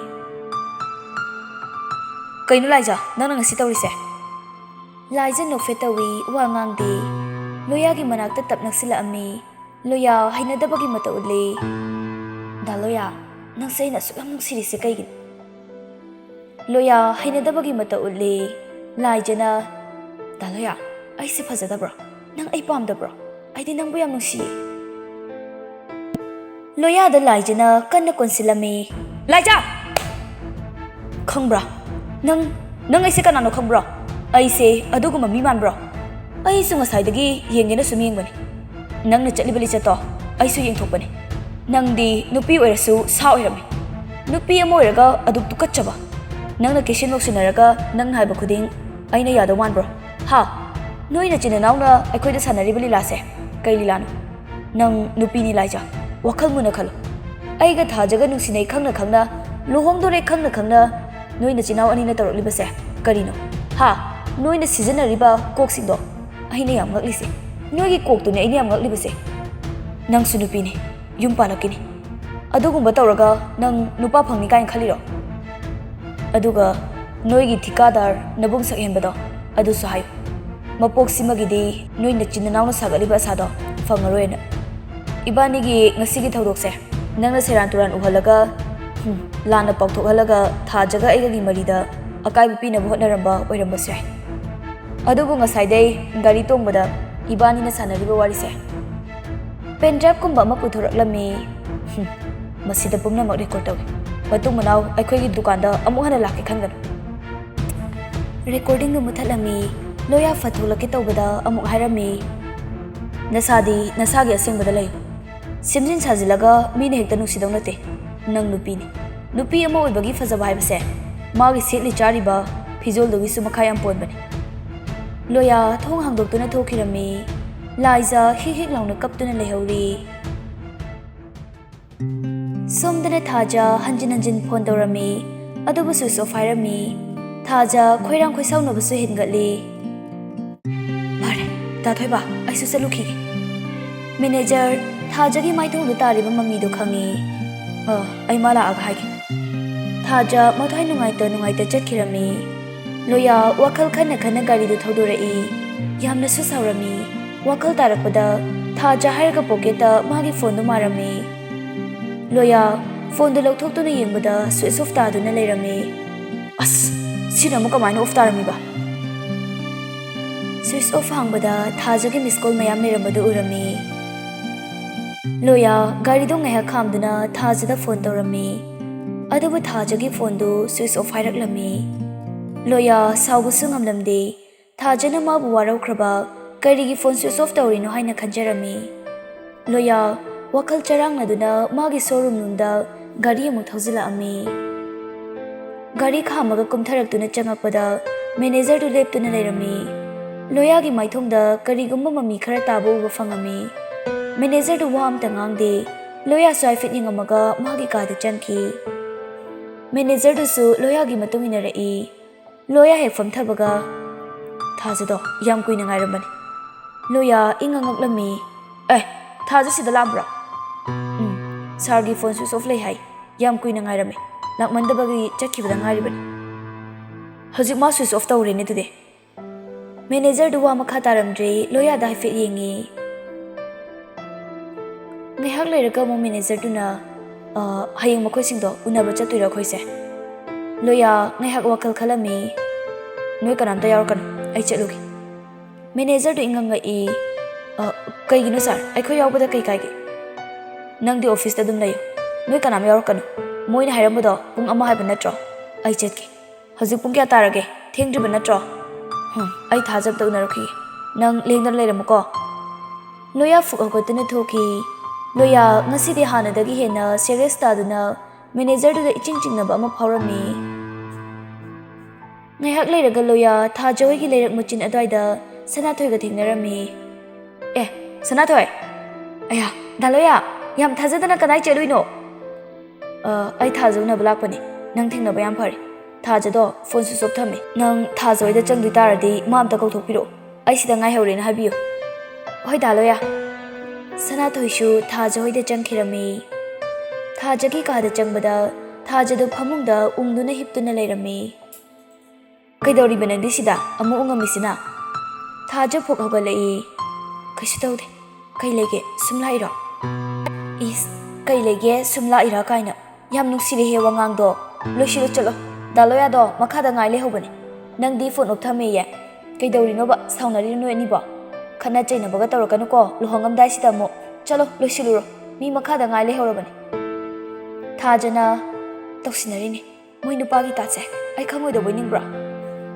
ꯉꯥꯏꯖꯁꯅꯨ ꯑꯩ ꯊꯣꯛꯑꯣꯏ ꯑꯝꯇ ꯑꯗꯨ ꯀꯩꯒꯤ ꯁꯥꯎꯔꯤꯅꯣ ꯍꯥꯏꯕꯅꯤ ꯅꯪꯕꯣ ꯁꯥꯎꯅꯗꯦ ꯑꯝꯇ ꯑꯗꯨꯒ ꯀꯩꯒꯤ ꯊꯣꯛꯑꯣꯏꯗꯣꯏꯕ ꯃꯣꯏ ꯅꯨꯄꯥ ꯍꯥꯏꯕ ꯖꯥꯠꯁꯦ ꯊꯥꯖꯕ ꯌꯥꯕ ꯅꯠꯇꯤꯌꯦ ꯅꯨꯄꯤꯁꯦ ꯃꯈꯣꯏꯅ ꯉꯝꯃꯤ ꯃꯇꯥꯒꯨꯝ ꯅꯨꯡꯁꯤꯕ ꯈꯔ ꯎꯠꯂꯒ ꯃꯈꯣꯏꯅ ꯍꯥꯏꯕ ꯈꯔ ꯌꯥꯔꯨꯔꯗꯤ ꯍꯦꯛꯇ ꯂꯥꯏꯊꯣꯛꯑꯦ ꯅꯪꯅ ꯍꯥꯏꯔꯤꯗꯣ ꯑꯩ ꯂꯧꯁꯤꯟꯐꯝ ꯈꯪꯗ꯭ꯔꯦꯀꯣ ꯂꯧꯁꯤꯜꯂꯨꯅꯨ ꯑꯩꯁꯨ ꯈꯪꯗꯦ ꯁꯅꯥ ꯑꯩ ꯋꯥꯈꯜ ꯌꯥꯝ ꯋꯥꯔꯦ ꯑꯃꯨꯛ ꯍꯧꯔꯛꯑꯕ꯭ꯔꯣ ꯅꯪꯒꯤ ꯈꯟꯖꯟꯕꯤꯗꯣ ꯅꯪꯅ ꯎꯅꯔꯔꯣꯏ ꯍꯥꯏꯔꯁꯨ ꯃꯤꯕꯨ ꯉꯥꯏꯍꯜꯂꯒ ꯊꯝꯕꯗꯨꯗꯤ ꯀꯩꯒꯤꯅꯣ ꯐꯣꯟ ꯇꯧꯔꯒꯅꯦ ꯐꯖꯅ ꯍꯥꯏꯗꯣꯛꯈꯣ ꯌꯥꯗ꯭ꯔꯣ ꯑꯩ ꯍꯥꯏꯔꯨꯏ ꯁꯅꯥ ꯃꯥ ꯆꯠꯈꯤꯅꯤ ꯃꯥꯁꯨ ꯈꯔ ꯋꯥꯖꯁꯅꯨ ꯃꯥꯅ ꯑꯩꯕꯨ ꯇꯁꯦꯡꯅ ꯅꯨꯡꯁꯤꯕ ꯑꯣꯏꯔꯗꯤꯅꯦ ꯑꯩꯅ ꯋꯥꯔꯤꯕ ꯁꯨꯃꯥꯏꯅ ꯃꯥꯁꯨ ꯈꯔ ꯋꯥꯖꯁꯅꯨ ꯃꯥꯅ ꯑꯩꯕꯨ ꯏꯒꯅꯣꯔ ꯇꯧꯕ ꯑꯣꯏꯔꯝꯃꯗꯤ ꯃꯥ ꯀꯩꯁꯨ ꯋꯥꯔꯣꯏꯅ ꯑꯁ ꯈꯪꯗ꯭ꯔꯦ ꯅꯪꯒꯤ ꯋꯥꯁꯦ ꯗꯥ ꯂꯣꯌꯥꯅꯅꯦ ꯅꯪꯉꯣꯟꯗ ꯀꯩ ꯏꯒꯅꯣꯔ ꯇꯧꯗꯣꯏꯅꯣ ꯍꯥꯏꯁꯤꯕꯣ ꯀꯩꯁꯨ ꯏꯒꯅꯣꯔ ꯇꯧꯕ ꯑꯣꯏꯔꯝꯃꯣꯏꯅꯦ mi thaba khara chinbai oiramni ba henjina su khanjilu no ibema nang ama ko ado karam kanda na mi lepnarage hayeng ku thiyeng ba chatni haibani ai khangde ai di luhong ba se pambu pamdre da sana handak da loya se wakal khara hongak ko mal ai bi amne lai thokpa gum tawi somdana loya gari yengame pungsu thingjila ami sumthok tholak tabaduda kaidawrabano khanjarami tanjadu phone amuk laksili phone laksinbadu loya thaja tholak private yengamaga gari du thauraga chatkirami sana thoina chelu rabi nupina ne kuina luhongdana leibase mina fazana ngana dabani thaja nangi ngi haktang da lakwa wakhalna firip lawano ai wakhal yamuna khale ai kai haiduno khangdi sana adubo haiba kariginu nangna daloya na ne nangonda ignore tawi laitho e mirai ren hairispo nang khangoi sana ngasai su laijaga maga chamina khina moi gi da thoi bane tabe phone su off thame sidabo karamba thamoina apabu akal khanba gam doino aseng bairo ngai ko laija hairaga laijagi wari yam tai mado handak aisu khangi aisu tai laijaga maga chamina raga su phone do off tawbagi kari mathau tari ke ba se thaja yam khanjiluno daloya na kaisho do maina tawramoimni nabani hojitine luhongdorabani nabani gi mari khangdaba mi bu leiram gidrane kem khangana laise do mogi office da toina sulai mathau yam leitabini mogi machi manau do thaja nanga daloya ga ne khaina bayade makhoi gi langdane noi thugan makhoi na khoi ani kaina nabane yam kana silibani noina kaina raga ne yam kalak penduri bani moina the ai su sana batawrage ko asawbado amta pharo ai saipolo thindu la oduga thajaga sana thoiga wari sana sana duna thokminara e ado ai su salu khige ko nang fajana lehoro lambi rom da mo hai fit yengi daloya su sat kramal thaja su hai fit yengi sana thoina fare ai chalu khige ko chaluro sana thoi chat khraga thaja magi ka da changlakuna famung da phamtharami sana thoina hairamba wahai singdu nahongna na manakong da taduna lerami amuksu loya ga laijaga wari sana sana duna chatminaramga da mamatau singdu amuk mitmang da urami khalubada thaja mami chajet usili sana thoina haikiba wa amuk tai loya na mangonda haikiba wahai sing amuk tarami kona thangda thaja phone switch off fangi masa mathanda wakhal tajade loya da call tawduna lerami hello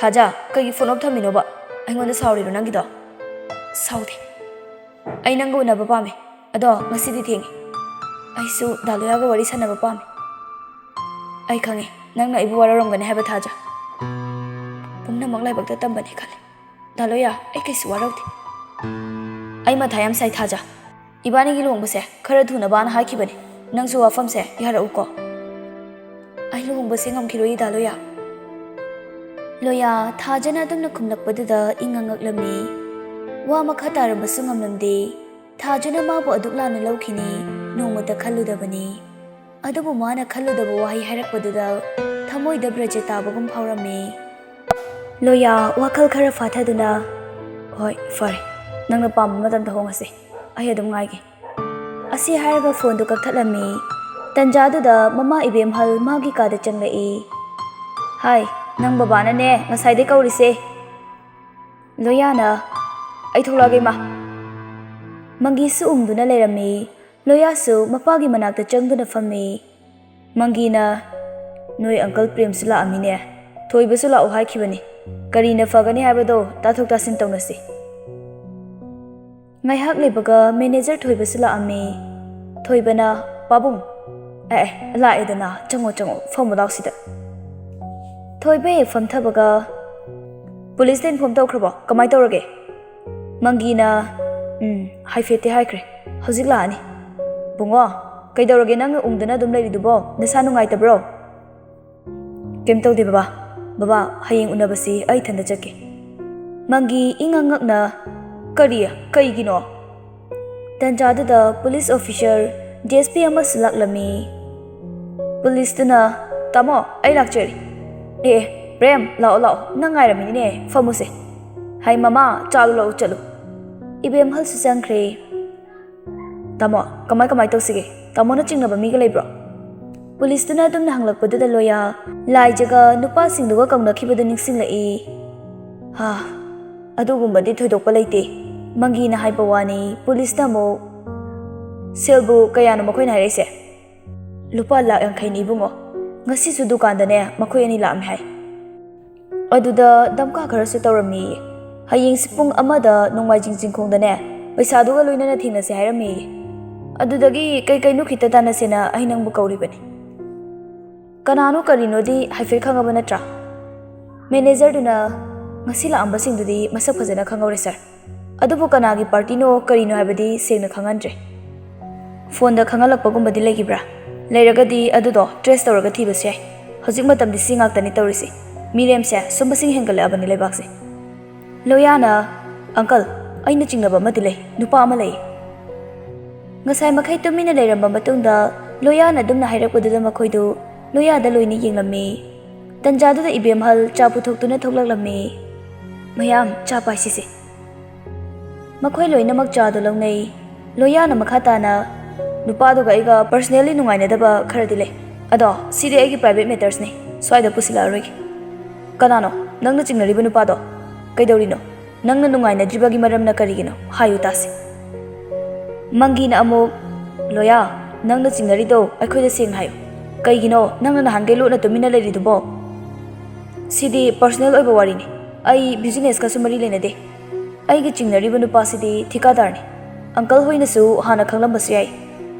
Adobu kanano haibane maming kari kawi hayudana. Ibemhalna ibungo kanano nangna chingnaridubo seng hayu. Romesh ko bunu paamale. Hadaki demand sida magi khut kharadi yaramgadaba mali. Police aduna nangna chingnari haiduna ne hekta pharubadi yaroi. Matik chaba praman kharadi aikhoida tamu.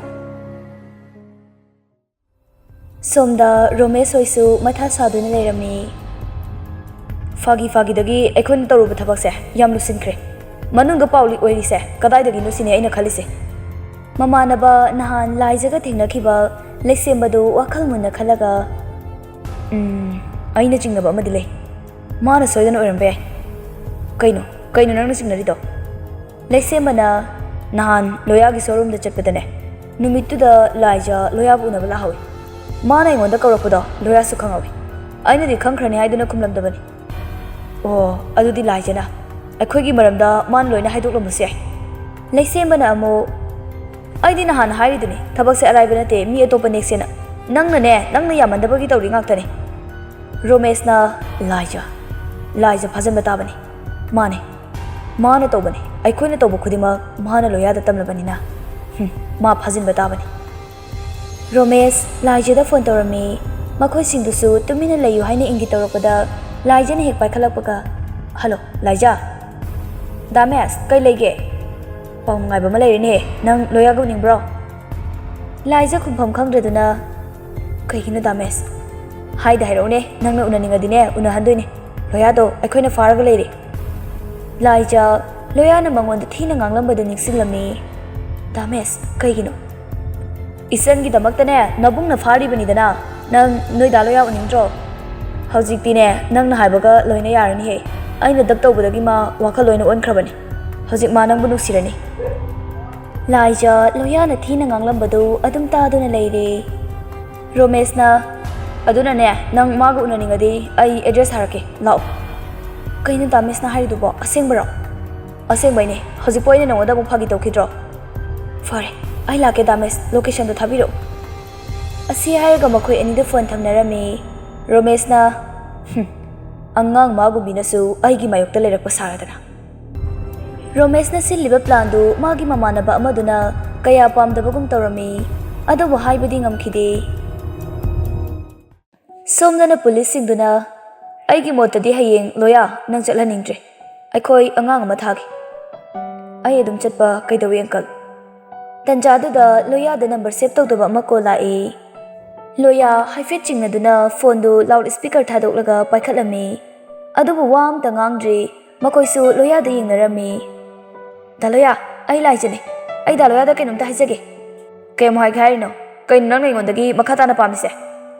Daloya ꯑꯩ ꯗꯥꯂꯣꯌꯥꯗ ꯇꯁꯦꯡꯅ ꯂꯥꯟꯈ꯭ꯔꯦ ꯉꯁꯤꯗꯤ ꯑꯩ ꯋꯥ ꯑꯝꯇ ꯍꯥꯏꯖꯒꯦ ꯗꯥꯂꯣꯌꯥ ꯍꯣꯏꯗ ꯁꯦꯜꯒꯤ ꯗꯤꯃꯥꯟ ꯇꯧꯔꯛꯏꯗꯣ ꯑꯩ ꯀꯅꯥꯅꯣ ꯍꯥꯏꯕ ꯈꯪꯉꯤ ꯃꯥꯗꯣ ꯑꯇꯩ ꯀꯅꯥꯁꯨ ꯅꯠꯇꯦ ꯗꯥ ꯔꯣꯃꯦꯁꯅꯅꯦ ꯂꯣꯌꯥ ꯐꯣꯟꯗꯨ ꯁꯠ ꯀꯛꯊꯠꯂꯝꯃꯤ ꯃꯪꯒꯤꯁꯨ ꯇꯥꯔꯗꯨꯅ ꯀꯅꯥꯅꯣ ꯅꯨꯄꯤ ꯃꯆꯥ ꯑꯗꯨꯅ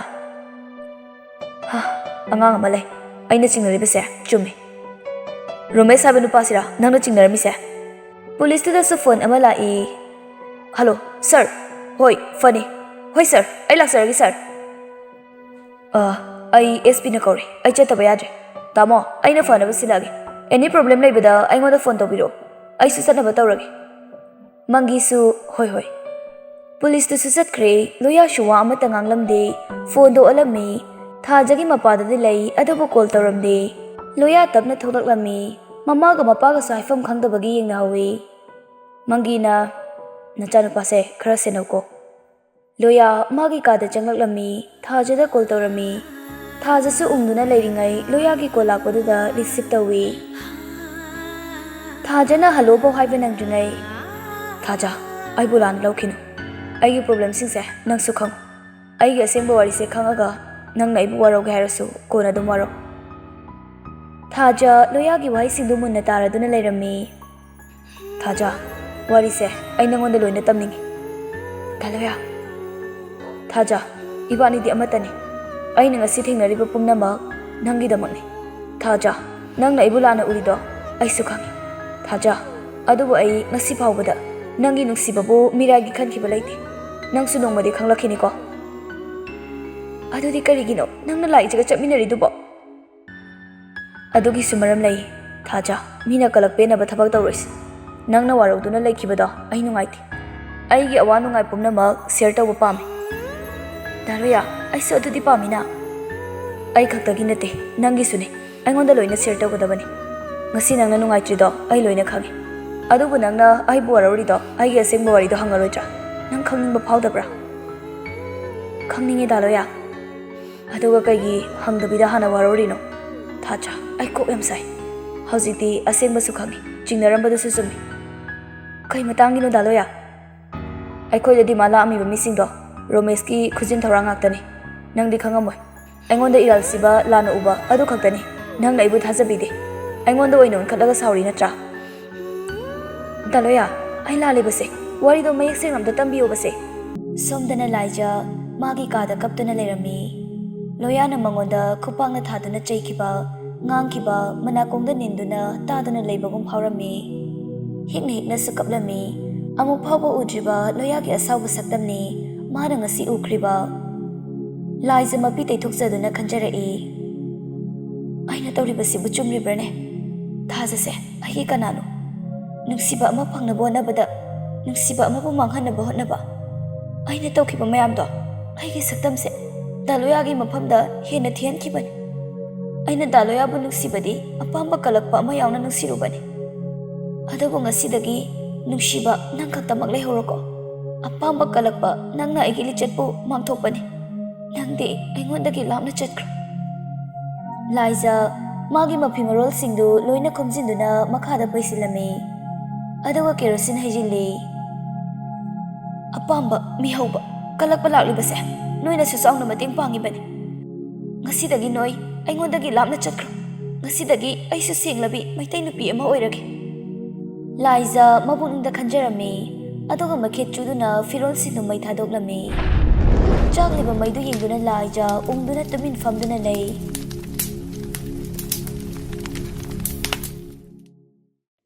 ꯁꯣꯝꯗꯅ ꯊꯥꯖꯒ ꯂꯣꯌꯥꯒꯁꯨ ꯋꯥꯔꯤ ꯁꯥꯟꯅꯕ ꯂꯣꯏꯗ꯭ꯔꯤ ꯂꯣꯌꯥ ꯊꯥꯖꯗ ꯋꯥꯔꯤ ꯄꯨꯝꯕ ꯂꯤꯔꯝꯃꯤ ꯊꯥꯖ ꯑꯁꯦꯡꯕ ꯋꯥꯔꯤ ꯈꯪꯕꯗꯒꯤ ꯂꯣꯌꯥꯕꯨ ꯋꯥꯔꯧꯕ ꯉꯝꯂꯝꯗꯦ ꯗꯥꯂꯣꯌꯥ ꯑꯩꯁꯦ ꯌꯥꯝ ꯐꯠꯇꯕꯤ ꯍꯥꯏꯕꯗꯣ ꯑꯣꯏꯔꯝꯃꯦ ꯑꯩꯁꯦ ꯄꯨꯛꯆꯦꯜ ꯌꯥꯝ ꯄꯤꯛꯏ ꯄꯨꯝꯅꯃꯛꯁꯦ ꯈꯪꯗꯅ ꯗꯥꯂꯣꯌꯥꯗ ꯂꯥꯟꯅ ꯎꯔꯝꯃꯤ ꯄꯨꯛꯆꯦꯜ ꯄꯤꯛꯄ ꯅꯠꯇꯦ ꯈꯝꯕꯟꯕꯅꯤ ꯑꯗꯣ ꯃꯇꯥꯡ ꯃꯇꯝ ꯍꯥꯏꯕ ꯑꯃ ꯂꯩꯕꯅꯤ ꯅꯪꯅ ꯈꯝꯕꯟꯕꯗꯣ ꯑꯩꯁꯨ ꯍꯔꯥꯎꯏ ꯊꯃꯣꯏꯗ ꯅꯨꯡꯉꯥꯏꯕ ꯑꯗꯨꯕꯨ ꯋꯥꯔꯧꯈꯤꯕꯗꯤ ꯅꯨꯡꯉꯥꯏꯇꯦ ꯑꯩ ꯋꯥꯔꯧꯗ꯭ꯔꯦꯕ ꯗꯥꯂꯣꯌꯥ ꯅꯪꯅꯅꯦ ꯑꯩꯒꯤ ꯄꯥꯡꯒꯜ ꯍꯥꯞꯀꯗꯕꯅꯤ ꯄꯨꯛꯅꯤꯡ ꯁꯣꯟꯊꯍꯟꯒꯗꯕ ꯅꯠꯇꯦ ꯍꯧꯖꯤꯛꯇꯤ ꯑꯩ ꯂꯣꯏꯅ ꯊꯦꯡꯅꯕ ꯉꯝꯃꯅꯤ ꯗꯥꯂꯣꯌꯥ ꯅꯪ ꯍꯌꯦꯡ ꯆꯠꯀꯅꯨ ꯑꯩ ꯋꯥꯈꯜ ꯅꯨꯡꯉꯥꯏꯅ ꯁꯤꯗ ꯂꯩꯍꯧꯕ ꯉꯝꯃꯣꯏꯕ ꯅꯠꯇ꯭ꯔꯒ ꯑꯩꯁꯨ ꯂꯥꯛꯀꯦ ꯅꯠꯇ꯭ꯔꯒ ꯄꯨꯂꯤꯁꯇꯪ ꯆꯠꯍꯟꯁꯦꯕ ꯊꯥꯖ ꯑꯩ ꯀꯩꯁꯨ ꯇꯧꯔꯣꯏ ꯀꯩꯝꯇ ꯈꯟꯒꯅꯣꯕ ꯑꯩ ꯆꯠꯇ꯭ꯔꯗꯤꯅꯦ ꯑꯩꯅ ꯃꯈꯣꯏꯕꯨ ꯀꯤꯗꯨꯅ ꯆꯦꯟꯕ ꯃꯥꯟꯈꯤꯅꯤ ꯐꯔꯦꯁꯦ ꯑꯩ ꯍꯌꯦꯡ ꯑꯃꯨꯛ ꯇꯧꯔꯛꯑꯒꯦ ꯅꯪꯁꯨ ꯄꯣꯊꯥꯖꯔꯣ ꯑꯩꯁꯨ ꯉꯥꯏꯍꯥꯛ ꯄꯣꯊꯥꯔꯒꯦꯕ ꯄꯣꯊꯥꯔꯣ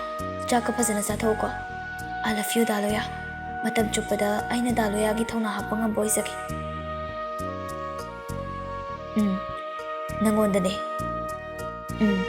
ꯅꯪꯒꯤ ꯅꯉꯥꯜꯗꯅꯦ ꯑꯩꯅ ꯄꯣꯊꯥꯗꯣꯏꯁꯦ ꯐꯔꯦ ꯅꯪꯁꯨ ꯄꯣꯊꯥꯔꯣꯀꯣ ꯊꯝꯃꯒꯦ ꯍꯣꯏ ꯗꯥꯂꯣꯌꯥ ꯑꯁꯨꯝꯅ ꯐꯣꯟ ꯊꯝꯅꯈ꯭ꯔꯦ ꯊꯥꯖꯁꯨ ꯋꯥꯈꯜ ꯈꯔ ꯌꯥꯡꯉꯝꯃꯤ ꯑꯗꯨꯕꯨ ꯋꯥꯈꯜ ꯅꯨꯡꯉꯥꯏꯕꯗꯤ ꯑꯣꯏꯔꯝꯗꯦ ꯃꯥꯁꯨ ꯎꯪꯗꯨꯅ ꯂꯩꯔꯝꯃꯤ ꯗꯥꯂꯣꯌꯥ ꯑꯩꯁꯨ ꯅꯪꯕꯨ ꯊꯃꯣꯏ ꯁꯦꯡꯅ ꯅꯨꯡꯁꯤꯌꯦ 이바니기 눅시나바시나 타모싱바 눅시바 오이라바디 이바니기 말이다 아이라pan thohanbigano he daibangbu sembiriba mapu daloyabu khudongtiba yahanbigano asumna ahingdusu thingjila ame misik mirau kontana khidre adobo loyadi ahing tumthaba ngamlamde haifetang uiruba hawrapada loyada phone ring ama lakpadu masu khangpre khangduna hawgole hello hayenggidamak nang sem saba loiraba natra hayeng nungthil pung amada ai nangbu nomaijing chingkhongda ngaidun leiramgani aduda nangna lakpada kanasu loinarakpa yaroi nathanda lakadabani baya khonjelduda romesni khangbagi yam sauna fuk hawgatuna ai lakani nanggu mapangdaba nate hai romes adubu hayengdi nang kudi chalhoro ha kududa kanana hana hapkedo hayeng yengba taridana loya phone du kapthalami phone thamnakraba matungda romesna thabak khudima yam seksina pangthokadabani loya su tarai nadi lakadaba mane marak sida hayeng ayukta aikoina tawgadoribase nakhoi cheksingadabani hayeng ayuk ai laija hoida chatuna mabu kokthokani aikogi arun athup kayabu mana loya da tamthopagi ichan oirabasu mabu dilemna khaktharoi romeski mamanaba anidu ma yaudringaida tumina wa khara khanarami lembana magi thabaksibu hayeng nang yaudiro aidi yawaroi mana tawrise kharadi henbali laisembana mo aisu yaroida yam nungai badawna aruba thabak ngakta sinaraga mana nungaina laithoga sales su bp de aduga bill fangaga pini dai magi thabakse ai yawu ngam lembana mo ai maga sum pullaga leradine punsise nungai bangamni thajadre aduna ai maga thabak tominar ai su khalinne are ma papa masu yamna tari banise mina sunu shidre hayeng kari thokpa tambangamde kana de ta hayeng ibani magi thabakse chalaroisiko loya kharanga lingaidagi haina khibagi matung ina nongmai jingjing khong manakta leptuna leirami police ki gari na khara lapna khamduna leirami adubu loya gadi paulonarami mim tude kanam laite police tuna location di chumiko ai phone toraga harake hoi asumna phone thamnarami loya ngarang mangonda tawkhiba number da call tawrami adubu switch off hairaklami sumdana romesh laija hoida laklami laija su romesh sangakpa ubada ngaktuna kai lerage damesh laija na fane ka selaga lerambadda romesh na noga his fane ka selamine laija hanadi ka shukhalamdrabasu ngasi di romesh bu ihei hinadaba phawrami kai lerage damesh ayung antasida chumna sum lakpra ha chumna sum unada kuirena lakpani idom chawdi udena kai chakhige imadi kai thel chakhi kanam laitro kai ginu damesh na adu hangidubo kanam laite ado nang loya gi manakta lao hairaga kai ginu laktridi loya do hojikti aina haiba yarani nang magi manakta la aroi hairiro laija khara saugatuna damesh na chiliba khujin tharang khudimak aisu loina khangbazan madu tawdabana fani natrabadi afaba kaya oiro angang nangna aingonda pauta ka piri ni ha hai loya hatringaida nang han hatpa lakpani asi haiduna romesh na laijabu machin mansilaga thangama satoraktuna ngaksamna thamlami nangi hingnabagi upai lekadaba mandre masidi nang laija masa kanjanaba romesh ta khongpang na kausilami romesh su saina duna makutu thadorami mana pairamba thangdu leimaida tarami madu laijana khunjilaga anabagi chaina khangliba romesh ta thangduna thilli romesh I mayamga loina leimaida tarakpada laija kiba su pharaklami Tasengna mahak mihatpi haibadu oire khanduna masadu hena pakhatpa phauraduna ma ka adudagi thunamak chenthoraplammi. Somdana loya hoisu Romesh pungaiduna lerammi. Pung ama makhaidi tasilai. Police aduna pung ama makhaidi tasilai la arudi chalamoy gise. Amana amo kiramani. Police tugi phone da call ama lai. Hello sir, I know my jingkong da thaba magi lai sir. Ha, kai lam da sir. Okay, I laksaragi sir. Akhoi thaba athuba ma lai chataba yaroi. Nasu hanaba tawro ngairanu. Mathang da phone tawradi pairanu. Akhoi na phone ba tawraki. Yam pingna gari start tawro.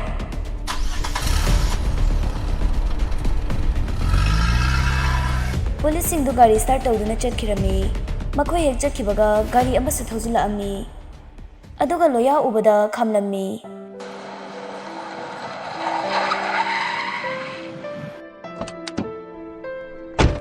Loya gi mamaga mapaga thajaga thadoiga sukumtharai. Loya ubada makhoi loya gi manakta chinsilai. Makhoi laktre pabung. Mangina police singdi hojita loin chakre. Thadoina kiramani moisu. Hai hanaba tawrasi nangsu chalasla. Loya thajaga yengnarami. Tanjada thajada Sanathoi gi kolai. Hello Sanathoi kai haigi. Ha aseng bairo. Ai thaba ma chaliye. Horene ai halaga pawdo mari chumnam ta tamuko. Thajagi ngakpadu ubada makoi singdu khawrangba phawrami. Phone ek thamaga daro mesto siri hai. Loya ngakna kamaina khangde adudi mina thanga thilamini hai. Sanathoi na Facebook to thagalakpada thingnai hai. Ibem halna kaino ne noina hainari dubo ima bo khalamta ta halune he. Mangi gari manungdagi laurai. Yare ne he chanarasine noibo. Loyaga thajaga ama mangi ibem hal amadi thadoi makhoi puna ma chatminarami. Makhoi na sumlakpada lambida mi mayam omsinduna leiba ubadagi loya samagi gari do khamlami. Mangi su kaidoraba chatno haiduna gari do khami. Adoida leiramba mi amada mangina kaidoba yaurage ase haiduna mangak lithoptuna hanglami. Mi duna asidane nupi macha ama mathanta thori yalaga siramba. Asamna hairakpadagi makhoi singdu garidagi kumthara ami. Loyaga thajagasu garidagi kumthaduna yengma changami. Adobo adai kanasu oiramdre laijo oirambaduda loyaga thajagadu yengba ngamdana mamit oisilami. Tanjaduda police laktuna mayamdu tanthokpadagi makhoi su gari amuk tongkhatnaduna amuk chatlami. Thaja mabukningda khanjai. Laija nang naingonda fanayamna akaiba taroklabasu nangi aroiba numisidadi nangonda fattaba wahi haibadi ai ngamla. Nangbudi marup ama oina adum nungsikhibani. Mapoksimagi ibani nungsijanana kuina loinaba phangautre. Adobo mathang mapok haibado tasingna leirabadi ibani wakal tinaba marup oiduna amuk thengnasiko. Nang nungaina leibo yuko laija. Asi hairaga thajadu mamitagi sintharakliba pirangdu taithokjarami. Aikhoi miyoibase nungshiko daloya. Hinglingi matamda saunaba muknaba kaya ama leirabasu asiba mana hekta ngamkhiko. Thawa yaudravadi miyoi khudingmak sakchu khetnarabasu loina manaramniko. Wakal mana migi apapata ohenbaniko. Kaino nana ngang miyamdubo se yam khanjiluranuba. Punsise tamba ngamde. Aikhoi khudingmakne nongma natraga nongmadi asibagi khayata tagadaba ngaktani. Sumnatangi ahan akon khaktani. Aikhoina khangadaba haibabune hinglingai mekup kharasidi afaba tawramba masi khaktani. Makhoi anisu wari sana sanaduna chatminarami. Numidangi matamda loya imung manung punna TV yengminarami. Pauda asumna hairi. Thaudo thokpamdagi phangba pauda laikhidraba nupi macha adu Romesh hariba nupa adubo hatpada chenaba oiba yai hairi. Nongmanini leiraga loyaga thajaga luhongbagi wariromda mai onsinarakle. Thajagi yumda loyagi mamaga mau aniga laklammi. Mau amana kari karino khara puzara ise loksinbiyuse. Kari haina kaugadabano su khangzadre. Ichi hain hekta kauraki. Jaminina, hoida, minggaudi kaisu kaidida. Mayamna ne, kauningba mehekta kau. Iche kaugera, inamba kaugera, adum kaubiyo. Haima, kaigino asuk yamna pura isibo. Tanjaduda Thaja cha puthoraklami. Jaminina, mayam cha paisise. Cha su launarami, ibemhalna. Angang anigi kuthido yengthoknaragane, phai phatte khangdoknaragane, luhongbado khitang thuna hongdokpirasi. Jaminina, aisu madumangni khanjaramise. Adubu wafam amta. Ibemhalna, takpisi. Yekthoknabanina lai amungtang khoiram thokpada kari kaiba laibige. Hayengwai asoi angam yaudanamni ko haijarise. Aigisu icha mathandanina ne asoi angamde yaujahaningde. Mani, chumi. Madudane karisu akaiba laite. Ado kuthido hayeng hekta yengthokpirasira. Jaminisu, hoi, aduna ta pharani. Asamna Thajaga loyaga luhongbagi matam lepnaraba matungda Thajaga Sanathoiga luhongbadi karam kanda tare. Handaki Novembergi date 8 haijingpot. Aduga 10 ta luhongba. Adadi kuidreko. Haijabagi wani Thaja nang laitradi yumsa ichik horan. Luhongkradi ibani sodum lapnaba haibado adum moirani ko. Haibaga Sanathoi mapi ira chelaklibadu lona taithokpadu Thajana ui. Thajana kaidobagi lapnaduino. Sana nang kapiro. Se kapkanuba. Sanathoi Thajana adumna themlakpadagi hena mitludagi pirangsu khamba ngamlamde. Ai kapti Thaja. Masidi nungaibagi pini. Pisak piklingaidagi natra. Ibani ichilinaudona loinaraise. Awa nungai kaya tanaduna. Aduba hojikti hokraba thokdoksing singduna laiba natana kari upai lai. Sana kaigino nang ngasi pukning adu yam sontharidubo. Ibani dum thengnadoisidi nang hayengwai khoida damangalga laoidro. Sanathoido hik launa kablai. Se kapkonoba aisu nungaiteba. Sanathoi tamna mapi teithokjai. Thajana aisu handak yamna emotional oi. Mamaga babaga thadoamdoini khanbada ahingsu tumba yade. Nupi oibi koi punsise yam tonra sana. Ima ipaga kuina kejaba maujabasu phanganbide. Asi hairaga Thajasu sintharakliba pirangdu taithoktuna. Se nang phamamu ai chalulakeko. Ngaiko aisu yauge. Matamna kanabusu ngairamdana asam chatkibana ngasidi loyaga Thajagagi luhongnaba numitu yoraklame. Ngasidi Thajagi makutna lengjaba kundo paring loyagi ngaksamda hukre. Kananasu thingba ngamlaroidaba chelaba nungsili punna punkre. Ngasidi loyaga Thajagadu ngaijarakpa nungsi panthungdi yauminakre. Makhoi ani punsi icheldi laibakta kari tamlamba yengminase. Luhongbagi numidang wairamdu mayam irang langnai.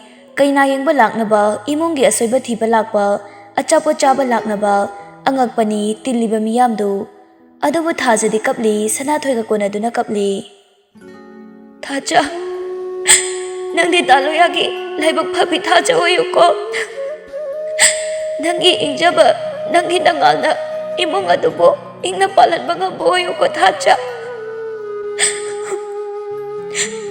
Sanathoina kaplaga haiba wahaidu tabada khangba ngamdraduna Thaja Sanathoibu konsinduna hikna kaplame.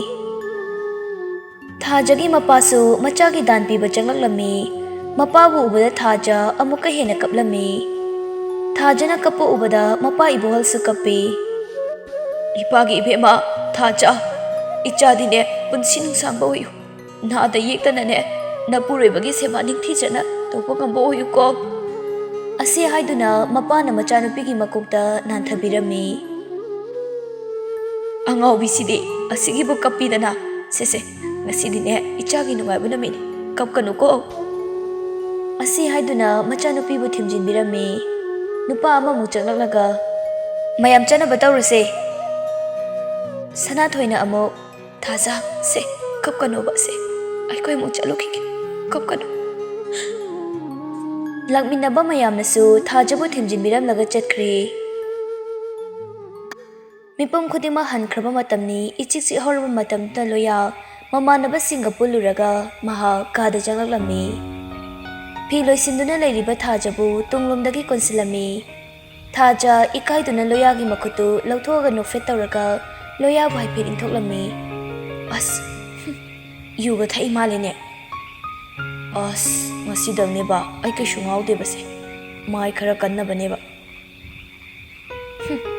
Haina di he nang suba. Mai di hana de kali tudi. Is ai bu mai kali kaina nangonda khakanja base. Se ai ngonda yenglo. Asi haraga loyana Thajabu mangondo ansilhalami. Ngasidi nang siyam phaze. Phazabrane sengba. Thajabu loyana thongnau mayada pusinduna phaze yengo. Ngasi sia meragi taramari panba numini. Thabal dadi ngasigi thabal sidabu ayiba kaya kabi kaya na saithanari. Meragi menglaba thabal haiduna. Adubu pumnamak se aigi Thajana maithiba piramne. Ngasidi atiyada thokliba Thajase yengo. Aigi Thajagi ningthijarabi maithong ubada leicilgi marumda lotuna khanglisi. Dalaya. Hazikti aigi ming hapkana. Thaja nofet tawrami. Da yaraba. Yare. Ado Thaja ngasidi nangse aigi sagaida tilleko. Asi haraga loyana Thajabu chena konsinbirami. Nongma numidang ama loyagi imung manungdu chak chaminaduna leirami. Ibema nangsu mayam charingasida chamina horasi laudana. Yarani ima mayamgi warapa yengkhige. Loya chana chana nofet tawrami.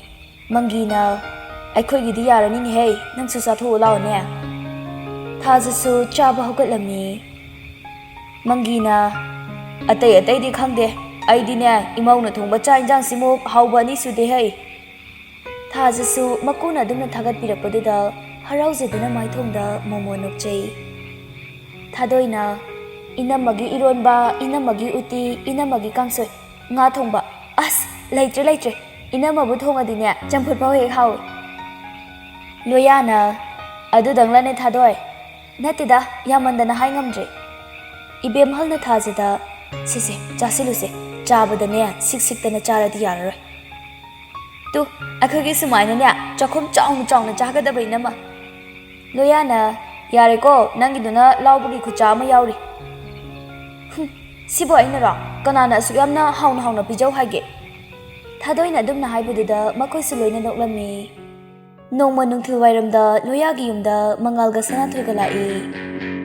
Mangalna Thaja Loya Sanathoinasu Thaja Loya thulaga Mangal noi lairo aduga lepaga leiriba yam koibaga saradana chango Sanathoi chango law manungda phamuse. Makoina khunguk lawthuke tawbada yare khungum yawsa sanu kainu ni he. O ikaijabado midi anaubina seba tawkhrabanina yam sawthokibado. As yareda taningdeda se sida phamuse. Nangdi thabamda chatrabol hongbode natine nangbu adum su nei leira baba. Sanathoi nokpadu ubada loya ikaiduna as talle nang sisuba mi ai thabak halak tungari ko rinune ado kai lerageba noi ni yam thajadana lais. Ai lakpa ga yajabo noi daga lakpase ticket ka mok na gidraba appointment ga hana lawna khidraba. As adui wa na tira noi ani pulam ka lak unaba sida hangbani ba. Thajadi daloya leibane. Thaja tabrane hey. Thaja mapuroibana kauba tabadagi hatu chenthoksarai. Au tare kai haige. Kana no yengu laise. Thaja Sanathoi laambaduda haima hingchabi yam thajade haiba. Kai tawrino nangba. Phisirubane ba ado phamamuse ai cha semakiba damanga cha thaksiko. Chaga lairi aikoina laise kaigino khangbra. Hai saidana kamai khangdiba. Sanathoi begtagi invitation card naktutuna se surprise.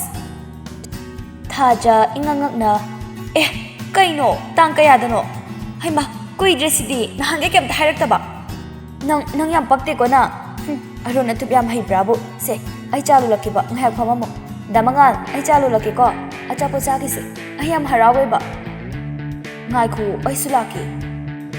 Sanathoi ga Thajaga kitchen da changminarai. Thajana khangde ai di yam harawe damangal ga nangalu hungdori tabada ꯑꯩ ꯌꯥꯝ ꯍꯔꯥꯎꯖꯥꯅꯤ ꯈꯪꯕ꯭ꯔꯥ ꯅꯪꯗꯤ ꯅꯔꯥꯏꯕꯛ ꯌꯥꯝ ꯐꯩ ꯅꯪꯗꯤ ꯐꯠꯇ꯭ꯔꯣ ꯍꯥꯏꯁꯦ ꯅꯪꯁꯨ ꯑꯁꯨꯛ ꯅꯨꯡꯉꯥꯏꯅ ꯂꯩꯔꯤꯁꯤꯗꯤ ꯗꯥꯂꯣꯌꯥꯅ ꯌꯥꯝ ꯂꯨꯅ ꯇꯧꯕꯤꯔꯝꯗꯧ ꯃꯥꯜꯂꯤ ꯊꯥꯖ ꯅꯣꯛꯐꯦꯠ ꯇꯧꯔꯒ ꯏꯁ ꯅꯪꯁꯨ ꯍꯌꯦꯡꯋꯥꯏ ꯗꯥ ꯃꯉꯥꯜꯅꯅꯦ ꯅꯈꯨꯠꯇ ꯍꯥꯝꯃꯒ ꯄꯤꯖꯗꯧ ꯂꯩꯔꯦ ꯁꯣꯝꯗꯅ ꯃꯉꯥꯜꯒ ꯂꯣꯌꯥꯒꯁꯨ ꯋꯥꯔꯤ ꯁꯥꯟꯅꯗꯨꯅ ꯂꯩꯔꯝꯃꯤ ꯏꯃꯥ ꯍꯣꯏꯗꯤ ꯑꯝꯇ ꯎꯗꯦꯅ ꯏꯃꯥꯒꯅꯦ ꯊꯥꯗꯣꯏꯒ ꯕꯖꯥꯔꯗ ꯆꯠꯈꯤꯌꯦ ꯅꯪꯅ ꯑꯅꯧꯕꯤ ꯊꯥꯗꯣꯛꯄ ꯉꯝꯗ꯭ꯔꯕ ꯁ꯭ꯋꯥꯏꯗ ꯑꯁ ꯅꯪꯁꯨꯕ ꯑꯣꯟꯊꯣꯛꯄ ꯑꯗꯣ ꯑꯩꯁꯨ ꯍꯌꯦꯡꯋꯥꯏꯅꯦ ꯇ꯭ꯔꯦꯅꯤꯡꯁꯦ ꯅꯪꯉꯣꯟꯗꯩ ꯂꯧ ꯇꯥꯔꯦꯅꯦꯀꯣ ꯇꯟꯖꯥꯗꯨꯗ ꯁꯅꯥꯊꯣꯏꯒ ꯊꯥꯖꯒ ꯆꯥ ꯄꯨꯊꯣꯛꯇꯨꯅ ꯊꯣꯛꯂꯛꯏ ꯊꯥꯖꯅ ꯀꯥꯏꯗ ꯇ꯭ꯔꯦꯅꯤꯡ ꯆꯠꯄꯩꯅꯣ ꯍꯥꯏꯔꯤꯁꯤꯕꯨ ꯗꯥ ꯃꯉꯥꯜ ꯊꯥꯖꯅ ꯑꯗꯨꯝꯅ ꯍꯪꯂꯛꯄꯗꯨꯗ ꯃꯉꯥꯜꯗꯨ ꯏꯀꯥꯏꯕꯣꯏ ꯀꯩꯕꯣꯏ ꯈꯪꯗꯨꯅ ꯑꯁ ꯄꯨꯂꯤꯁꯀꯤꯅꯤꯗ ꯀꯩꯅꯣ ꯗꯥ ꯃꯉꯥꯜ ꯄꯨꯂꯤꯁ ꯑꯣꯏꯔꯒꯦ ꯍꯥꯏꯔꯤꯔꯣ ꯁꯦ ꯆꯥ ꯄꯥꯏꯁꯦ ꯆꯥꯗꯣ ꯑꯃꯃꯝ ꯄꯤꯔꯝꯃꯤ ꯊꯥꯖꯅ ꯀꯩꯅꯣꯕ ꯄꯨꯂꯤꯁ ꯑꯃ ꯑꯣꯏꯔꯒꯦ ꯍꯥꯏꯔꯤꯕ꯭ꯔꯥꯕ ꯄꯨꯂꯤꯁꯀꯥꯗꯤ ꯑꯣꯏꯔꯨꯅꯨꯀꯣ ꯄꯨꯂꯤꯁ ꯑꯣꯏꯕꯁꯦ ꯃꯤꯅ ꯐꯖꯅ ꯉꯥꯡꯅꯗꯕꯅꯤ ꯗꯥ ꯃꯉꯥꯜꯕꯨ ꯍꯟꯗꯛ ꯑꯣꯖꯥ ꯈꯟꯕꯗ ꯌꯥꯎꯈ꯭ꯔꯗꯥꯏꯅꯦ ꯍꯧꯖꯤꯛꯇꯤꯅꯦ ꯑꯣꯖꯥꯃꯨꯛ ꯂꯦꯝꯕ ꯁꯤꯟꯐꯝ ꯂꯩꯇꯕꯅꯤ ꯗꯥ ꯃꯉꯥꯜ ꯈꯪꯗ꯭ꯔꯦꯗ ꯇꯧꯔꯤꯁꯦ ꯂꯥꯏꯕꯛꯇ ꯇꯝꯂꯝꯕ ꯍꯥꯏꯕꯗꯨꯅꯤ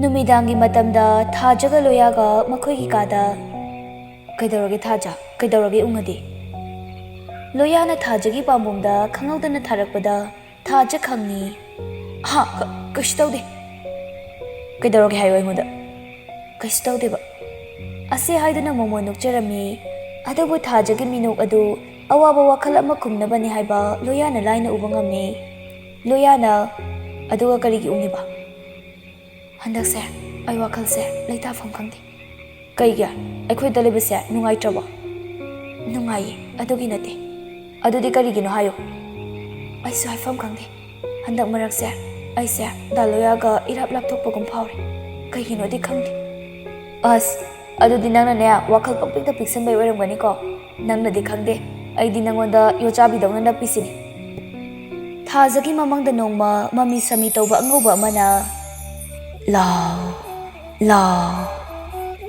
ꯑꯁꯤ ꯍꯥꯏꯗꯨꯅ ꯑꯀꯤꯕ ꯈꯣꯟꯖꯦꯜꯅ ꯃꯥꯕꯨ ꯀꯧꯊꯣꯛꯂꯝꯃꯤ ꯊꯥꯖ ꯈꯪꯄ꯭ꯔꯦꯛ ꯈꯪꯗꯨꯅ ꯑꯍꯤꯡꯗꯨꯗ ꯈꯪꯄ꯭ꯔꯦꯛ ꯈꯪꯗꯨꯅ ꯍꯧꯒꯠꯂꯛꯏ ꯏꯃꯥ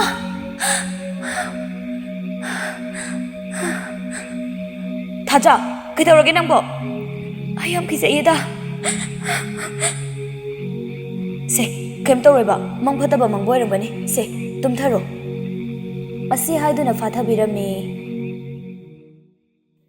ꯑꯁꯨꯝꯅ ꯃꯇꯝ ꯈꯔ ꯍꯧꯈ꯭ꯔꯦ ꯅꯣꯡꯃ ꯊꯥꯖꯁꯨ ꯂꯣꯌꯥꯒ ꯊꯥꯖꯒꯤ ꯃꯄꯥꯝꯗ ꯂꯥꯛꯂꯝꯃꯤ ꯊꯥꯖꯅ ꯁꯦ ꯏꯃꯥꯒ ꯕꯕꯥꯒꯅ ꯆꯥꯅꯕꯅꯦ ꯍꯩꯃꯥ ꯀꯩꯒꯤꯅꯣ ꯑꯁꯨꯛ ꯌꯥꯝꯅ ꯂꯩꯔꯛꯏꯁꯤꯕꯣ ꯂꯣꯌꯥꯅ ꯌꯥꯝꯗꯦꯗ ꯏꯃꯥ ꯍꯣꯏꯗꯤ ꯑꯅꯥ ꯑꯌꯦꯛ ꯌꯥꯎꯗꯦꯀꯣ ꯏꯃꯥ ꯌꯥꯎꯗꯦ ꯅꯣꯏꯕꯨ ꯁꯤꯗ ꯁꯨꯝ ꯆꯨꯝꯅ ꯂꯥꯛꯄ꯭ꯔꯣ ꯀꯗꯥꯏ ꯆꯠꯂꯨꯔꯤꯅೋ ꯁꯤꯗ ꯏꯃꯥꯒ ꯕꯕꯥꯒ ꯎꯅꯅꯤꯡꯗꯅ ꯂꯥꯛꯄꯅꯦ ꯕꯕꯥꯗꯤ ꯀꯥꯏ ꯆꯠꯈꯤꯒꯦ ꯅꯣꯏ ꯕꯕꯥꯗꯤꯅꯦ ꯅꯪꯅ ꯍꯦꯟꯅ ꯈꯪꯉꯤꯗꯨꯅꯤ ꯉꯥꯏꯍꯥꯛꯇ ꯁꯪꯕ ꯅꯠꯇꯦꯀꯣ ꯂꯝꯂꯥꯏꯗ ꯂꯩꯕꯅꯦ ꯅꯈꯣꯏ ꯃꯥꯃꯒꯤ ꯐꯥꯝꯗꯣ ꯑꯗꯨ ꯌꯦꯡꯁꯤꯟꯕ ꯆꯠꯈ꯭ꯔꯤꯕꯅꯤ ꯑꯩꯈꯣꯏ ꯃꯥꯃ ꯍꯣꯏꯗꯤ ꯁꯤꯗ ꯇꯣꯏꯅ ꯂꯥꯛꯄ꯭ꯔꯥ ꯏꯃꯥ ꯂꯥꯛꯑꯦ ꯅꯅꯦꯒ ꯃꯥꯃꯒꯅꯦ ꯇꯣꯏꯅ ꯂꯥꯛꯑꯦ ꯑꯗꯣ ꯉꯥꯏꯈꯣꯅꯦ ꯅꯣꯏꯕꯨ ꯀꯃꯥꯏ ꯇꯧꯔꯒꯦ ꯗꯣꯛꯇꯔꯅꯒ ꯀꯩ ꯍꯥꯏꯔꯤꯒꯦ ꯏꯃꯥꯗꯤꯅꯦ ꯅꯣꯏꯒꯤꯗꯃꯛ ꯈꯟꯕꯗꯅꯦ ꯑꯍꯤꯡꯒ ꯇꯨꯝꯕ ꯌꯥꯗꯦꯀꯣ ꯍꯟꯗꯛ ꯃꯔꯛꯁꯦ ꯏꯃꯥꯁꯤ ꯃꯪꯁꯨ ꯀꯌꯥ ꯅꯨꯡꯉꯥꯏꯇꯦ ꯅꯈꯣꯏ ꯆꯦꯛꯁꯤꯟꯅ ꯂꯩꯌꯨꯀꯣ ꯃꯃꯥꯅ ꯃꯪ ꯍꯥꯏꯔꯛꯄꯗꯨꯗ ꯊꯥꯖꯁꯨ ꯋꯥꯈꯜ ꯌꯥꯝ ꯅꯨꯡꯉꯥꯏꯖꯔꯝꯗꯦ ꯃꯥꯁꯨ ꯃꯤꯄꯥꯏꯕ ꯑꯃ ꯐꯥꯎꯔꯝꯃꯤ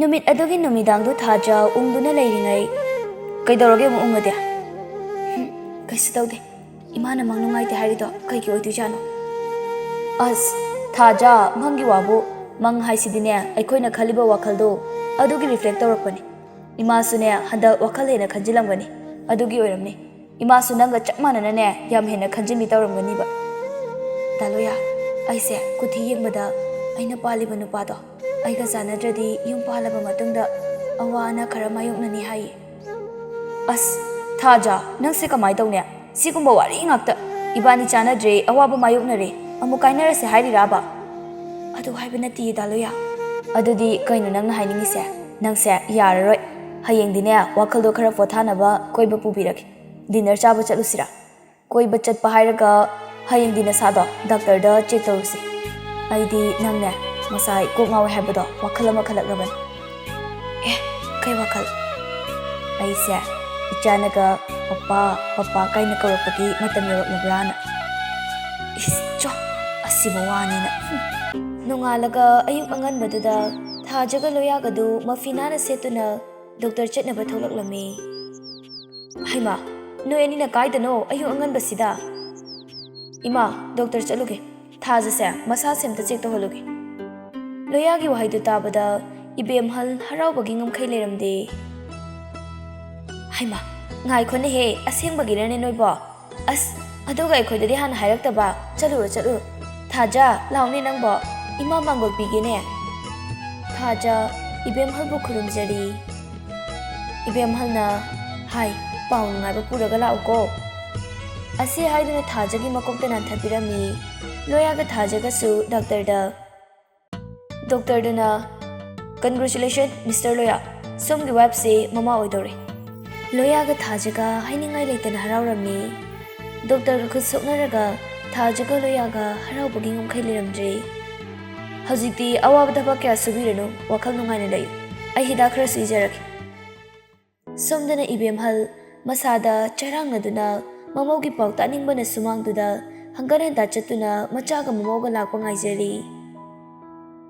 Ima kaidawrage ba nangna ngasaidagi hanggan thadum chatana lairidubo. Aikoi chak loikrabo. Aiko list henge ba.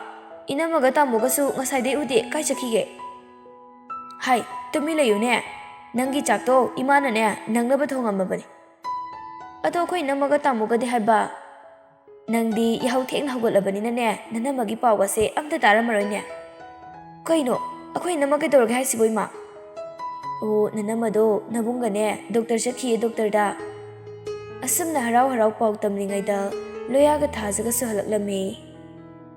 Makhoi bo halakpa ngairiba ibemhal makhoi na gari dagi kumtharakpaga. Hai Doctor na kai hairageni noibo. Thaja maithong da momono I. Ibemhalna nati oibu oirabrami. Loyana as akoi masitiba. Hai nangonda hangba nate ko ai imauda hangbani. Nate ne noibu kai hairagemni. Imana pamjabana suda fanglane haire. Thajagi wahaidu tabada ibemhal hainingai leitana haraurami.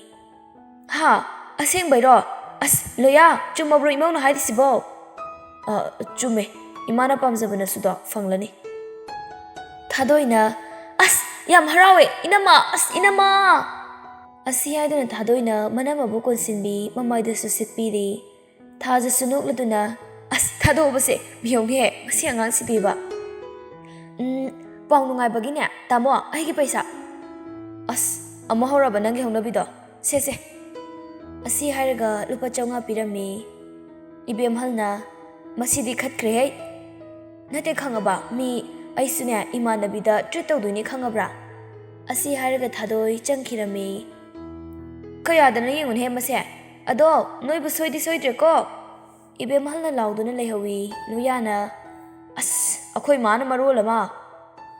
Asi hairaga Loya su changkhi.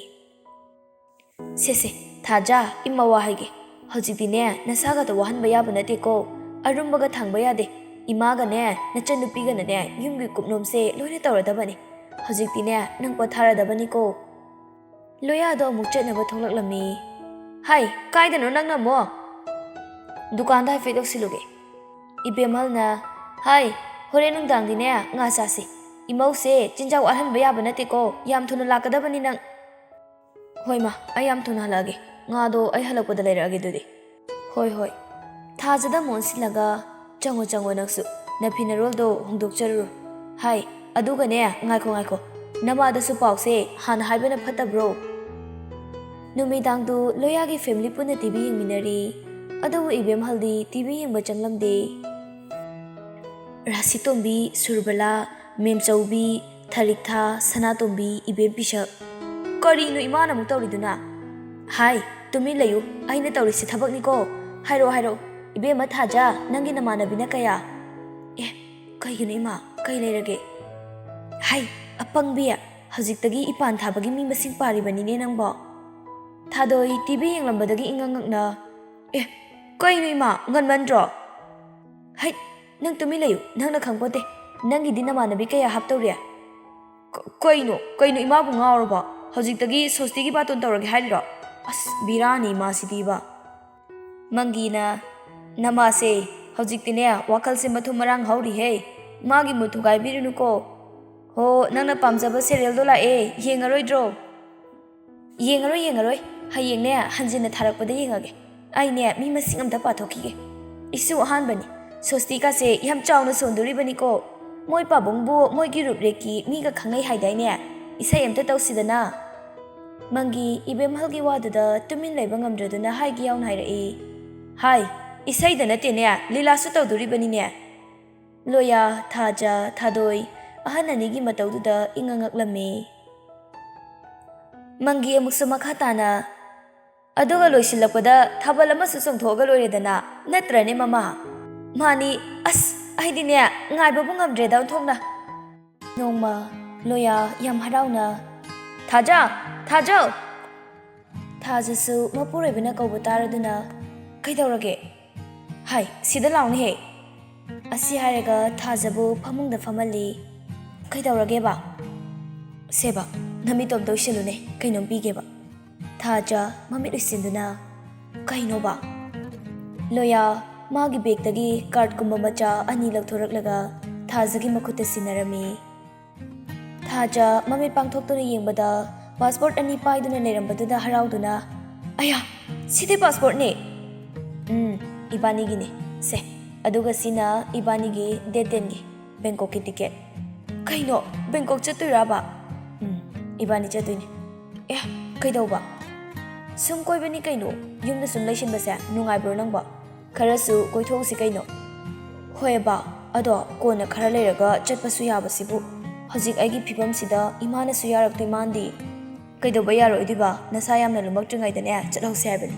ꯑꯩꯗꯤ ꯈꯪꯗꯦ ꯆꯠꯇ ꯌꯥꯔꯣꯏ ꯍꯥꯏꯁꯤꯅꯤꯀꯣ ꯇꯟꯖꯥꯗꯨꯗ ꯏꯕꯦꯝꯍꯜꯁꯨ ꯀꯔꯤꯅꯣꯅꯦꯍꯦ ꯅꯣꯏꯅ ꯆꯠꯄ ꯍꯥꯏꯅ ꯉꯥꯡꯅꯔꯤꯗꯨꯕꯣ ꯀꯗꯥꯏ ꯆꯠꯄꯒꯤ ꯋꯥꯅꯣꯝꯅꯦ ꯀꯩꯁꯨ ꯅꯠꯇꯦꯗ ꯏꯃꯥ ꯅꯃꯧ ꯅꯨꯄꯤꯁꯦ ꯀꯣꯏꯕ ꯄꯨꯕꯤꯒꯦ ꯇꯧꯕ ꯄꯨꯕꯤꯌꯨ ꯀꯣꯏꯕꯨ ꯀꯣꯏꯃꯟꯗꯦ ꯍꯥꯏꯔꯤꯕꯅꯤꯅꯦ ꯑꯩꯈꯣꯏꯗꯤꯅꯦ ꯅꯣꯏꯒꯤ ꯃꯇꯥꯡꯁꯤꯗꯗꯤ ꯅꯄꯥꯅ ꯀꯣꯏꯕ ꯌꯥꯝꯅ ꯄꯨꯔꯛꯏꯗ ꯏꯃꯥ ꯗꯗꯥꯅ ꯍꯥꯏꯁꯤꯗꯤ ꯕꯦꯡꯀꯣꯛꯇꯅꯤ ꯕꯦꯡꯀꯣꯛ ꯆꯠꯂꯨꯁꯤ ꯍꯥꯏꯅꯤ ꯕꯦꯡꯀꯣꯛꯇꯅꯦ ꯅꯪꯗꯤ ꯀꯩꯗꯧꯗꯣꯏꯕ ꯀꯣꯏꯕꯅꯤ ꯀꯩꯅꯣ ꯍꯥꯏ ꯑꯗꯨꯕꯨ ꯂꯥꯞꯃꯟꯗ꯭ꯔꯥ ꯍꯥꯏꯕꯅꯤꯅꯦꯍꯦ ꯏꯃꯧꯁꯦ ꯌꯥꯝ ꯂꯥꯞꯄ ꯃꯐꯝꯗ ꯄꯨꯈꯤꯅꯨꯀꯣ ꯅꯪꯅ ꯄꯨꯒꯦ ꯍꯥꯏꯔꯁꯨꯅꯦ ꯀꯣꯟꯅ ꯏꯁꯨꯒ ꯂꯩꯔꯀꯥꯟꯗ ꯆꯠꯂꯨ ꯑꯁ ꯑꯗꯨꯗꯁꯨ ꯆꯠꯅꯤ ꯍꯧꯖꯤꯛꯁꯨ ꯆꯠꯅꯤꯕ ꯏꯃꯥ ꯇꯤꯀꯦꯠꯀ ꯂꯣꯏꯅ ꯀꯛꯑꯕꯅꯦꯕ ꯀꯨꯏꯔꯛꯑꯣꯏ ꯀꯩꯗꯧꯔꯒꯦ ꯅꯨꯃꯤꯠ 10ꯅꯤꯃꯨꯛ ꯈꯛꯇꯅꯦ ꯍꯥꯏꯕ ꯍꯣꯏꯅꯦ ꯑꯗꯨꯕꯨ ꯅꯕꯥꯅꯤ ꯈꯛꯇ ꯑꯗꯨꯛ ꯂꯥꯞꯅ ꯏꯃꯧꯁꯦ ꯑꯁꯣꯏ ꯑꯉꯥꯝꯒ ꯌꯥꯗꯦꯅꯦ ꯍꯣꯏꯕ ꯏꯃꯥ ꯑꯩꯅ ꯍꯦꯟꯅ ꯈꯪꯉꯦꯕ ꯆꯠꯇꯣꯏꯁꯦ ꯏꯕꯥꯅꯤ ꯈꯛꯇꯁꯨ ꯅꯠꯇꯦ ꯏꯃꯥꯟꯅꯕꯒꯤ ꯐꯦꯃꯤꯂꯤꯁꯨ ꯌꯥꯎꯗꯣꯏꯅꯤ ꯍꯥꯏꯕꯅꯤ ꯀꯩꯝ ꯇꯧꯔꯣꯏꯕꯅꯤ ꯑꯁ ꯈꯪꯗ꯭ꯔꯦꯁꯦ ꯅꯣꯏꯒꯤ ꯊꯣꯛꯄ ꯍꯦꯛ ꯇꯧꯔꯣ ꯑꯗꯨꯕꯨꯅꯦ ꯏꯃꯥꯗꯤ ꯆꯠꯍꯟꯅꯤꯡꯈꯤꯗ꯭ꯔꯦꯗ ꯑꯇꯩ ꯂꯥꯏꯔꯤꯅꯦ ꯅꯣꯏꯕꯨ ꯅꯍꯥꯟ ꯗꯣꯛꯇꯔ ꯆꯠꯂꯨꯏ ꯍꯥꯏꯕꯗꯨꯕꯨ ꯀꯔꯤ ꯍꯥꯏꯅꯔꯛꯑꯒꯦ ꯀꯩꯁꯨ ꯊꯣꯏꯗꯣꯛꯄ ꯍꯥꯏꯔꯛꯇꯦꯗ ꯏꯃꯥ ꯂꯥꯡꯕꯟ ꯄꯥꯟꯈꯠꯂꯛꯄ ꯑꯗꯨꯋꯥꯏꯗ ꯇꯥꯗꯣꯏ ꯃꯥꯜꯂꯦ ꯍꯥꯏꯔꯛꯏ ꯂꯥꯡꯕꯟꯗ ꯏꯕꯦꯝꯍꯜ ꯑꯁꯤ ꯍꯥꯏꯔꯒ ꯃꯈꯨꯠ ꯊꯦꯛꯇꯨꯅ ꯄꯥꯔꯝꯃꯤ ꯑꯗꯨꯗꯤ ꯊꯥ 5ꯃꯨꯛ ꯋꯥꯠꯂꯤꯅꯦꯀꯣ ꯈꯪꯍꯧꯔꯣꯏꯀꯣ ꯏꯁꯨꯁꯦ ꯃꯄꯣꯛꯇꯤ ꯐꯗꯧꯔꯤ ꯑꯁꯤ ꯍꯥꯏꯔꯒ ꯏꯕꯦꯝꯍꯜꯁꯨ ꯊꯣꯛꯈꯤꯔꯝꯃꯤ ꯊꯥꯖꯅ ꯏꯃꯥꯅ ꯍꯔꯥꯎꯖꯕꯁꯦ ꯎꯕꯗ ꯑꯩꯗꯤ ꯏꯆꯥꯁꯦ ꯇꯥꯏꯕꯛ ꯐꯥꯎꯍꯟꯅꯤꯡꯕꯅ ꯂꯣꯏꯔꯦ ꯂꯣꯌꯥꯅ ꯉꯥꯏꯉꯝꯗꯕ ꯇꯧꯔꯅꯨꯋꯣ ꯍꯌꯦꯡꯗ ꯉꯥꯏꯔꯦ ꯃꯃꯥꯅ ꯅꯆꯥꯒꯤ ꯁꯦꯕꯥꯗꯅꯦ ꯑꯩꯒꯥꯁꯦ ꯂꯣꯏꯅ ꯀꯥꯎꯈꯤꯗꯣꯏꯅꯤ ꯇꯥꯅꯤꯡꯗꯦ ꯑꯁꯤꯕꯨ ꯋꯥꯅꯤꯅ ꯑꯗꯨꯗ ꯀꯩꯅꯣ ꯅꯪꯗꯤ ꯏꯆꯥꯁꯦ ꯅꯨꯄꯥ ꯄꯥꯝꯕ꯭ꯔꯥ ꯅꯨꯄꯤ ꯄꯥꯝꯕ꯭ꯔꯥ ꯑꯩꯗꯤ ꯑꯃ ꯍꯦꯛꯇ ꯌꯥꯏꯗ ꯅꯨꯄꯥ ꯑꯣꯏꯔꯁꯨ ꯅꯨꯄꯤ ꯑꯣꯏꯔꯁꯨ ꯑꯩꯉꯣꯟꯗꯗꯤ ꯆꯞ ꯃꯥꯟꯅꯩ ꯑꯩꯗꯤꯅꯦ ꯏꯆꯥ ꯅꯨꯄꯥ ꯄꯥꯝꯃꯤ ꯏꯃꯥ ꯍꯣꯏꯅꯁꯨ ꯃꯁꯨ ꯅꯨꯄꯥꯗ ꯍꯦꯟꯅ ꯄꯥꯝꯃꯝꯒꯅꯤꯉꯣ ꯏꯃꯥ ꯍꯣꯏ ꯕꯕꯥ ꯍꯣꯏꯗꯤꯅꯦ ꯑꯗꯨꯒꯨꯝꯕ ꯀꯩꯝ ꯈꯜꯂꯣꯏ ꯃꯣꯏꯒꯤꯗꯤꯅꯦ ꯑꯃꯕꯨ ꯑꯣꯏꯔꯗꯤ ꯌꯥꯔꯦꯗꯨꯅꯤ ꯑꯗꯣ ꯃꯃꯤꯡꯗꯤ ꯀꯩ ꯊꯣꯟꯁꯦꯕ ꯅꯨꯄꯥ ꯑꯣꯏꯔꯒꯅ ꯀꯣꯔꯧ ꯃꯥꯅ ꯃꯌꯥꯝꯕꯨ ꯃꯉꯥꯜ ꯄꯤꯕ ꯉꯝꯅꯕ ꯀꯣꯔꯧ ꯌꯥꯏ ꯐꯖꯩ ꯑꯗꯨꯒ ꯅꯨꯄꯤ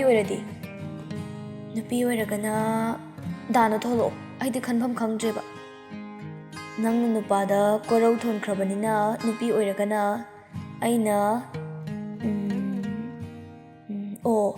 ꯃꯥꯂꯦꯝꯉꯥꯟꯕꯤ ꯀꯧꯔꯒꯦ ꯌꯥꯔꯕ꯭ꯔꯥ ꯌꯥꯔꯦ ꯌꯥꯝ ꯐꯖꯩꯌꯦ ꯃꯃꯤꯡ ꯊꯣꯟꯕꯒ ꯌꯥꯝ ꯍꯩꯌꯦ ꯀꯃꯥꯏꯅ ꯇꯧꯔꯤꯅꯣꯕ ꯑꯗꯨꯕꯨꯔꯣ ꯊꯥꯏꯅꯅꯦ ꯀꯦꯃꯤꯁꯇ꯭ꯔꯤꯗ ꯅꯣꯃꯦꯟꯀ꯭ꯂꯦꯆꯔ ꯌꯥꯝ ꯍꯩꯔꯛꯑꯦ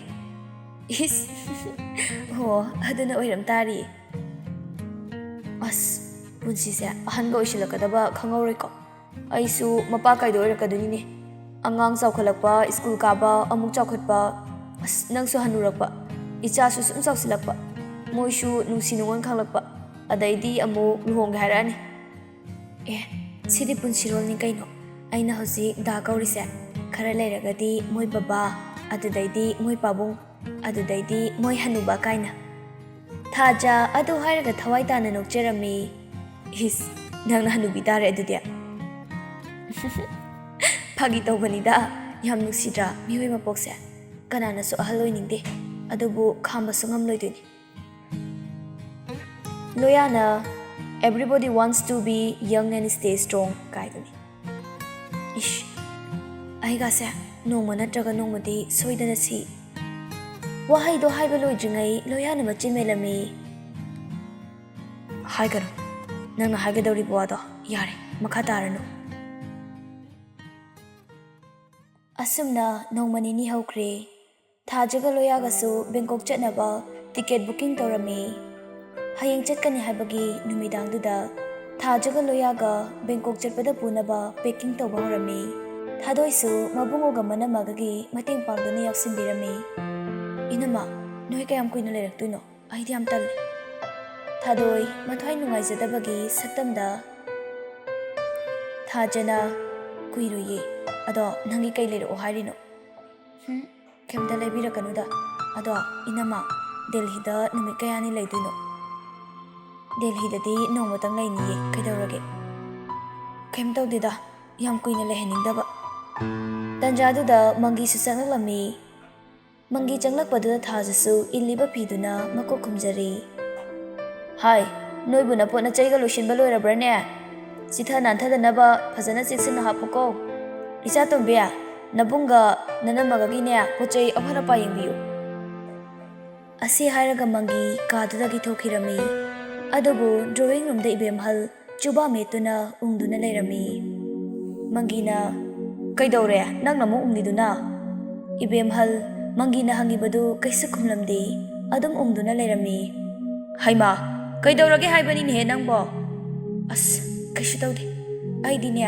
ꯃꯈꯣꯏꯅ ꯆꯠꯇꯣꯏꯁꯦ ꯑꯣꯟꯊꯣꯛꯅ ꯆꯠꯍꯟꯅꯤꯡꯈꯤꯗ꯭ꯔꯦ ꯀꯔꯤꯒꯤ ꯅꯪꯗꯤ ꯆꯠꯆꯁꯅꯨ ꯀꯩꯅꯣ ꯅꯍꯥ ꯑꯣꯏꯔꯤꯉꯩ ꯃꯇꯝꯁꯤꯗꯤꯅꯦ ꯀꯣꯏꯕ ꯂꯥꯡꯕ ꯃꯅꯤꯡ ꯇꯝꯖꯁꯅꯨ ꯏꯃꯧꯒꯤ ꯐꯤꯕꯝ ꯑꯁꯤꯗ ꯀꯔꯤꯒꯨꯝꯕ ꯐꯠꯇ ꯅꯨꯡꯗ ꯊꯣꯛꯑꯗꯤ ꯀꯃꯥꯏ ꯇꯧꯅꯤ ꯑꯁ ꯏꯕꯦꯝꯍꯜ ꯅꯪꯅ ꯄꯥꯈꯠꯄꯁꯦ ꯄꯥꯈꯠꯈꯟꯈ꯭ꯔꯦꯗꯀꯣ ꯅꯆꯥꯅꯨꯄꯥꯁꯨ ꯌꯥꯎꯔꯤꯗꯅ ꯀꯔꯤꯒꯤ ꯄꯥꯈꯠꯂꯣꯏꯗꯣꯏꯅꯣ ꯃꯣꯏ ꯕꯕꯥꯗꯤꯅꯦ ꯅꯆꯥꯒ ꯅꯃꯧꯒꯁꯦ ꯀꯌꯥ ꯅꯨꯡꯁꯤꯗꯕ ꯃꯥꯜꯂꯦ ꯑꯩꯈꯣꯏꯗꯤꯅꯦ ꯏꯆꯥꯒꯤ ꯏꯃꯧꯒꯁꯦ ꯅꯨꯃꯤꯠ ꯊꯥꯗꯧꯅ ꯌꯦꯡꯂꯤꯕꯅꯦ ꯑꯁ ꯑꯩꯁꯦ ꯏꯆꯥꯒꯤ ꯏꯃꯧꯒ ꯅꯨꯡꯁꯤꯗꯕ ꯇꯥꯍꯜꯂꯕꯅꯤꯀꯣ ꯅꯪꯅ ꯇꯟꯖꯥꯗꯨꯗ ꯊꯥꯗꯣꯏꯁꯨ ꯂꯣꯌꯥ ꯍꯣꯏꯒꯤ ꯀꯥꯗꯒꯤ ꯊꯣꯛꯂꯛꯏ ꯍꯥꯏ ꯅꯕꯨꯡꯒ ꯅꯅꯝꯃꯒꯗꯤ ꯄꯣꯠꯆꯩ ꯂꯣꯏꯁꯤꯟꯕ ꯂꯣꯏꯍꯧꯔꯕ꯭ꯔꯥ ꯑꯧ ꯂꯣꯏꯍꯧꯔꯕꯅꯤ ꯏꯃꯥ ꯆꯤꯊ ꯅꯥꯟꯊꯗꯤ ꯌꯥꯎꯍꯧꯗ꯭ꯔꯕ ꯅꯠꯇ꯭ꯔꯣ ꯑꯧ ꯌꯥꯎꯍꯧꯗ꯭ꯔꯦ ꯏꯃꯥ ꯑꯁꯤ ꯍꯥꯏꯔꯒ ꯊꯥꯗꯣꯏ ꯃꯃꯥꯒꯤ ꯃꯅꯥꯛꯇ ꯐꯝꯗꯨꯅ ꯑꯗꯣ ꯏꯃꯥ ꯇꯥꯃꯣ ꯍꯣꯏꯁꯦ ꯌꯥꯔꯗꯤ ꯆꯠꯍꯜꯂꯣꯏꯁꯤꯕ ꯑꯩ ꯍꯟꯗꯛ ꯃꯔꯛꯁꯦ ꯃꯪꯁꯨ ꯌꯥꯝ ꯅꯨꯡꯉꯥꯏꯇꯦꯕ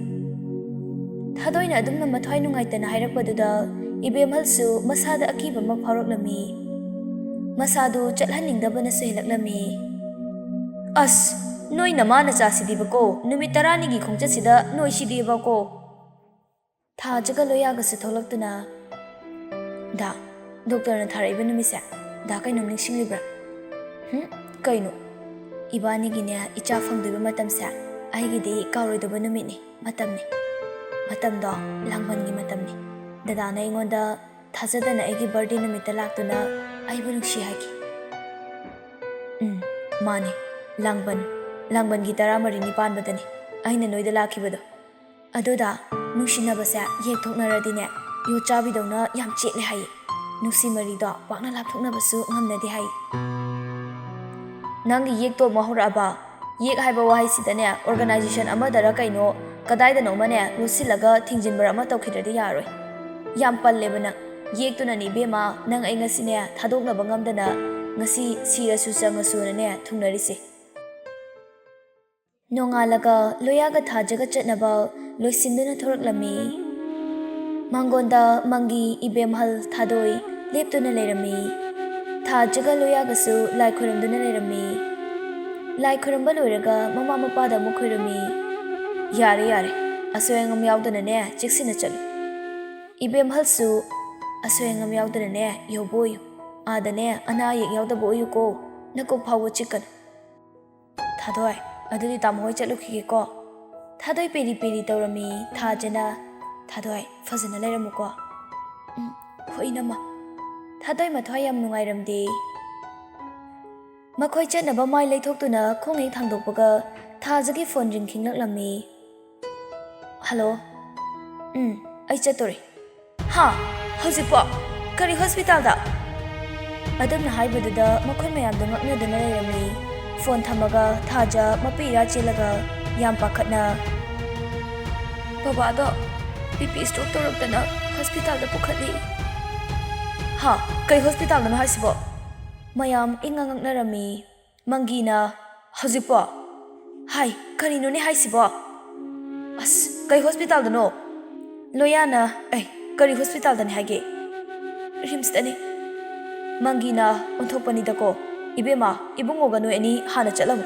Aisu namaga lagi. Loya ga thajaga hathu hathu chatkirami. Ibem halna onthokpani da ko. Kari no tari ba paw sibo. Ina mas yam nungai ti ima. Mangina, hai, ibani sung hak yorubna phatro. Chalu se, ai film to honga khige. Yumse nathandani lehodu se. Section na leiramuko, chathonganu ko. Thadoi su hoima. Ibem hal manung da changkhraga Mangina onthokpani da ko.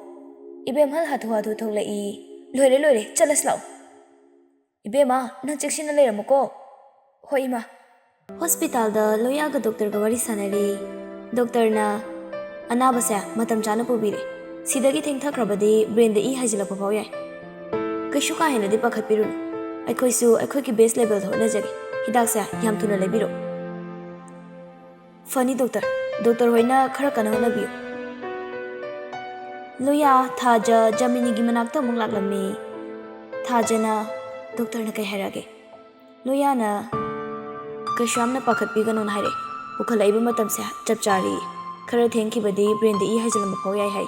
Moigi base level da hona ge hare. Jamini na kapladuna kari matawno na henga sisibo. Ima yam ka hena pakhatpigano. Baba se hanasu stroke tawkhrabo. Tawdri handak na hanbad. Oh, ai hidam ta leirugi ke. Asi haraga loya khonglai thuna chatkirame. Jamini su dum kaptuna lehawi. Thajana ima se to se kashu tawreba. Tanjadu da ibem halga mangi kasu hathu hathu laklami. Ibem halna hai khamai tawragin he. Jamini na khangdre na ma tawrisini. Ai su kai haidoino khangdre. Loya hidak puraga hathu hathu ka khalami. Thaja kai tawragi. Makhoisu loyana iping ping na karakpaduda kari tawra chana haiduna yingnarami. Loyana aikhoina ne Delhi fau tongadaba flight to Delhi yogadaba minute 30 mak watlingai da crash tawi hai. Ha, kaino haisibo. Thaja masado thik thik nipa makai pakhatli ngakpasu phawrami. Ibem halna karino ibungo nangna hairidubo.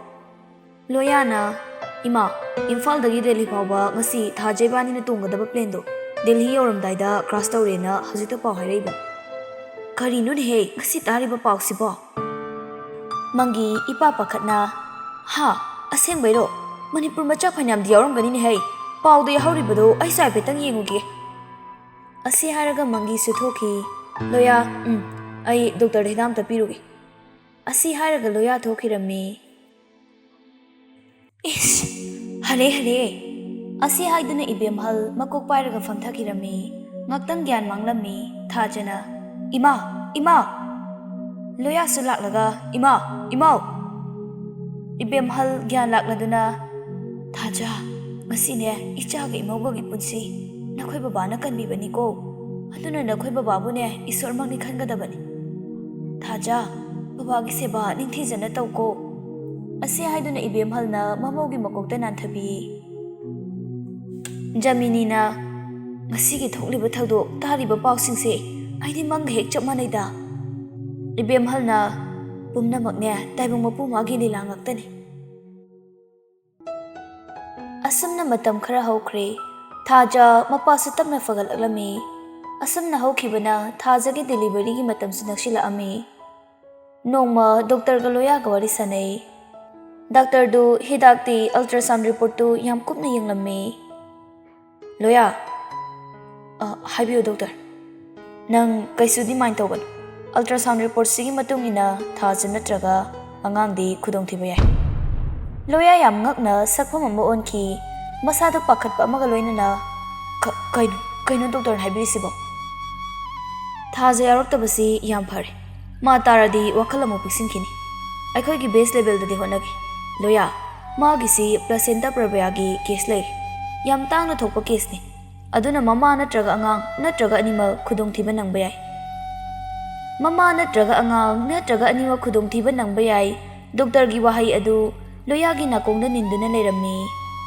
Makha tana hairakpa wa Loya taramdre.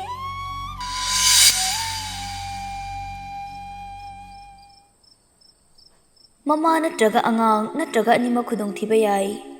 Amukasu hanna tarami Loya fuklauna hagulai. Hagolakpada mamitu mapitana thanduna leirami. Loya wakhal tarakpada thadoi sumanakta leptuna mabu kauduna leirami. Tamo, kaidawrage tamo? Ha, kashi tawde. Asi haraga mapidu taithokjai. Tamo, inamado operation loira mali. Tamo doctor na kauro hayana kaubulaini. As, haidang hak tumura mali dana. Lai. Loya ga thadoi ga hatu khonglai tuna ka khat minarami. Somdana ibemhal Jamini Mangi amadi Thaja ipapa khatna doctor ga wari sarami. Karino harisibu doctor. Doctor duna angang dudi kaisinu sa thiningai oidre. Adubu mamado haibaga Loya ipingna laklami. Doctor angang kamai tawrage. Asoy angam yaudana angang nupa ama phange. Adubu mamado khara serious oi. I khara darkar oigadaba mali. I bottle khara kapse. I thorang tawbiyu. Ibemhal na Hazik imau gyan tara bro doctor. Gyan di tare. Adubu unabadi kaya nungai kiroi. Khara serious oi. Ngahak leiraga unabiyu. Mayamdu doctor gi waduda ipapa khatnarami. Doctor aduna makhatana yam luribadi magi blood group se yam rare oi.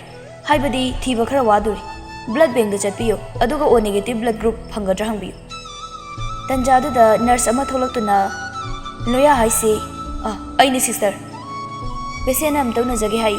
Doctor yagadra. Doctor na fare unabiru.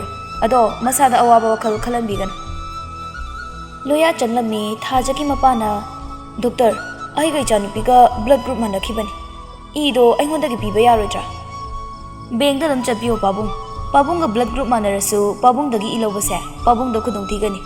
Pabungdi heart patient su oiribani. Adugi sumathakta chahi su humpu abak oirabanina yaroi. Tasengna makti blood group negative singse blood bank amada mingchanduna thambigadabani. Adubu isor kharamsi. Hauji hospital sida blood bank da Thajaga chanaba iphangbra haina hangbirucho. Adugo khanaba yaba khanase. Mangina ai hauji blood bank da chacharuraki. Somna Thaja beta masai son hiplami. Loya Thajagi mataw yengba ngamdratuna kaplami. Da karigi kapino ibani gi ichase. Ibani na jinarambada oidre khanbada ayama rawi ichase masak fasabrada fazai yam fazai nangna pamjaba ichanupa aina pamjaba aigi Thaja manba hairaga fazai yam fazai nangna pamjaba ichanupa aina pamjaba aigi Thaja manba asi hairaga Loya hik launa kabraklami. Thajana aduga karigi kapiba masidi nungaibagi bini. Loya mapi amuk taithokjaduna masidi ichase nangna pamjaba ming koraudo tholage. Ibanigi anoba sansara amada manaba ngalpiradoini. Da masigi numise ningsingbra. Ningsingi kaidawai ningsingoidino. Punsigi kauba ngamlaroi. Hasi pung kya tarage. Loya khudang da siriba gari do yenglami. Pung tara tare. Tabal yam paramgani ngasigi ayingsi. Yam phai. Loya thongnau do haifet yenglami. Ngasidi Thajase yam fasai. Ado tabu takidore. Loya mapisu taithokchai. Ibemhalga Jaminiga Thadoiga sanglaami. Makoi su kaplubagi mamit khara pomlami. Ibemhalna kadai kadai isudo. Thajagi mamangdadi maithong momo noksanarami. Jaminina Has isu sidi onthongna nusikhreda sidia. Masang na masak phajariba. Thadoi Akhoi ina mamale sidi. Ibemhalna haigumdana imau malini he sidia. Jaminina amok Ibema nangbu nasado kaisu tawdabro. Kaisu tawde. Adabu yam wai ima. Loyana mapan tholakpada Thajagi mapaga thingnarami. Baba ido kamai tawkhrage kanadai lawdurage. Ibohalna Haujitane noi pabungna bengda hangba chakibani. Aisu imanaba khara contact amta tawnakhige pabung. Doctor laklami. Ipubira abo. Hangba chakibani yauraktre. Mangi hatu mathwai nungaitana laklami. Kamai tawrage ba? O negative amata phangdre ne. Loya ningba kairami. Tanjada da phone call laklami. Call adu mangal ki orami. Hello mangal. Kamai tawrage? As ai mathai am sare. Asi harga Loya mangal da wari pumbalirami. Ai aduni ngaiko. Ai su o negative ne. Aingondagi lawo. Loya harabagi ngamkhai leramdre. Ha aseng bero bai. As ayam harawi. Aduni na hojik yam thun amta lakpiyo. Mangina hai kai hairing nore mangalda. Mangaldo magi blood group to Thajaga manayegi. Adudi yam phare ne ma ba hojik lai hairiro. La ani babu. Doctor aduna yaragadi khitang thuna kapmi batausi. Magi si placenta previa ni. Haibadi angang siga mama siga samnariba marise. Angang khawdagi makha chathana laikhibana thokibani. Masi pregnancy nauringai da tawraga nauna science la amadi aikoisi angamba upai yengba yabani. Adabu laiba yam thiba magi se kona khanglakpa oibasini. Khara critical condition ohensi. Hojikti hemorrhage thokre. Aduna unconscious oikibasu yai. Thadoi ipa pakhatna chelaklami. Tamo inamado. Kaidorage. Asi haraga makhoi mayam doctor du su chensili. Thaja soryam wana holami. Manakta nurse lairami. Loya Thajagi manakta sinsiduna. Thaja soryam wana honduna.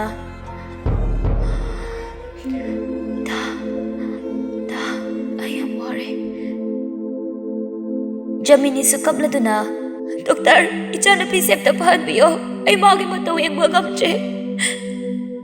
Loya mangalda phone tawrami. Bhai, nang yauraktribo.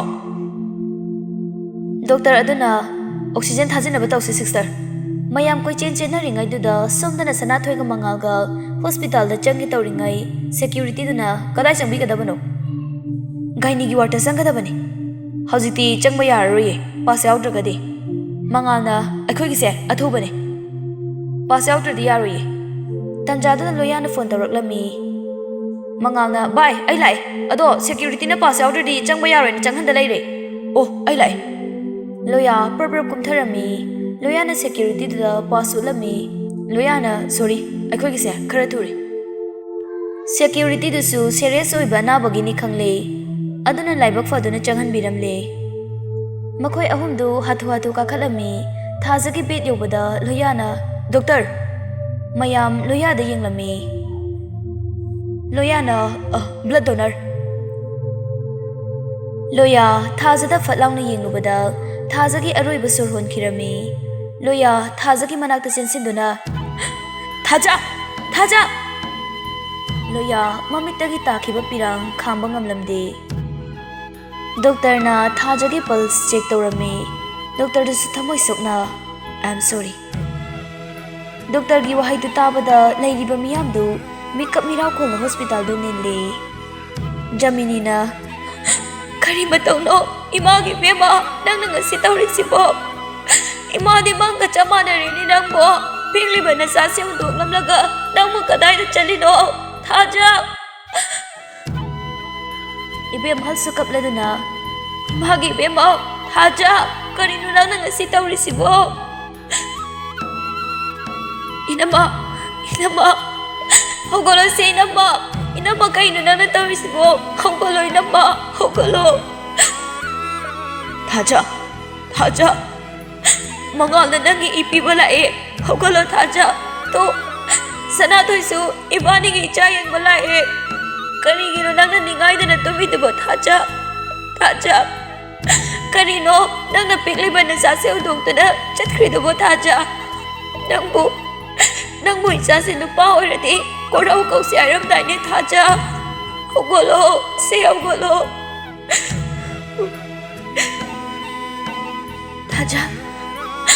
Thaja, ai lai hogolo. Ai nangi nacha yengba lae. Thaja. Karino nangna taurisibo nacha nupana nangbu yengduna lairibase udrabo Thaja.